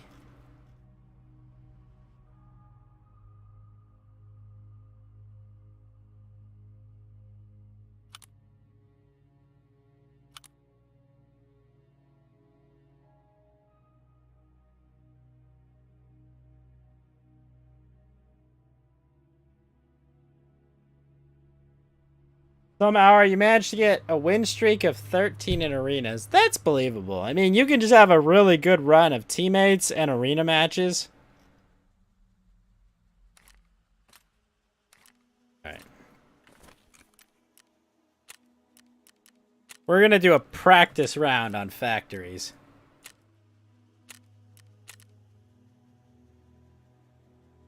AI difficulty as in online. Enable bosses. Tagged and cursed.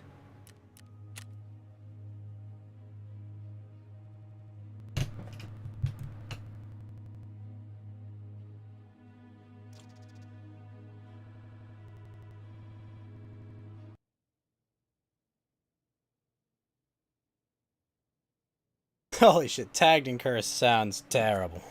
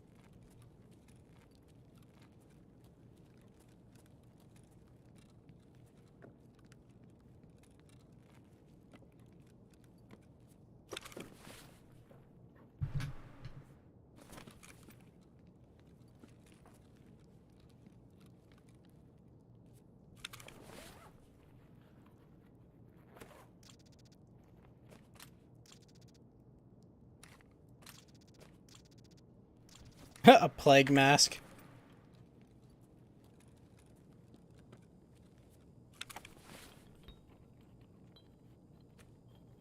The bagger was perfect.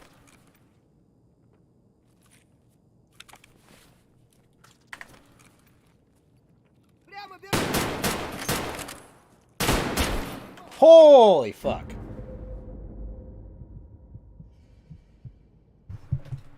I forgot that's a bolt action.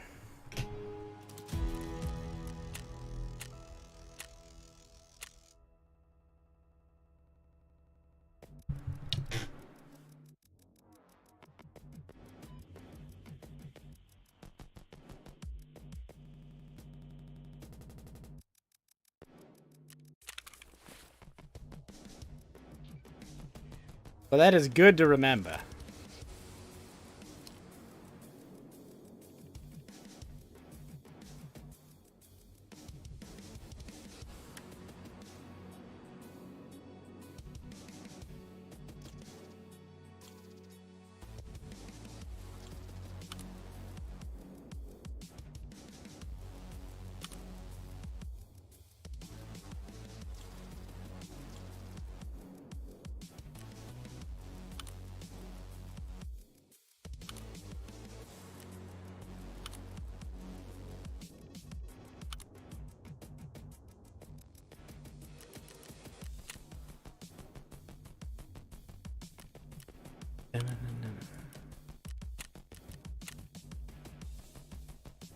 You need one more win to get 100 wins with Pathfinder and arenas? Very nice.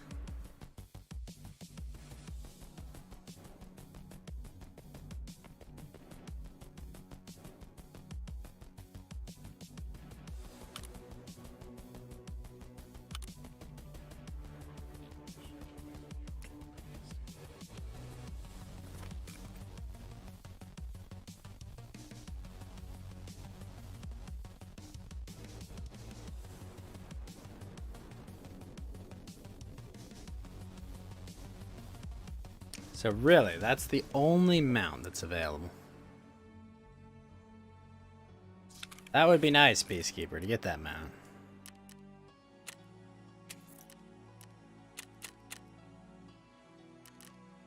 Eliminate 6 scavs. I did it. Sweet. You give me a car battery?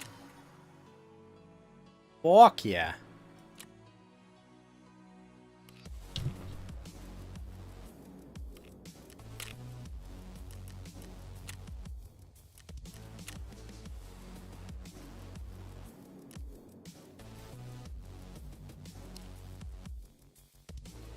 The HK weapons.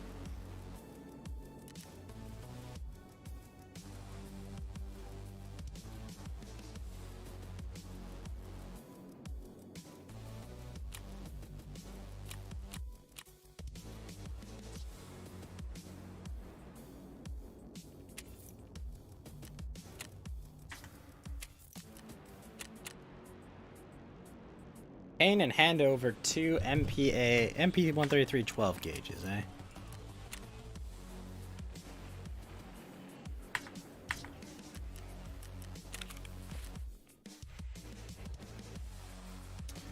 think I like the sight better on this.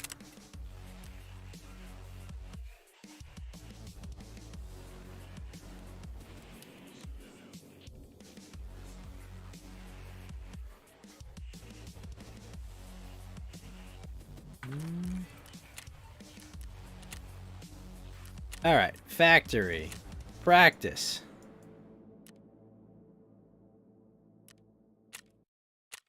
Enable bosses.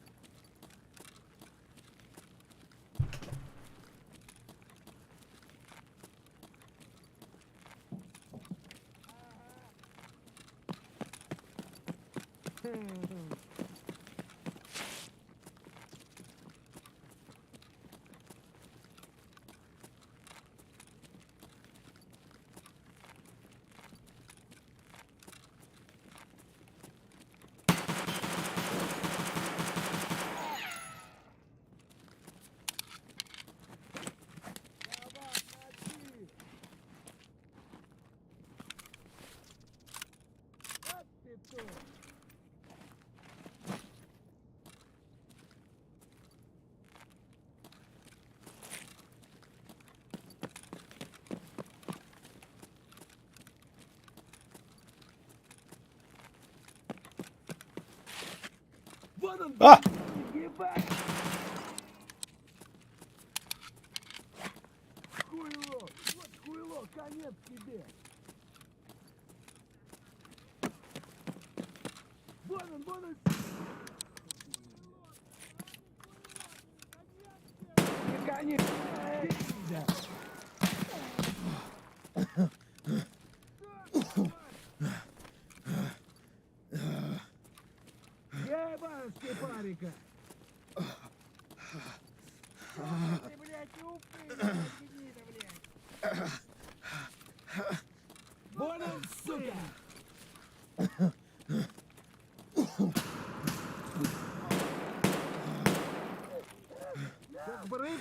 Fuck.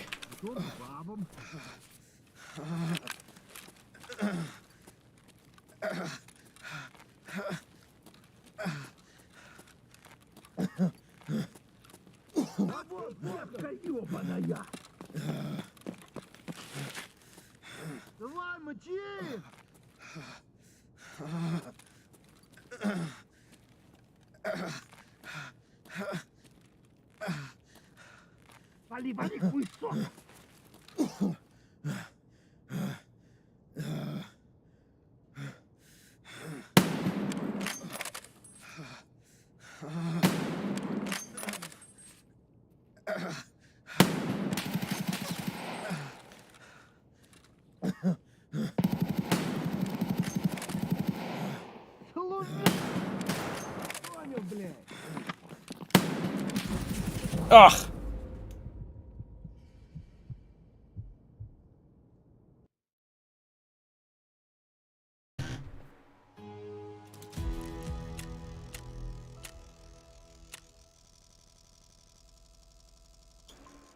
So that pistol I have is a piece of shit because it's almost broken.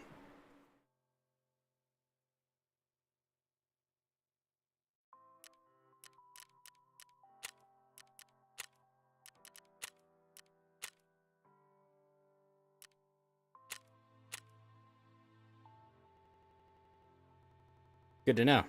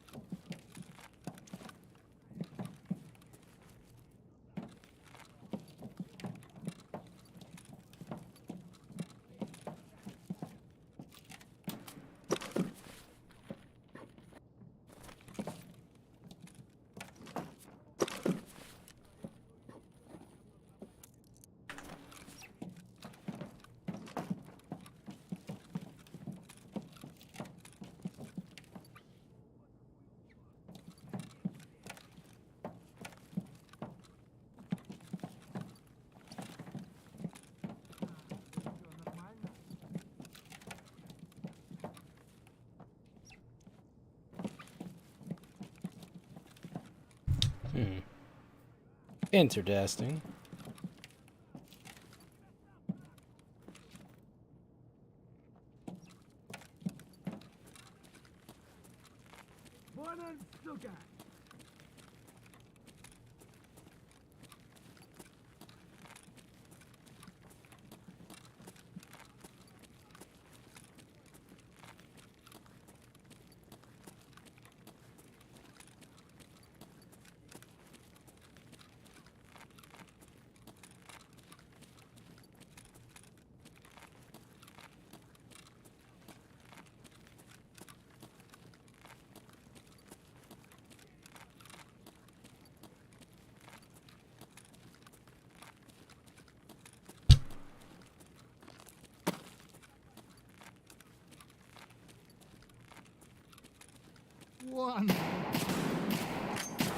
Damn. That scope is so bad.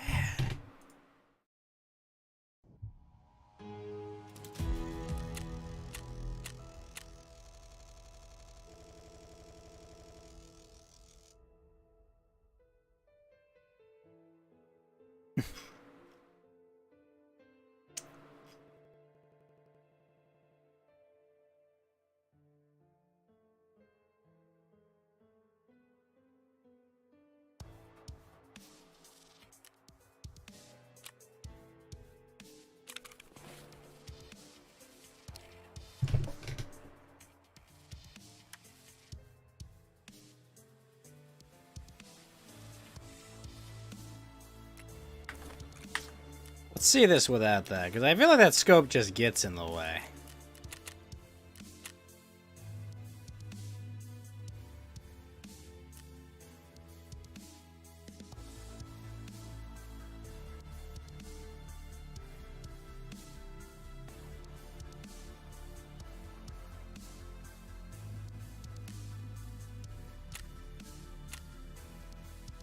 Oh wait, with the Edge of Darkness version that I have, I will be able to play co-op? Oh, that's cool.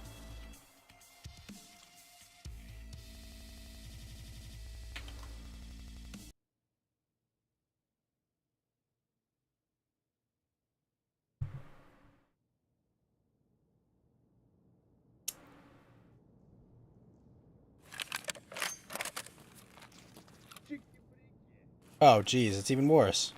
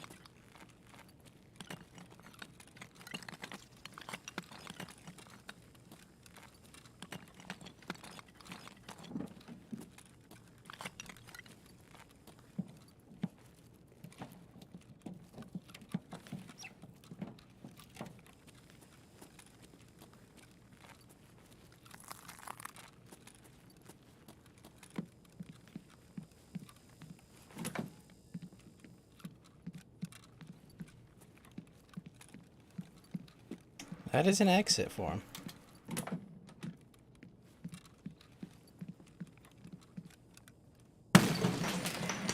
It was open? What?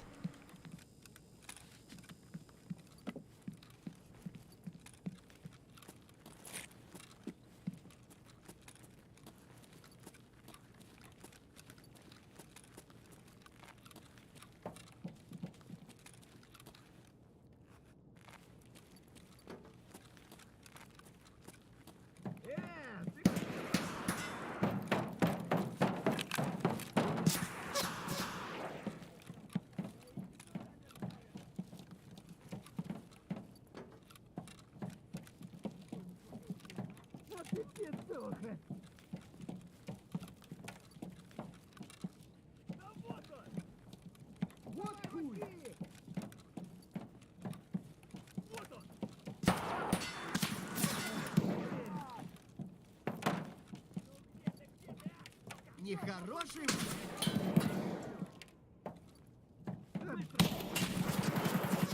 I don't even know where I got shot from there.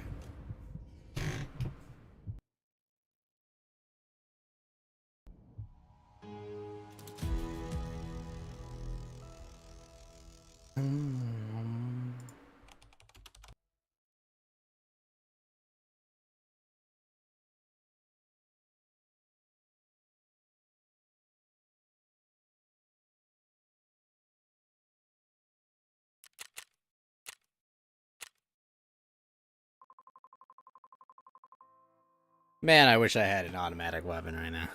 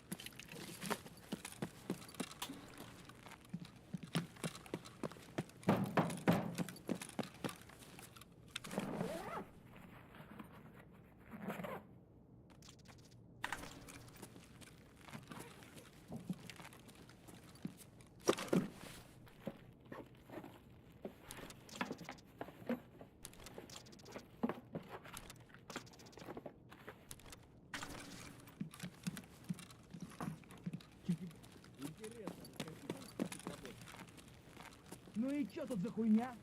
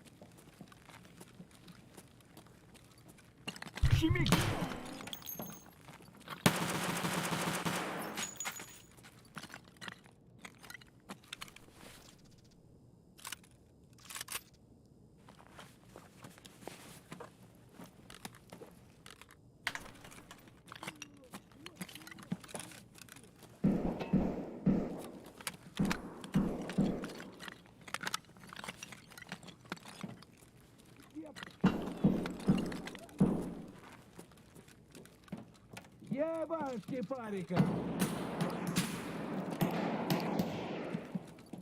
Шалава! Fuck! Wow.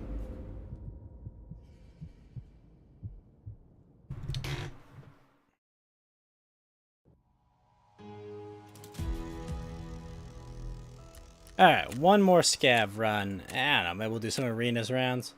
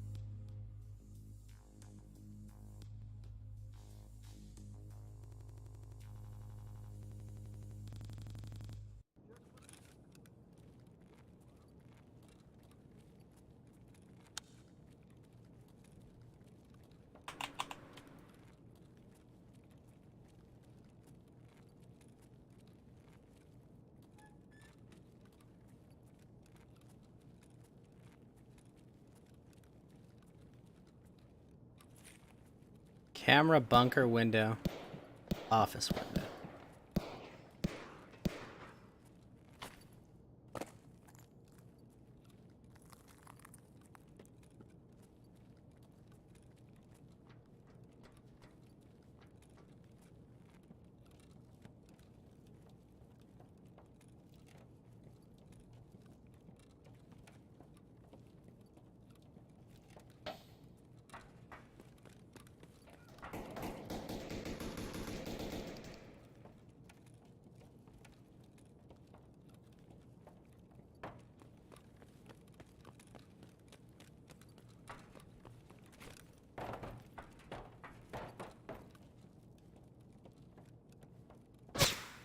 Ah!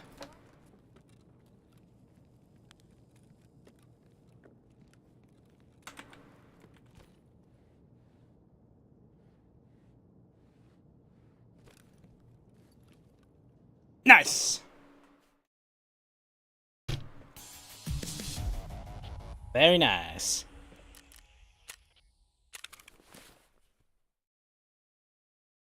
What's this? Machinery.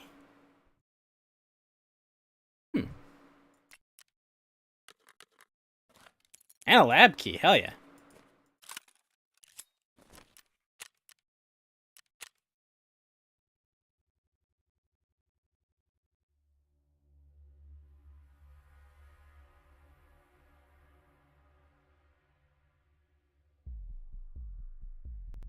That was a very nice get in extract. Way to finish.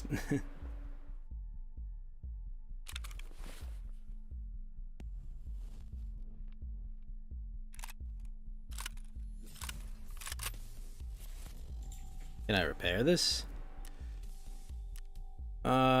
Take some out of max durability.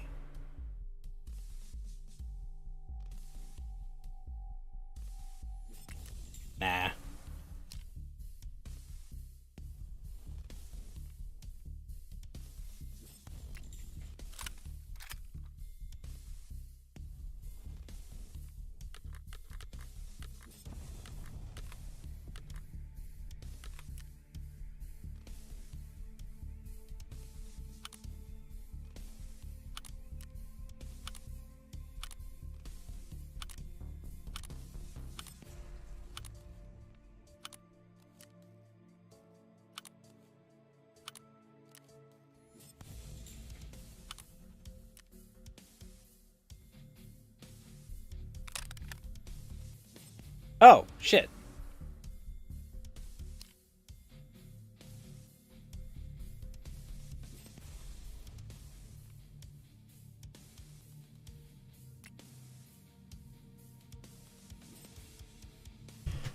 Well, we disassembled all the components.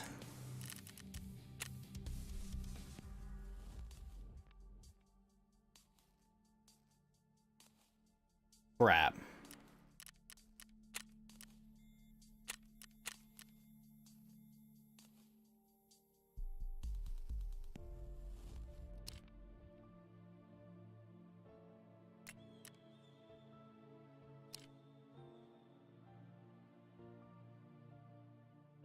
The hell's the receiver?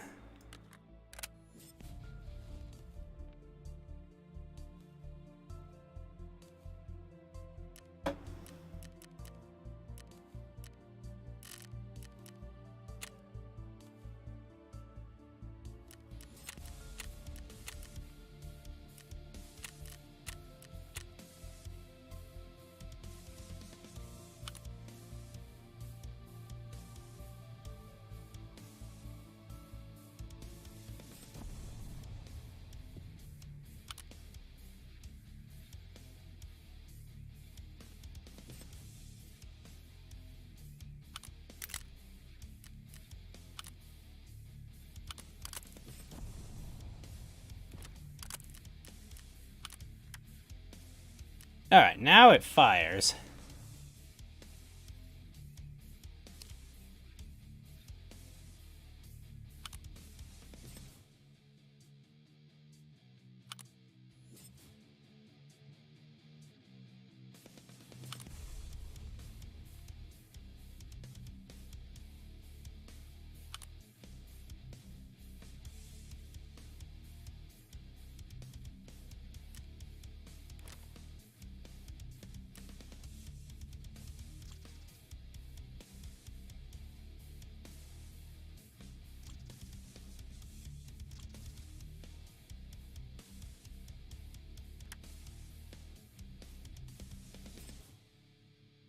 Hmm.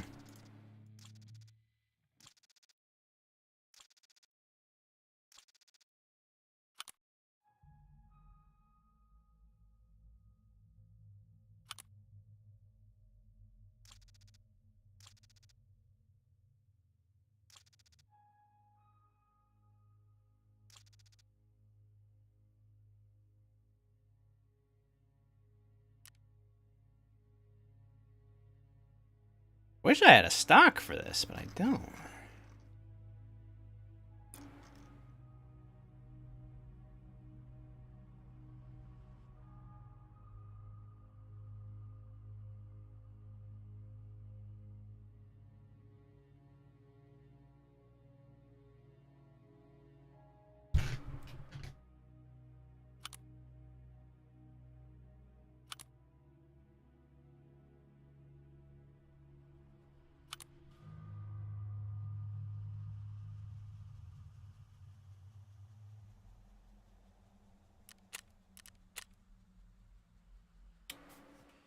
Is there a UBGL?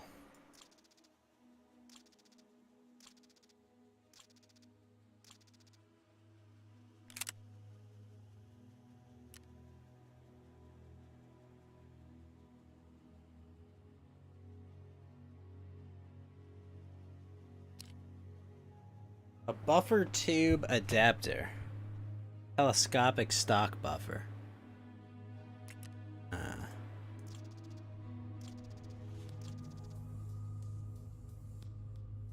But I don't have one of those.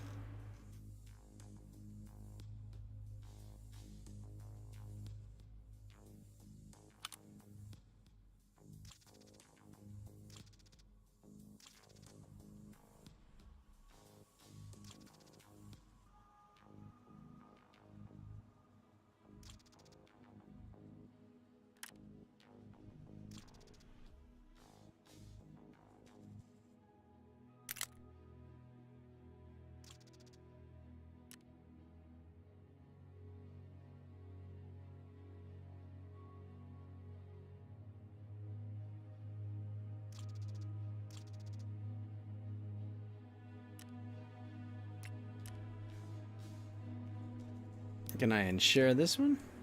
9K? Sure, why not?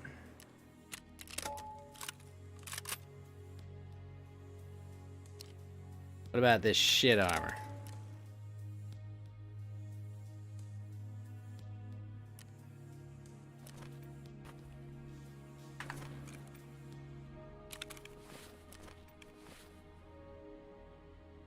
Duffel bag. Let's see what we can make of the hideout.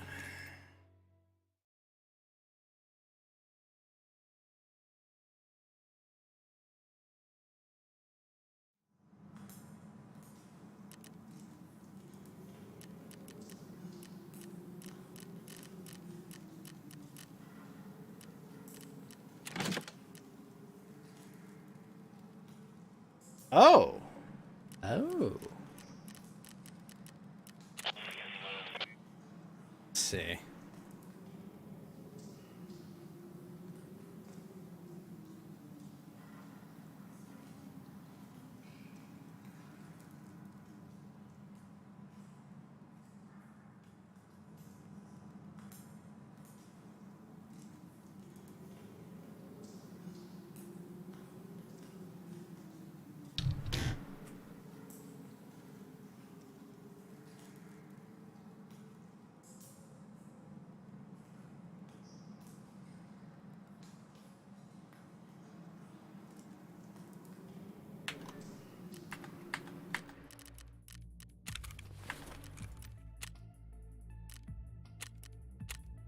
Alright, let's play some Apex and we'll finish out.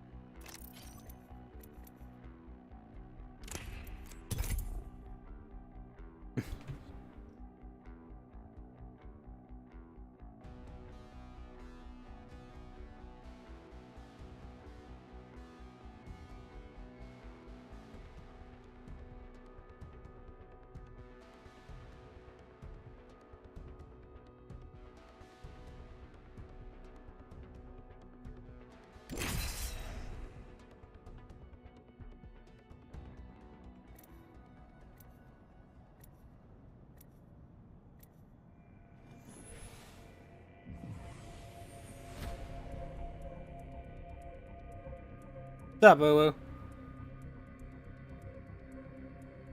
Time for bold action.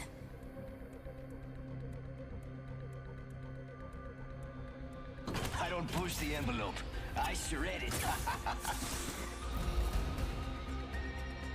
Hey, come and get it.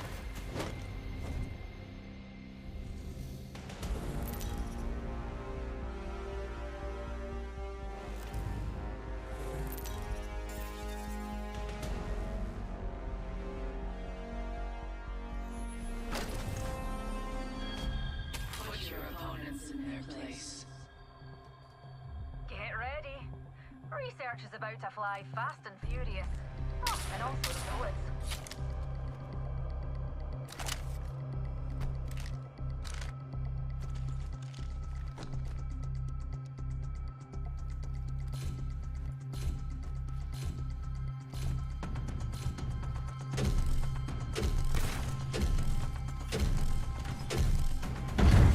It's go time! So much potential.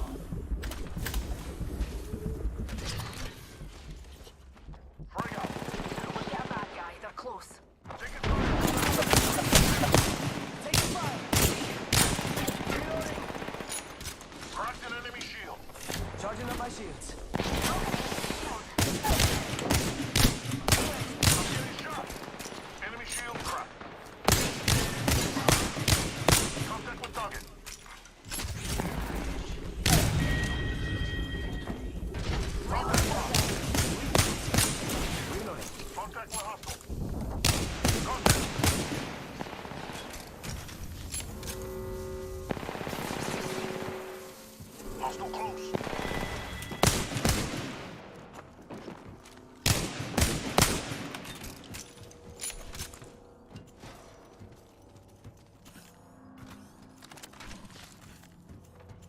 Charging up my shields.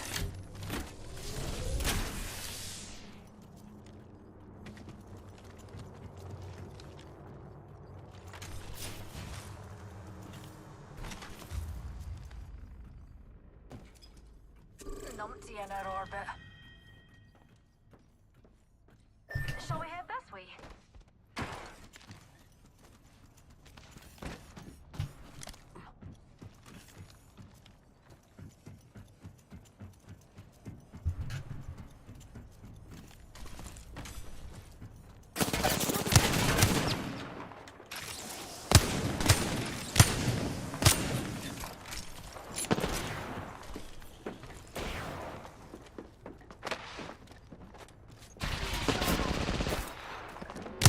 I'm using a Phoenix kit.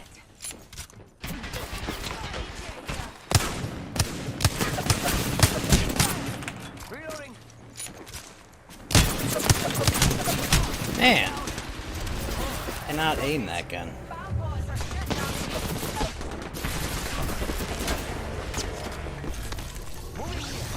I think we could all use a pick-me-up.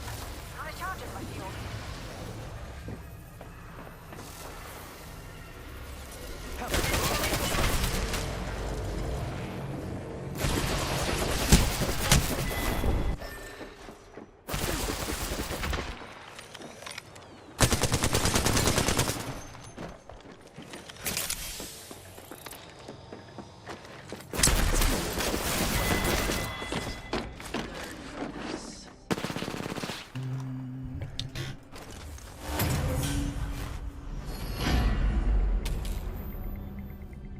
Always be prepared. Never let your guard down.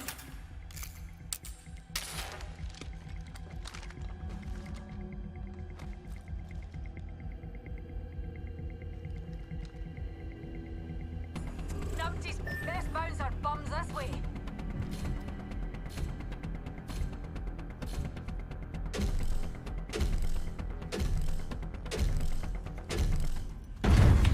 Round 2.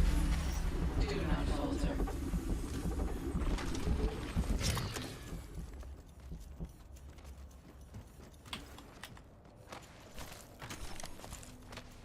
Secured some materials.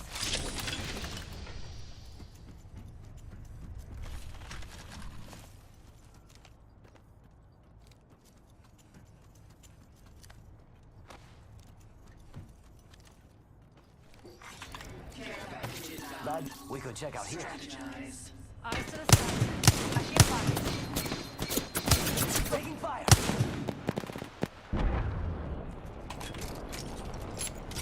Charging shields. Come on, come on. Yo, Pixel, what's up, man? How you doing? Hey, I'm getting shot. Recharging shield. Charging shields. Come on, come on. Shields recharging. Faster, faster, faster. Numpty in our orbit. Frag out.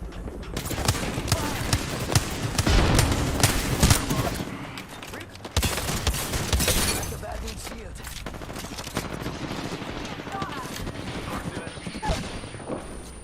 Downed another. Give me my shield to recharge. Like that, shield. Reloading.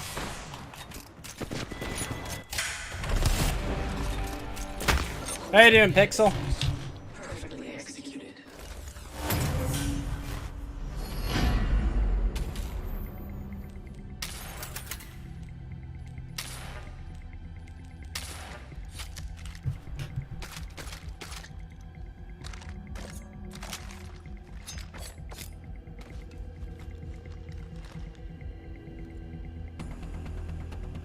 I'm doing great. Thanks for asking. Round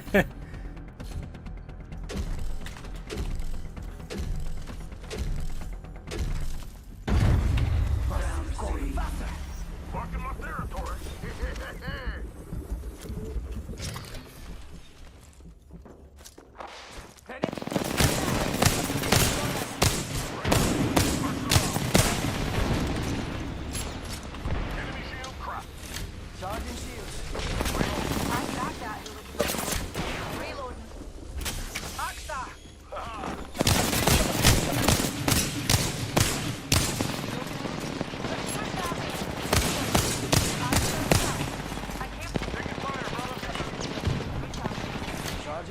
Yo, Basu, what's up, man? Recharging shield. Before you ask, I know I forgot to change titles.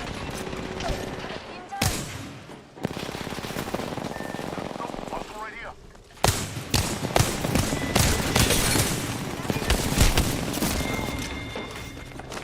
Round lost.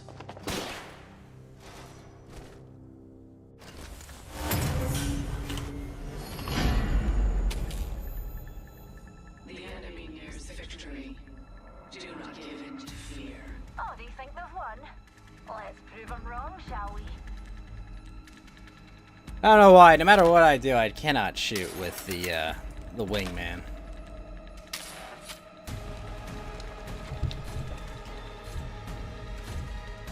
You haven't played Apex for a week now? I thought you were having fun in unranked matches. What have you been up to then? Round 4. Clearing Sumeru?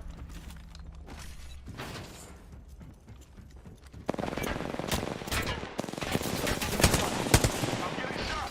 Hurry up. Join Archstar. Don't shield out.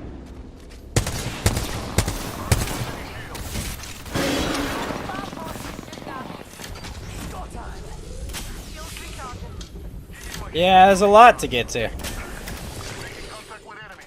Archstar out. Slinger Archstar. Eyes to the skies. Reloading. Downed one. Enemy down. I cracked that hooligan shield. Reload. Me and you are down. Ah, got a numpty here.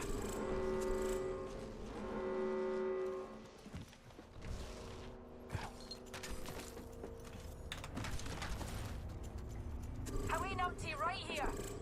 Really? Pause. Enemy here.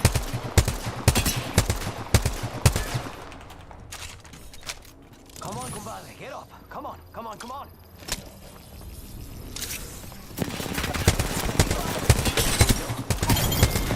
Let's go! The superior fighter is clear.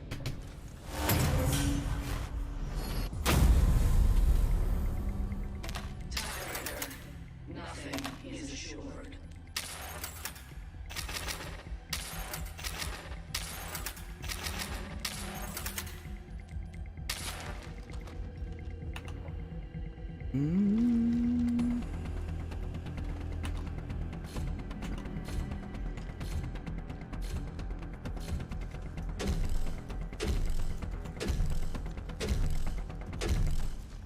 Round 5.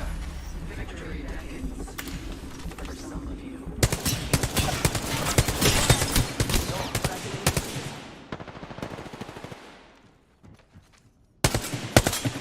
Reloading. Charging on my shields. Broken enemy shield. Reload. Grenade out. Hey, I'm getting shot. Slinger. Shield up. Care package. Recharging shield. Hey, care package. Reloading. Reload. Get damage over here. Enemy shield cracked. It's go time. Go to using Phoenix. Cracked an enemy shield. You're gonna save your pity for Ito now. Got him. Enemy Really? making contact Not with Kusanali? Bomb bots are shooting at me. hostile close. Broken enemy shield. A broken enemy shield. Trying to get a 20 kill bomb? Come on, that's not happening.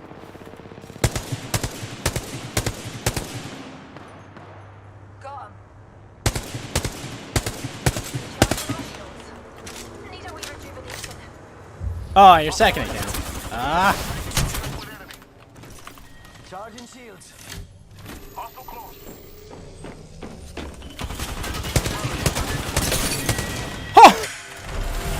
You got 17 kills? Maybe you can. Efficient. That was a comical game there, boss. Are you kidding me? Victory layers. Concentrate. That's point. Come on, brothers. Let's take this win.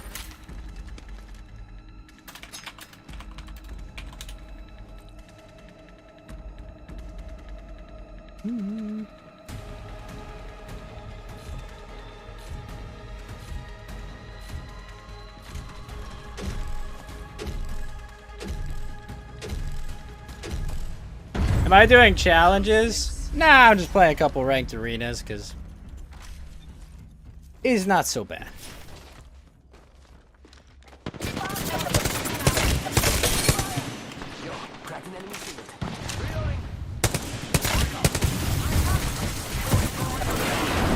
Ah!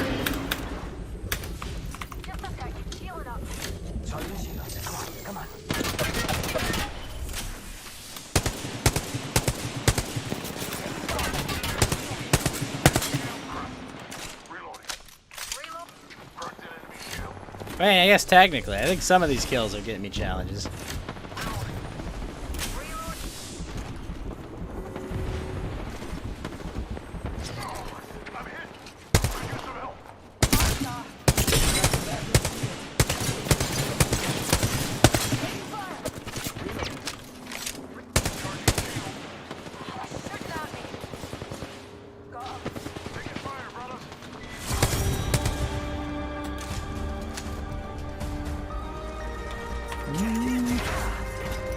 Yeah, I guess I could look at what my challenges are. We have a winner. Enjoy this, Legends. You'll have to earn it again tomorrow.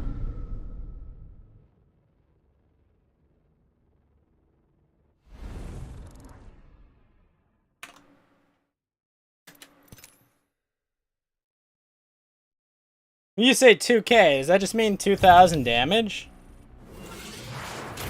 Made it to silver.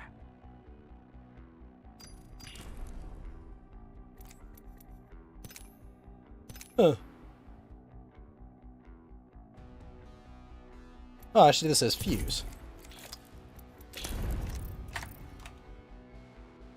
Ba-na-ba-na-ba.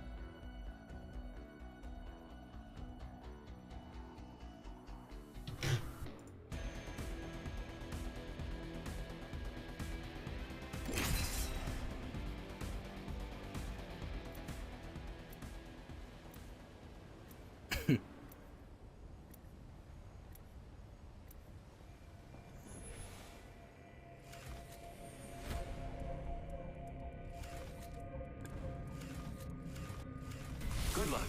Have fun. Don't die. If there's dirty deeds need doing, I'll do them dirt cheap. It's a good day to take out some fools and be back in time for dinner. I got pork chops tonight. Yeah. You know, I don't take myself too seriously. I don't take myself anywhere, really. I need to get out more.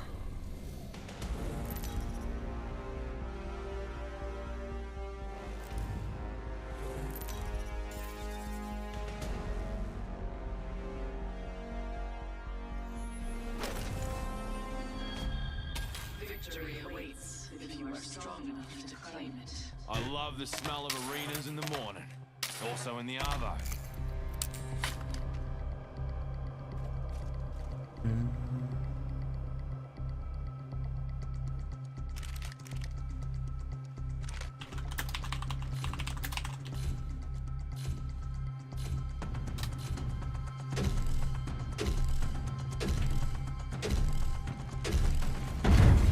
Round one. Fight.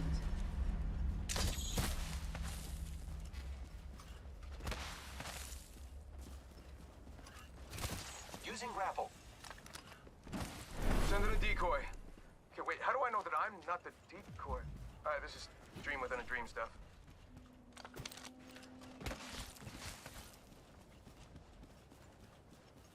Got some materials. I'm taking fire, friends. Got us a care package coming in. Oh, dude.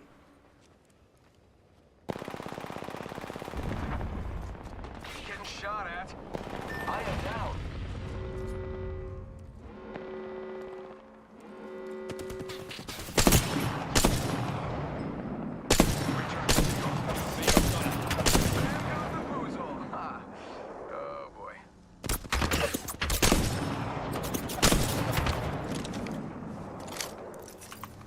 Juicing me shields.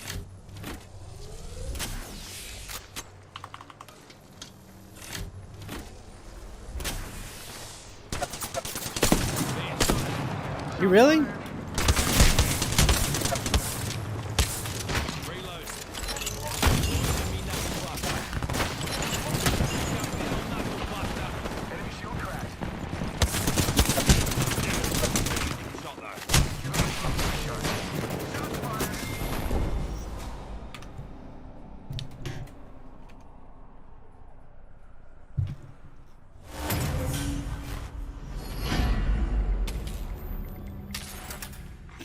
Let them catch you unprepared.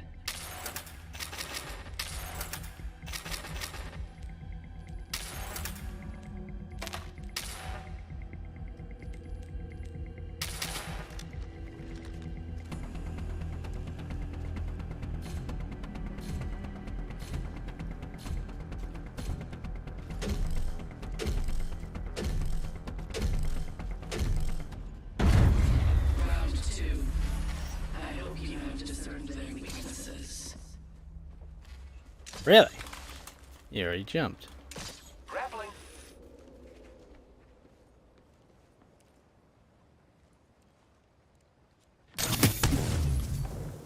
Heads up, got one here.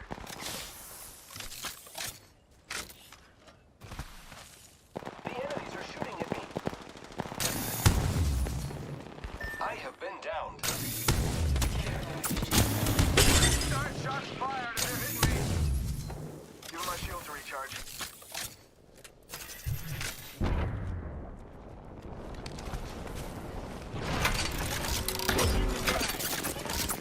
Launch a frag. Break that enemy shield.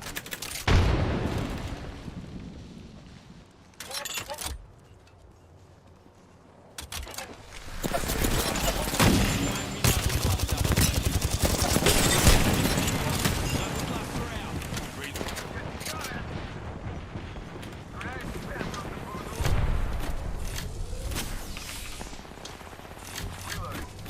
Bad news. I'm down.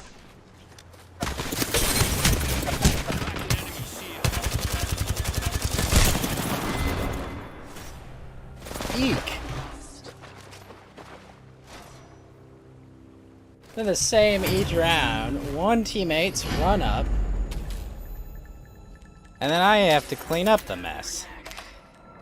Force it back. Our other friends are about to beat us, friend.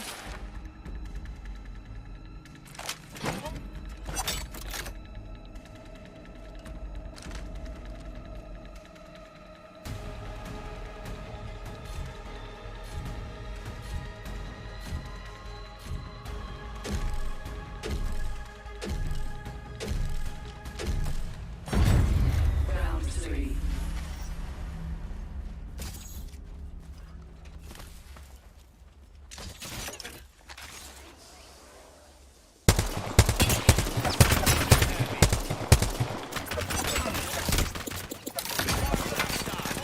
Frag going long. Recharging me shield. Picking them out with a decoy.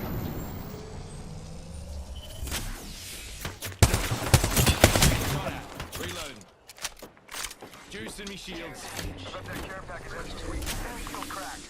Reloading. Get out, get shot at.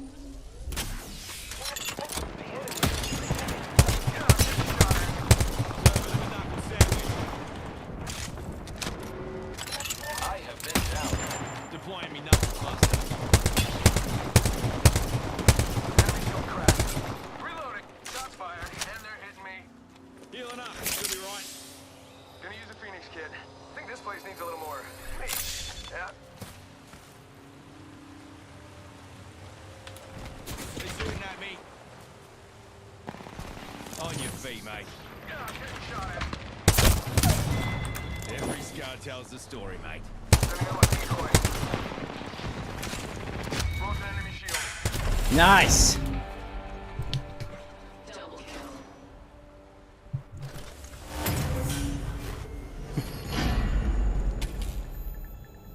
The match nears its end.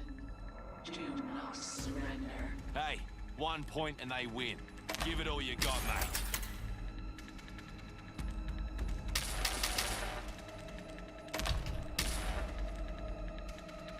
Round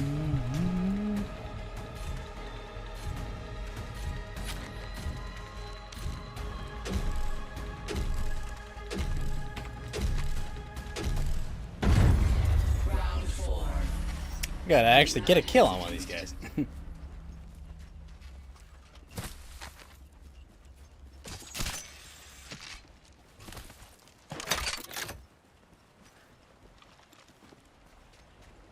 Sending out my decoy. Frag Soren. Recharging my shields. I am taking fire, friends. Care package arriving. Check it out. Care package coming in. Recharging shields. Bam to the woozle. Sending out a decoy.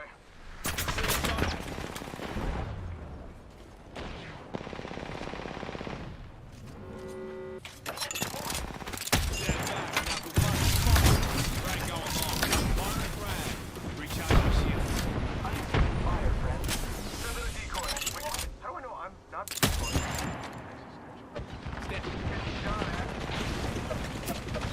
Recharging shields. Giving my shields a recharge. Dupes to the rescue.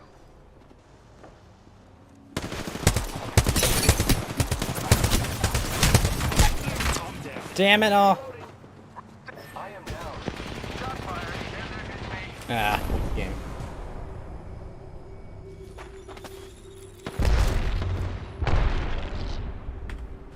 Disappointed. Impressive. Now repeat.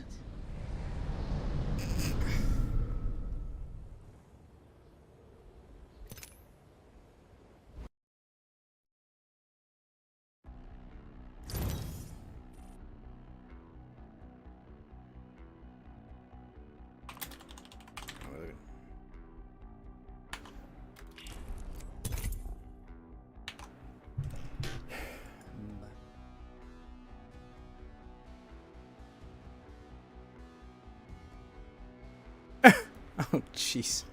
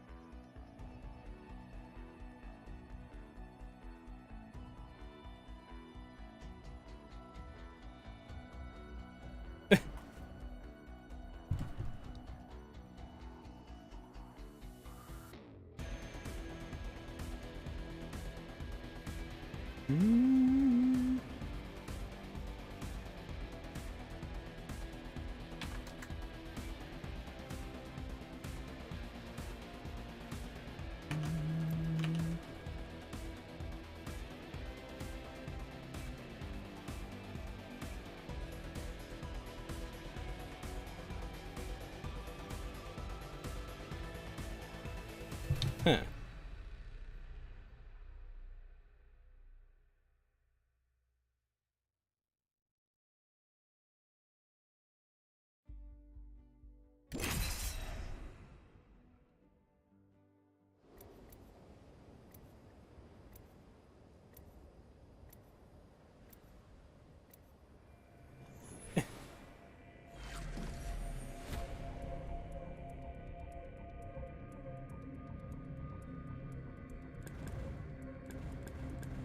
Trust your senses. No Embrace crapping the about, hunt. fellas. Let's bloody do this.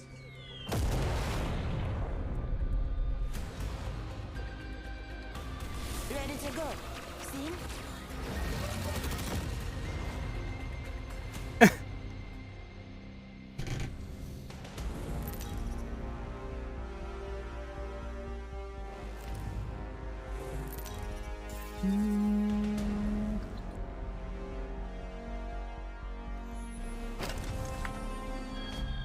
Go.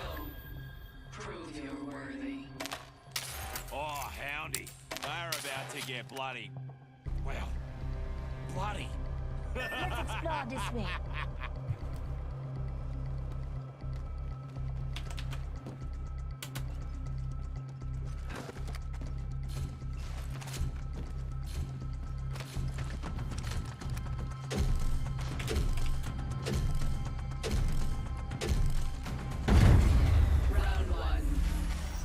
Let's hope I can hit some shots this time.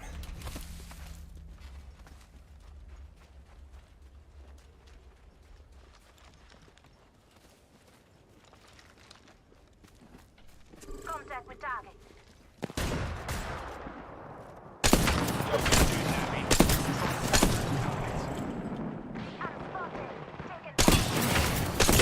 Enemy shield. Reloading. Launching me knuckle cluster. Serving him a knuckle sandwich. Use that enemy shield. Juicing me shields.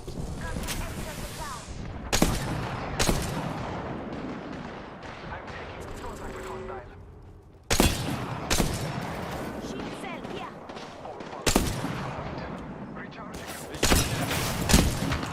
Reloading. Juicing me. Broke their shield now. Reloaded. Shield cell here. I'm taking fire. Down the hostile on Scotty.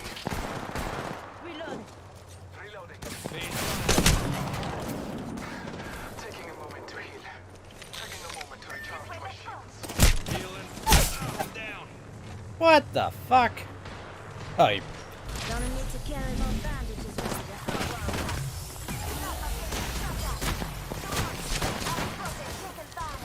I crafted on Scotty's shield. Broken enemy shield. Reloading. Reload. Enemy. Recharging my shields. Nice! In my experience, kids, you get more out of life if you don't follow the rules. Very nice.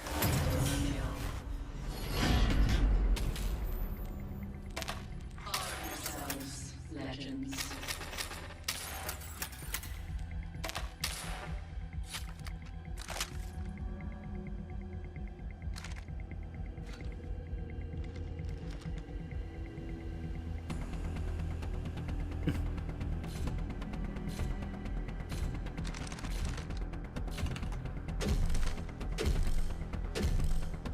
Let's explore this way. Heard that.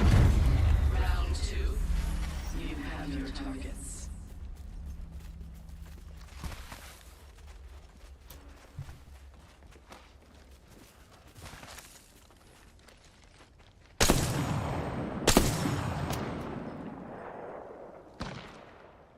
I'm taking fire. I crafted on Scotty. Goes and shooting at me. Recharging my shields. Healing. Give me a sec. Care package. Recharging me shields. Healing my wounds.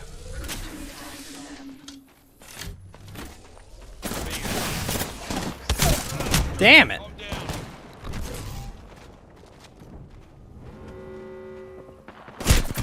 Nope.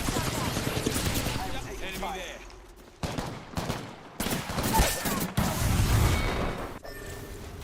Ah, both of you.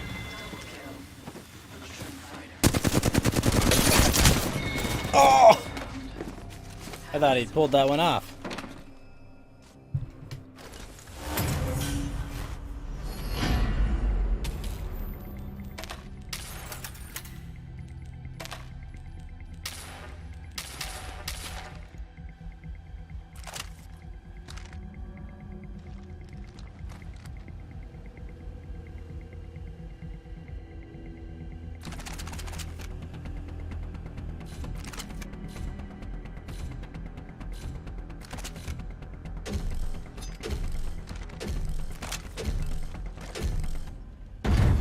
Round 3.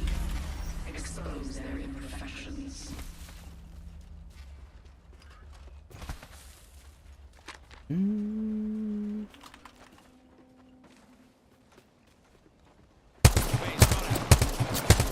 our surroundings. Oh, fuck. Recharging me shields. Go and check it. Got some material for us.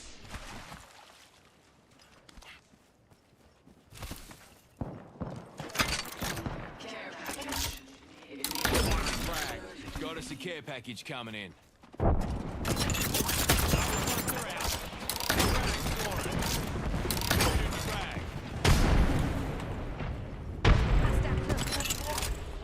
Here comes the old knuckle.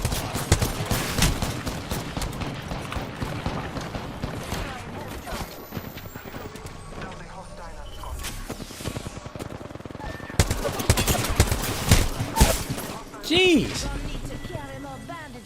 Oh, Struth, I'm down. Damn it!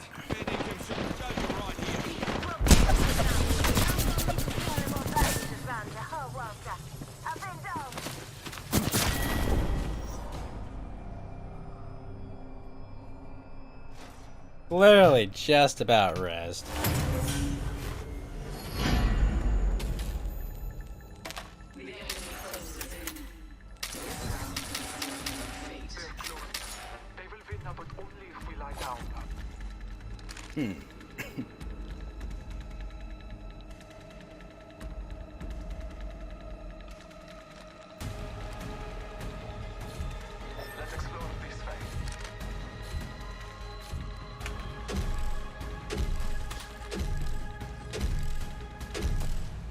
You and your teammate are about to win. It's a 1v1. Let's go.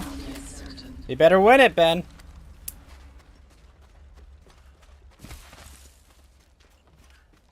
Don't be choking.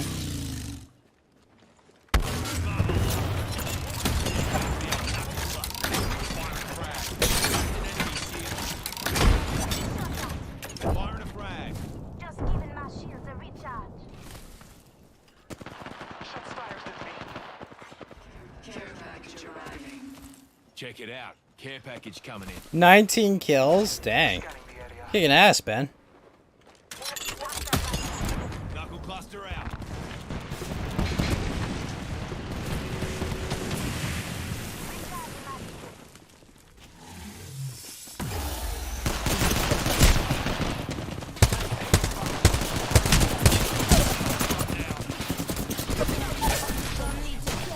Fire!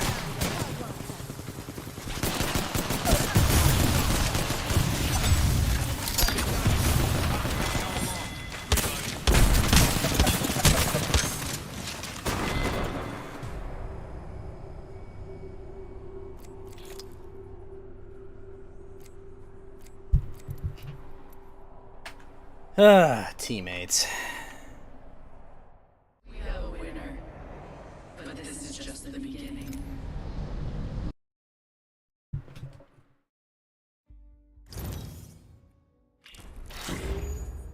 Yo, how'd you get 19 kills? That seems a little absurd.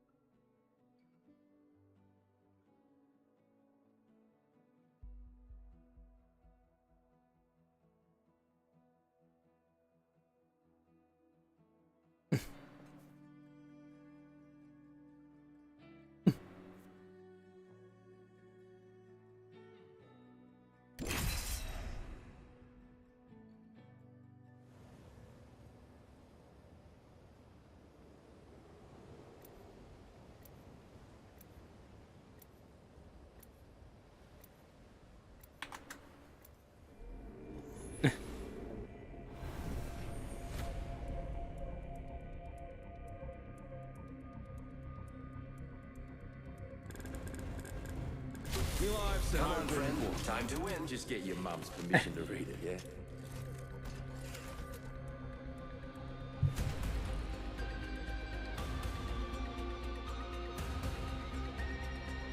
No matter what, we get each other home.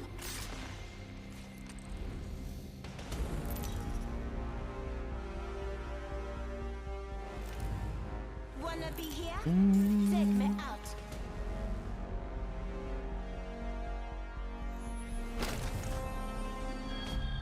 Begin, legends. Get ready. We're about to do some fun winning. Bang.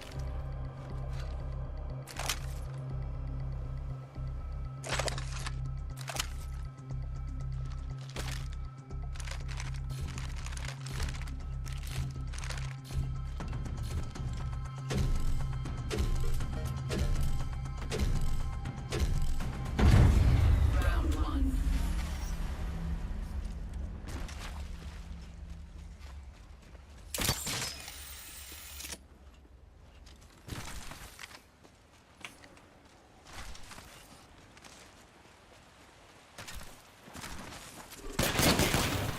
some materials for us. Yay! Off the mic. Fire. Here comes the old knuckle. Oh shit. Next fire. Care package Give my shields a delivered. recharge. Care Shields package to touches down. recharge. Contact. Enemies are shooting at me.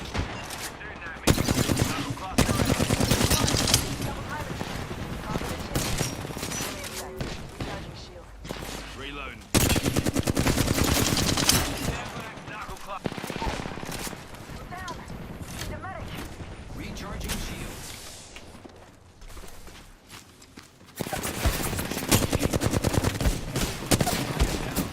Cracked an enemy shield.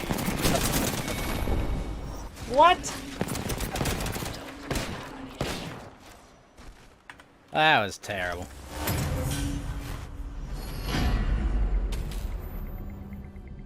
Prepare well if you wish to survive.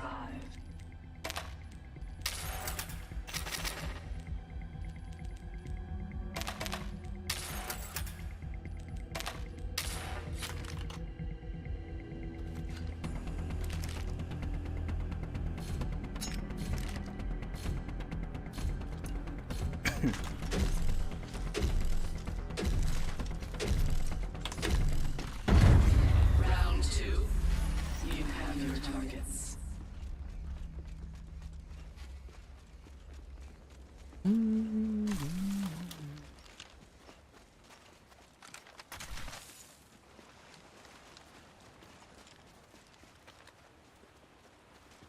Clown there.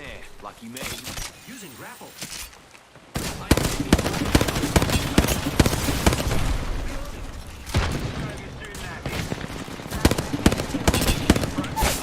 Fuck!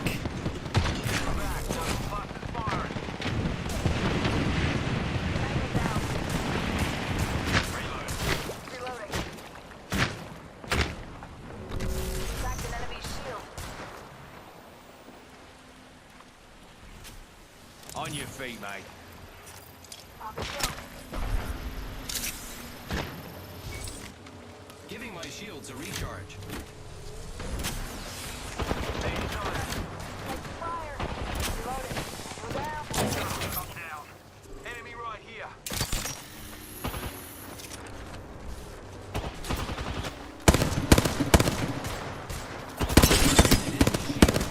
Reloading.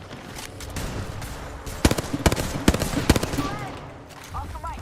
I'm spotted. Down in front. Enemy here. Fire, friends. Enemy taken down. Ah! Enemy being revived here. Contact. Spotted. Double timing it. Nice! Yes. The superior fighter is clear. Very clutch.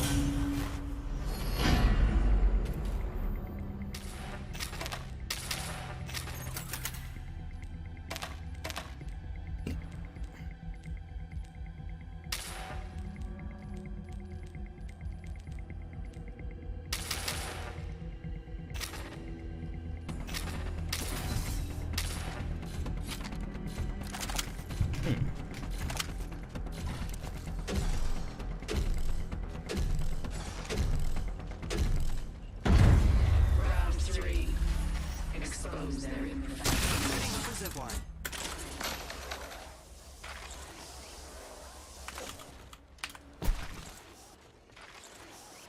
Well there.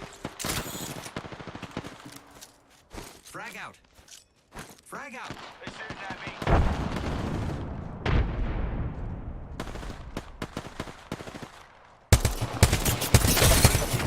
Taking fire. Give my shield a recharge. Here comes the old knuckle cluster. Recharge me shields. A broken enemy shield.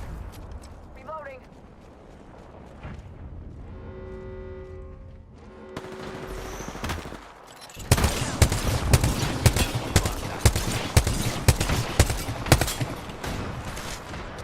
Taking fire. Spotted. Double timing it. Give my shields a recharge. Being shot at. Down. Bad income shot. Enemy Spotted. Double timing it. reloading.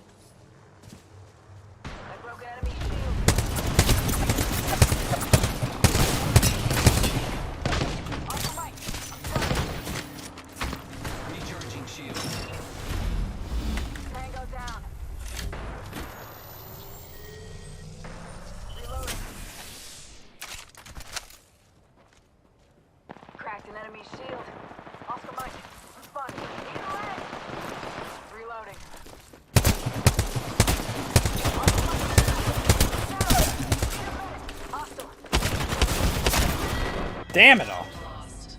They were all alive? I had no idea the last guy was alive.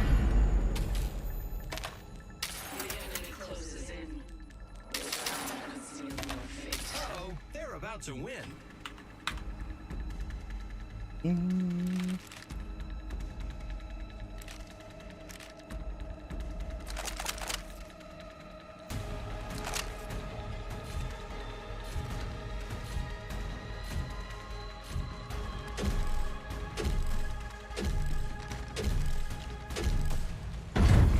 Round 4.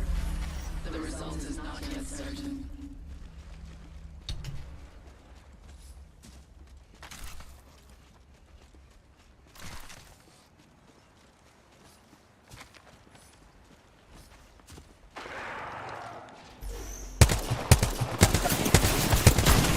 Here comes the old knuckle cluster. Giving my shields a recharge.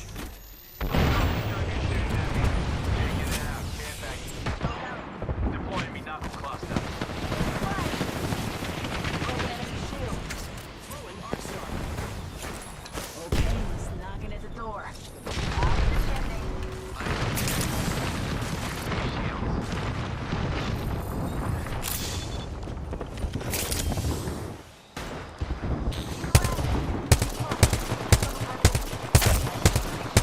Cracked an enemy shield. Reloading. Repairing.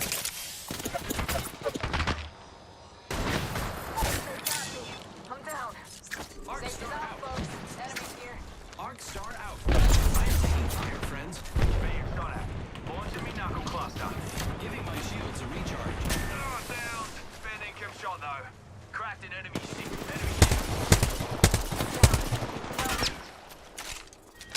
Don't worry, I'm here.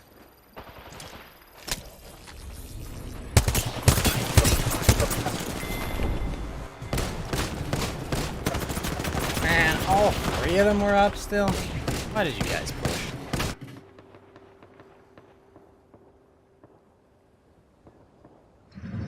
Congratulations, winners.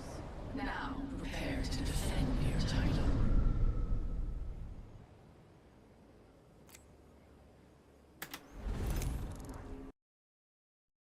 Well, I have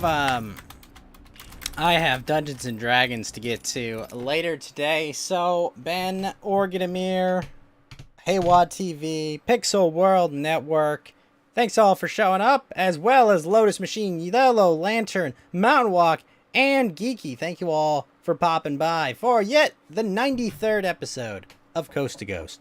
So, let me give you all some wise words, and I am going to get out of here.